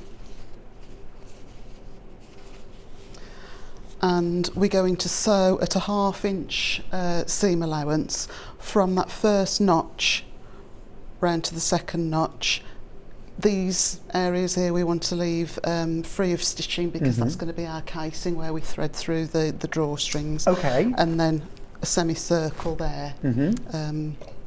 So I'll just get on and pin lots those. of pins. Say lots of. We like pins. We like pins. We like pins. I never used to use pins. I used to just, I know I said earlier on I'm doing some patchwork and I'm not. And sometimes I will and sometimes I won't, but I do love pins. Yeah, I like pins. I can't get to grips with, the wonder clips. Yeah. I don't know why. I wouldn't can't. for sewing fabrics together. Yeah. But they're all right for for something hands. like a bag. If you were using something that you didn't want to mark with a pin, or working with pleather, something like that. But no, the only time I use the wonder clips is when I'm sewing the binding on. And you see, now that's what everyone uses, and I never use wonder clips for a binding. I just turn it by hand and just hold it while I sew the next bit. Yeah. Or in fact, to be honest with you, most of the time now I sew my bindings by machine, front and back. All of my samples I'll do that, but if it's a quilt, sort of for myself that I'm keeping, I do like the hand finished binding.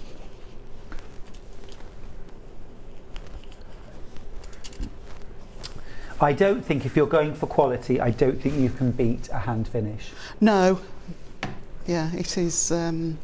It is lovely. Certainly if you're putting it in for a show or a judging or something like that, I don't think they would even entertain. They wouldn't look at it. They wouldn't look at it without hand sewn binding. Okay. So again, I'm using hot pink, but obviously you would use a colour that matched a little bit better. Oh, are you still on the hot pink? I am. Yes. Very good.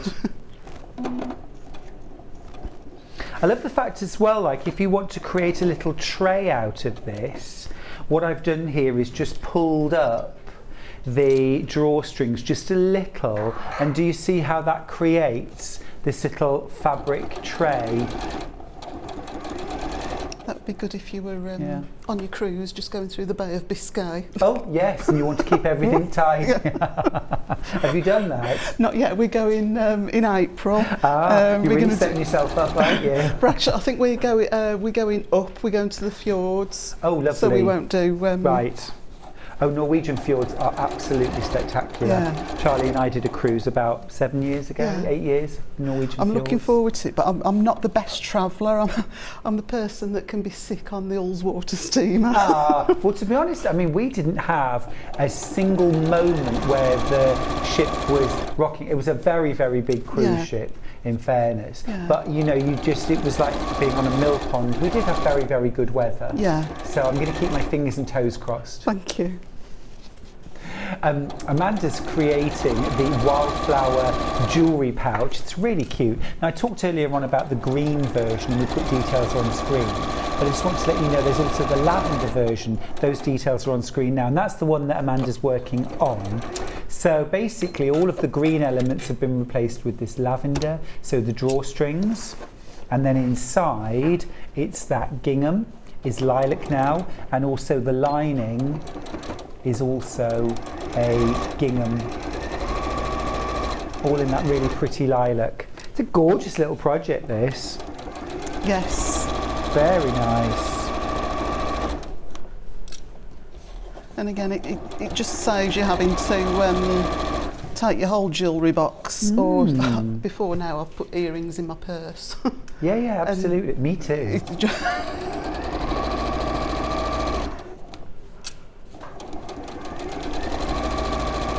I want you to design something clever that I can't forget to house my specs in when I come away, because I'm always coming away with glasses and no glasses case. Yeah, I do that. So it has to be something I can't lose or forget. Have you tried, I think, is her name Irene? You know, the magnetic... Oh, yes. That's because I'm having to wear glasses all the time now.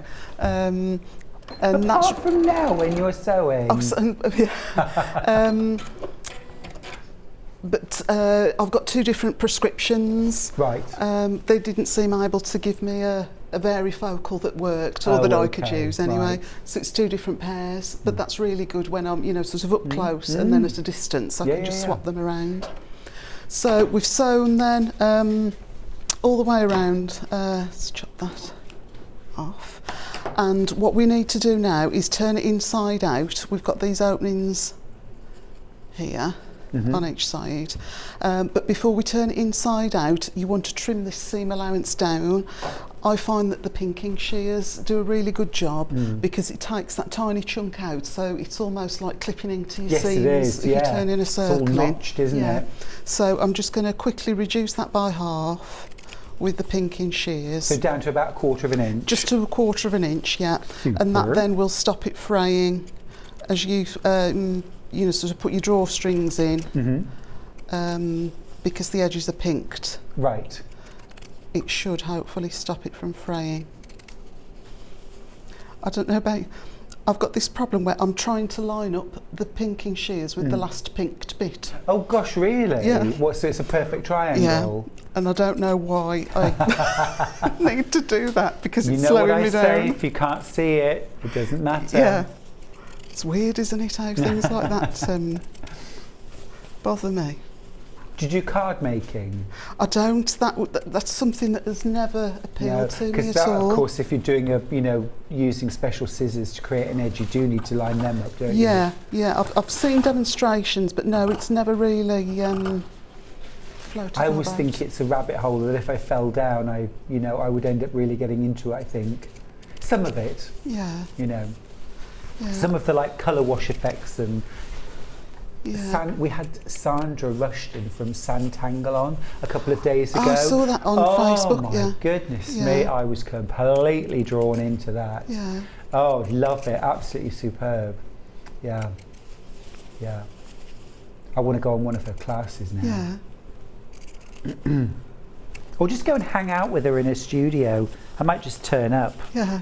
It is interesting. I think it's fascinating just watching other people work. Even even people that do the same. Just be able to fly on the wall just to see if someone else is doing it more efficiently. When you're not sewing, what is it you do? What's the other thing you do for fun? Not a great deal, to be honest. Just lately, I seem to be constantly in my workroom. So I do work-wise. Obviously, I come on Sewing Street with some projects every month. during the day I am quilting. I've got some, I still do odds and ends for today's quilter, you know, sort of holiday cover and whatnot. Yeah. That really is it. The rest of the time is just family time. Yeah. We've got a dog. We've always had dogs, but we've got a puppy that's 6 months old now. What's your puppy called? Hamish. Hello, Hamish. If you're watching Mummy, hello, Hamish.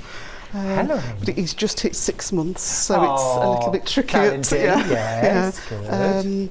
So no, just and we constantly seem to be DIYing. We moved into our house, crikey, 17 years ago. Okay. Not finished. Not finished. Whose is? No. Whose is? So yeah, it's Our house just is like the fourth bridge. Yeah. The minute you finish, you start again. So, The other end. Yeah. Right. So Making a beautiful shower cap there. I was saying it does look a bit.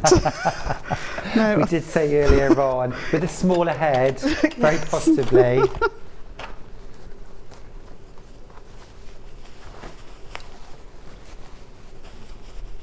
I'm not doing it.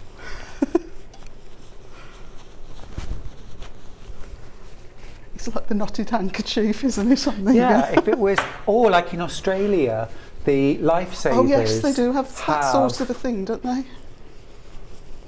You want some red trunks and a float under your arm.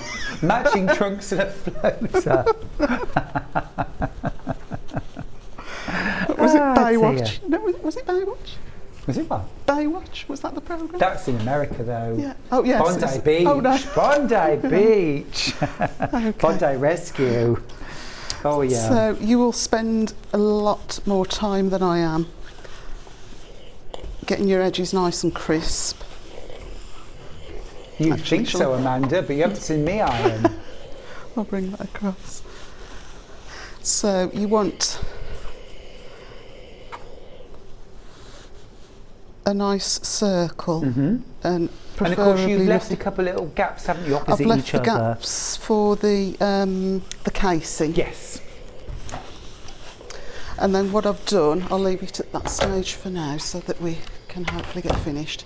I don't know if you can see it on camera, but I've printed a dashed line all the way around. Okay.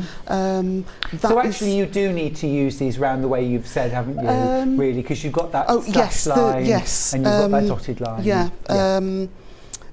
But on your own fabric, you could obviously choose what you have as the outside and what as the inside, and then you would just mark a line approximately 3/4 of an inch away from that edge.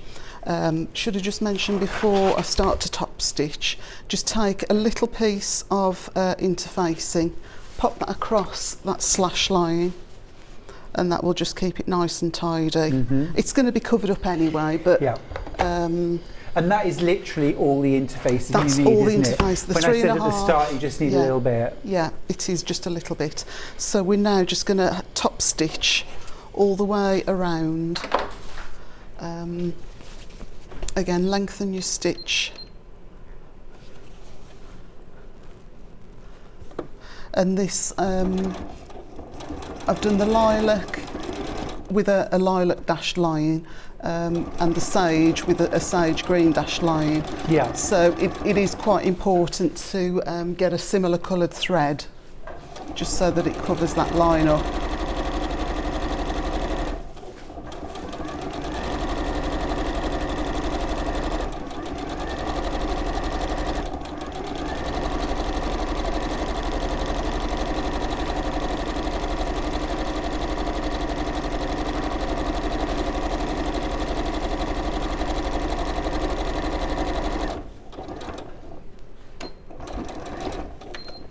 Now I know you're using that hot pink, so we can see your stitching line, but I really like that. I say it's not. It looks lovely. Yeah.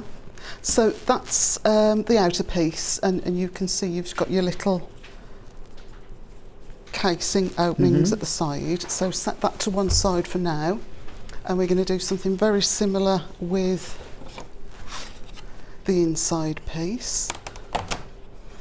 So you've got that same slash mark. You've got the same slash mark, so just splice through there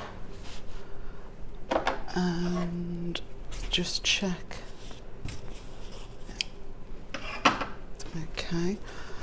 These pieces again, right size facing, and you'll see on the smaller piece you've got the compartment markings, which again we're going to top stitch so that you get your little pockets. Perfect. And you just stitch directly over those lines so you see the stitching rather than the lines? Yes, yeah, yeah. That's really clever. So just match that I was up. envisaging having to mark all those positions. That's, I suppose if I'd have done a pattern, you would have had that. Yes. But then you've got the problem then of trying to transfer the pattern markings onto the... So I thought it would be best perhaps to do it all in one. You can trace it off, and then once you've made one using this, it would be easier to make a second or third one. I'm quite tempted actually. It's a really fun project. I like it. It's really nice and quick, and it just coordinates with the other bits and pieces, and is just a quick and easy gift, really. And you also get the little scented sachets as well. Yeah. So just bring all your edges together. And again, we're just going to stitch this time all the way around. We're not going to leave any gaps in that outer circle. Oh, okay. There's no drawstring this time. No. Right. All the way around at 1/2 inch. Okay.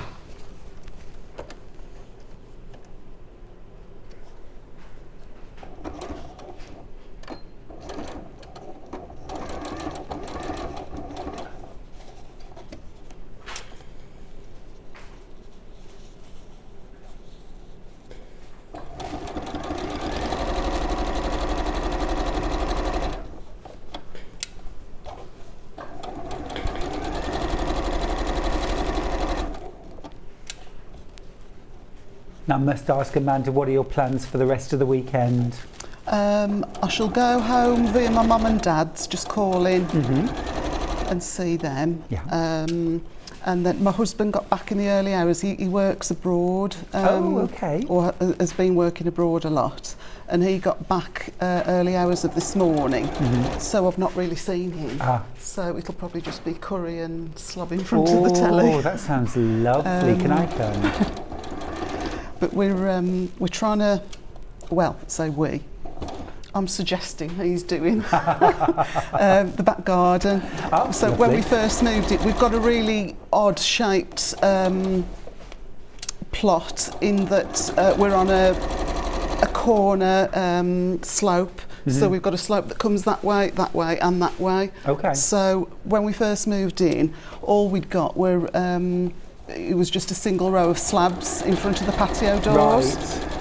Right.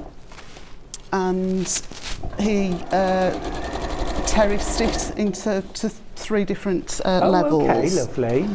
Using they were railway sleepers, but not the tar ones, Right. the sort of pressure treated. Yes. And unfortunately, they've not lasted that long. Oh, okay. So they've all been replaced now with a breeze block wall and steps, which have been rendered, and we're painting them. The aim is for sort of like a Mediterranean-y kind of lovely. pattern, sort of. Yes. So he's spent ages and ages, bless him, putting different lights, water features. I've just painted a few tester pots. It sounds incredible. I love it. It will be lovely when it's finished. I'm imagining sitting there under the shade of a lemon tree, drinking a gin and tonic. Would be nice, wouldn't it? It's probably be fighting off a 6-month-old puppy. But no, once it's done, it'll be lovely. But it's just like everything. Everything takes twice as long and twice as much, doesn't it? Yeah, it does. To do. So you're just reducing that seam by half again? Yes, sorry. Just reducing the seam by half, using the pinking shears. If you've not got pinking shears, don't worry, ordinary scissors will be absolutely fine. You can't beat the sound though, can you, of pinking shears It is going nice, through fabric? Yeah. I've actually got a pinking blade on one of my rotary cutters in my bag, but they are lethal. I don't know if you've ever used one. No. I'll show you in a second. The blade, obviously, when that one is flat, so it because it's pinked, you've got little fluted bits that stick up, and I've got a scar on that finger from where I've gone to pick it up. Have you? So do be careful if you use. You're going to show me the rotary cutter or the the scar. I want to see the scar. It's sort of faded now, but that was from just putting my hand in to reach it. I've got a rotary cutting injury as well. Not now, it's years ago, but you'd have to be careful, don't you? Yeah. So this one, we're just going to turn inside out, or the right way round rather, and just press the edges.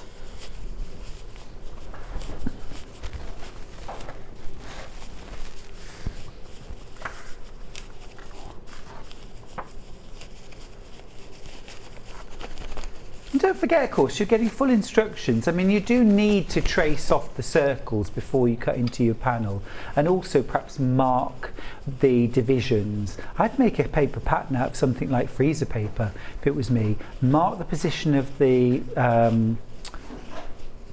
lines that you're going to stitch and the centre circle, and then you've got a pattern that you can use again and again. Very lovely. So again, just press that flat, and another little bit of interfacing just to hold that shut.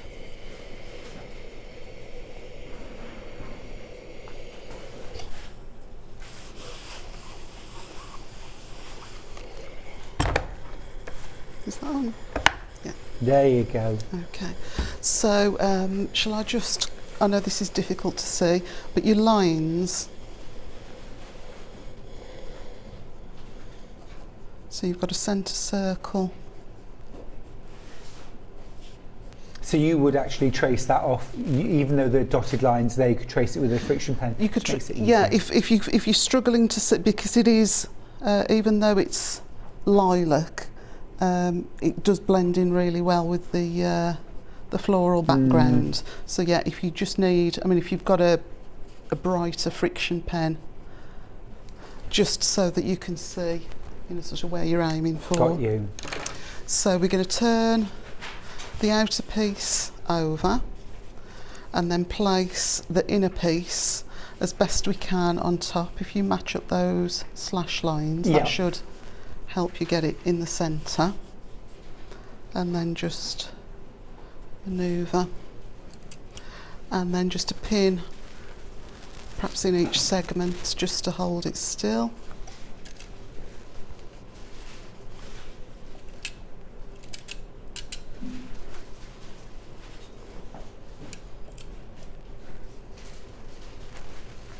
Just reading through the instructions, they're lovely, so detailed. Thank you.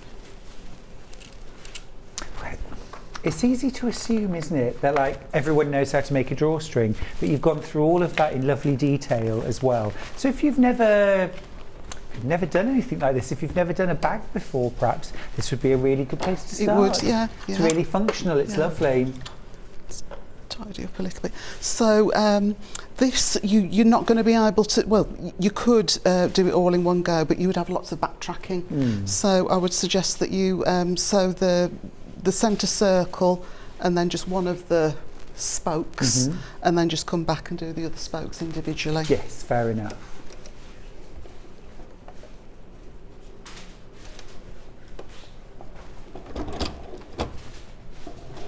It does sound a little bit strange, doesn't it, this sewing machine? I don't know. Yes, one of our viewers messaged in earlier on, say you need to have a little look. It doesn't sound quite as smoothly running as it normally does.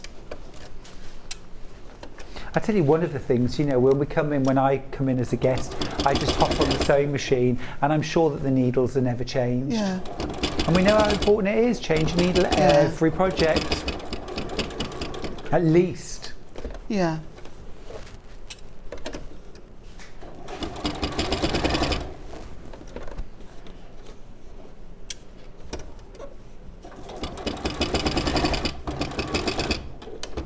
Does it sound quite a bit thumpy, loud, isn't it? yeah. Probably is the needle. So curry and chill tonight. I think so, Is yes. that takeaway or go out? It'll be takeaway. Yeah, I don't cook lovely. on Saturday. Oh no, oh no. I'm having dinner cooked for me. Oh, are you? Oh, lovely. Do you know what you've got? Put my order. I've asked for posh pizzas. Yeah. So, you know, just M&S or something like that. Oh, yeah, but like a posh... Yeah. It's kind of like, you know, wild mushroom and Yeah. goat cheese or something yummy like that. Yeah. And then Charlie makes the most incredible coleslaw Yeah. and like marinated tomato salad. lovely, yeah. I'm mentioning all this in case he's watching. I've already put the order in. Yeah. But yes, it'll be that and The Voice Right. tonight. Okay. I'm already It's- addicted. Yeah. I've never, well, say never. I obviously know the format, but it's something that we've never watched. And The Masked Singer. I like The Saturday night. Masked That's Singer. me done yeah. now. It's Yeah. me done. Has that started again? Yeah, then? last That's- week. Right, okay.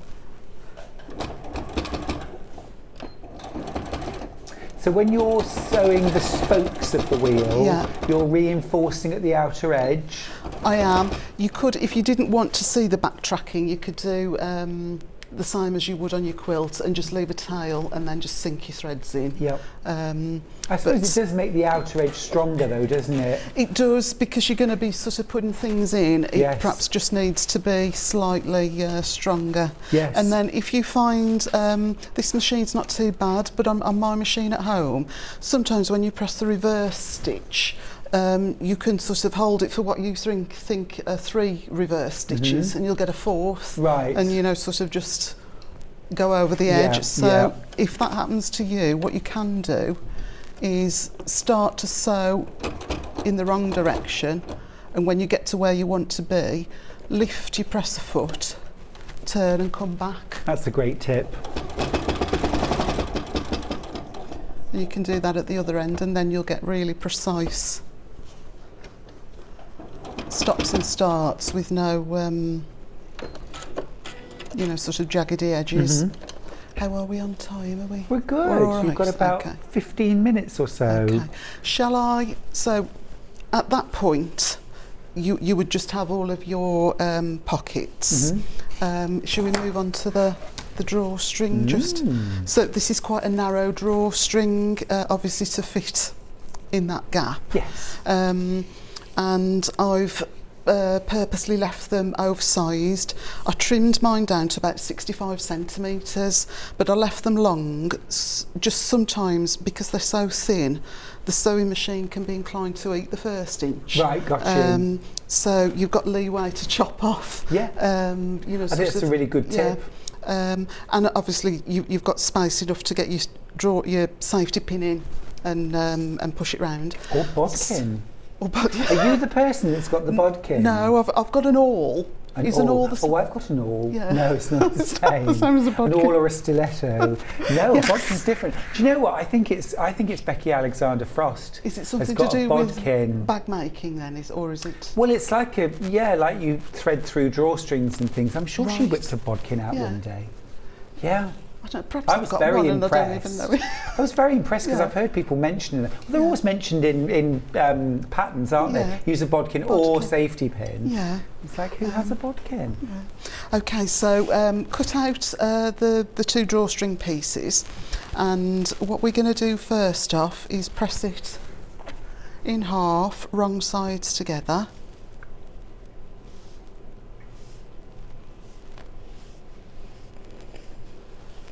And you'll do that the whole length. I won't do it all.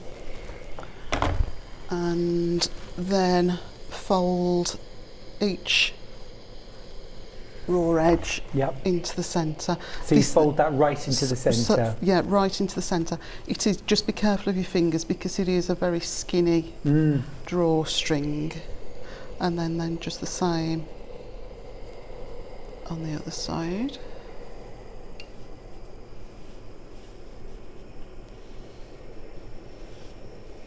And once you've got to that stage, then just fold it in half again along that original crease that you made, and that then is your drawstring. Perfect. So So just take a little bit of time because it's narrow, isn't it? Yes, and what we're going to do now is, no, I'm not going to risk it with that foot, although actually if there's a 1/4 inch foot in the bag, perhaps that will. But again, I would find your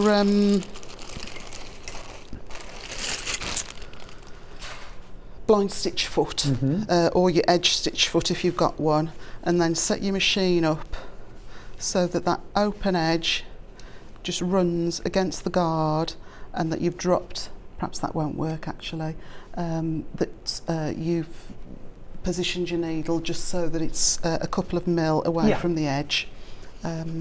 Let me try it. If I go from the other direction, that might work. And lengthen your stitch length. Do you go about 3.5? I usually go about 3.5. I'm just trying to think.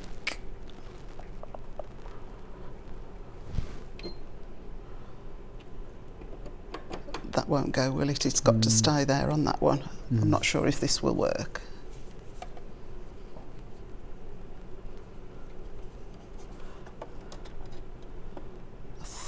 No, I think we're perhaps just too far off. Yeah, too far off the edge. But if you've got your blind stitch foot or an edge stitch foot, you could literally, you know, sort of hold it from, and it will just go. Oh, fantastic! Yeah, and just keep it lined up with the blade. Yeah, just keep it lined up. But we'll do it with the ordinary foot for now.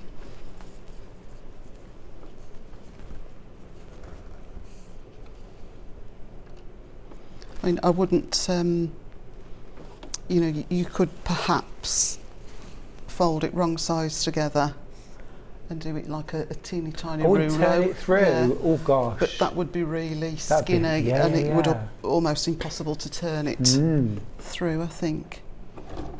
Now see, it's disappeared down into the bells of the machine. But like you say, you've got extra fabric, so you could start sewing an inch or two in, couldn't you, and you'd still be fine.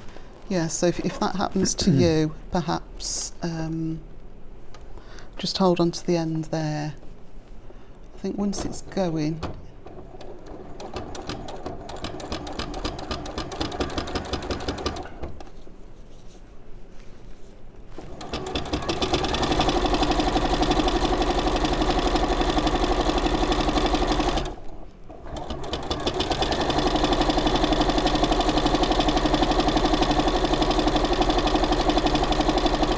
I'm stitching in the middle. That is not particularly pretty, right? But without, you know, sort of an edge stitch foot. But it does the job. It's you could also, of course, I think, use cord for this, couldn't you? You could, or ribbon. If you had some cord or fine ribbon, that would be nice. You could even get gingham ribbon. I'm sure I've seen gingham ribbon. Lovely. That would work. But remember, you get everything included on your panel. You get all the linings, you get all of the outers, and you get the fabric for the drawstring as well. So you might as well use everything that's on your panel. You also get your full instructions, of course, for £19.98. Okay. So all we need to do now. Grabbing your bodkin. I am, yes, my Very makeshift bodkin. Good. Pop a pin. Safety pin into the end, and then you're just going to thread it through. So I chopped mine down, I think about 65 centimetres. But you can, you know, once you've got it all inside, you can choose what length. So thread it through and then maybe trim it to size. And then trim it once you've pulled it up, just, you know, sort of whatever size you prefer the look of.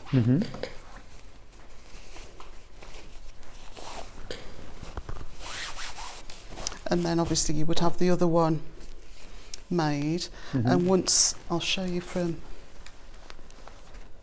using this one. So what I did then, once they were all threaded through, just knot them together.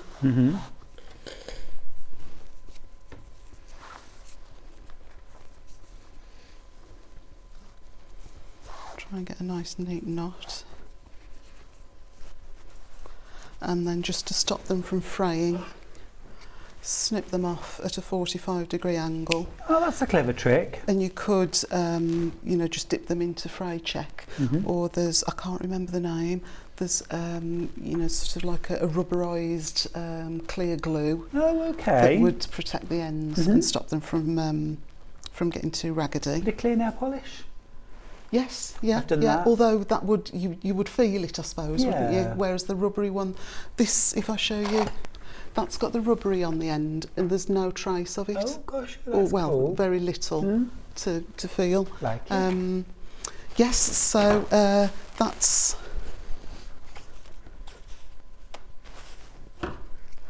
I can carry on perhaps then. Yeah, so the other spokes, or would you like me to do the zip for the other project? Carry on with this one? I think carry on with that one, sure, Amanda, if that's all right. Yeah. While you sew those, I just want to remind you that we've also got some patterns from Amanda that I mentioned at the start of the show that you might like to get. Can we just run through those? So the one that's behind me is called Oscillating Lines, and the quilt pattern for that, let me move out the way. Ooh. There we go, that is a gorgeous quilt.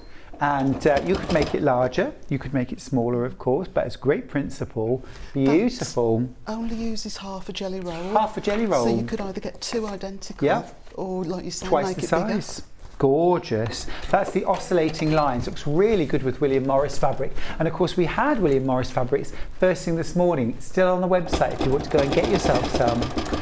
So that's the Oscillating Lines quilt pattern from Amanda. Really detailed. Your hand is held from start to finish. Lots of really good layout diagrams in there as well. Now, next up over there is the Diamond Layer Cake quilt. Now, I can't resist layer cakes. I'm always buying them. I think they're lovely. And this is a quilt pattern that utilises a layer cake. There's your pattern. It is $9.99.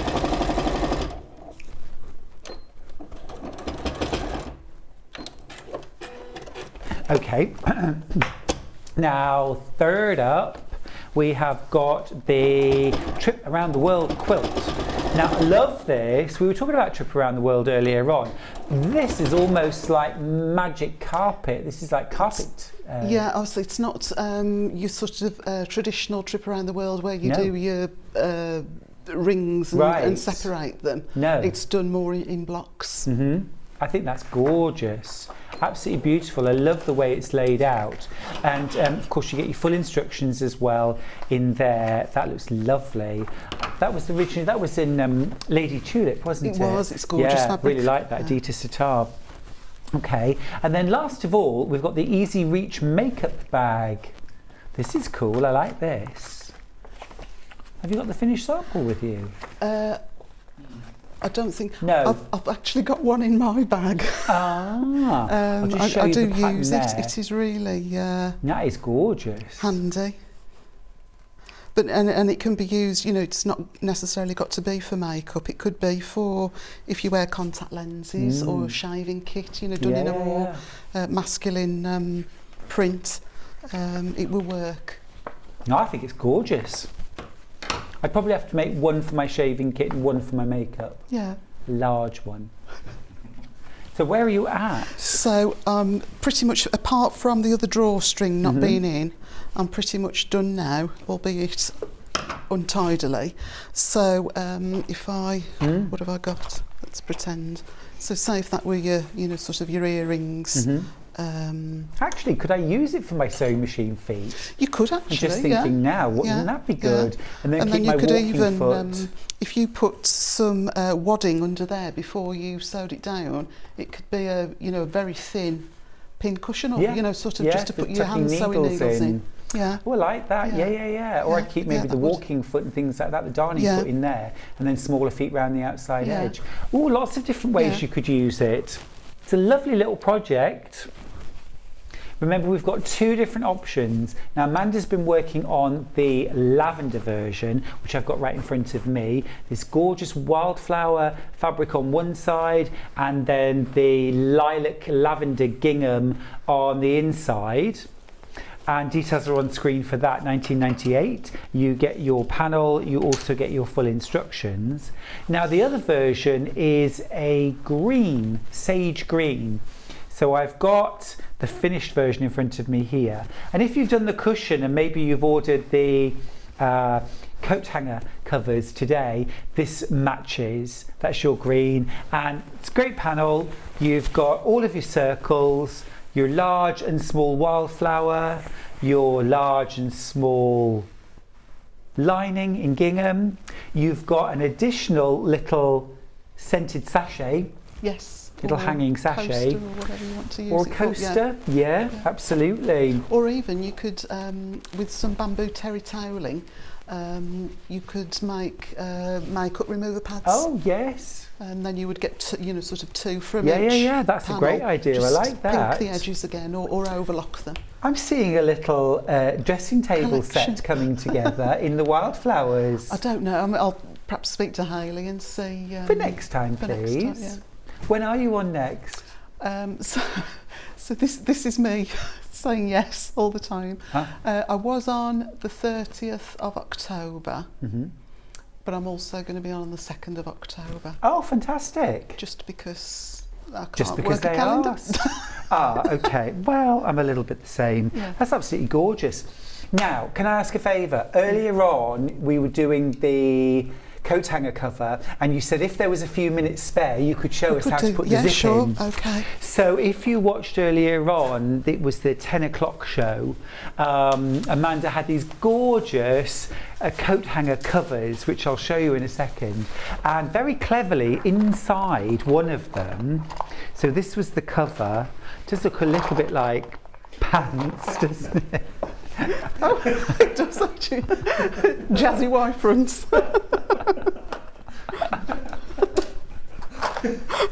I must apologise, everybody. Oh, Yes, so be careful immature, how you- it's ridiculous. Be careful how Anyway, you peg that's them the way out. up it goes. Did you not notice that before, Amanda? I didn't actually. Really? No. I'm glad I've not washed them and pegged them out. Look at those pants. But anyway, there is Huge. there is a smaller version. Classic beige. Wear anywhere. It's a good basic, isn't it? Beige. Never show through. But it goes up this way, and actually there is a zip in the bottom. Okay. keep everything safe inside. Of your coat hanger cover, yes. So you're just going to show us how to do the zip, aren't you? Okay.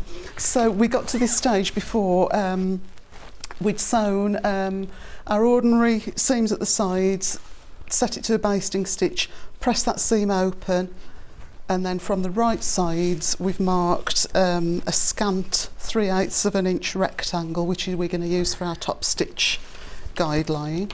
So I'm taking now a 14-inch zip and just applying the double-sided quilter's tape to both raw edge. Yes, and that's on the right side of the zip. That's on the right side of the zipper tape, yes, yeah.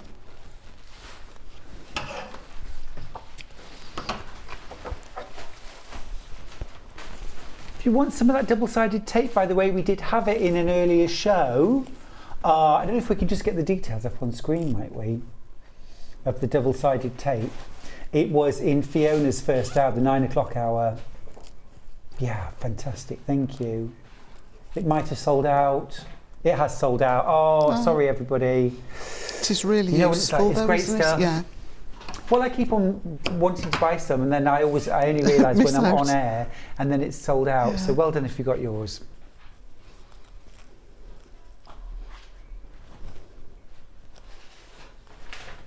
Okay, so we've got the About tape 2 minutes on both sides. Quickly, I'll just mark the centre of the zip.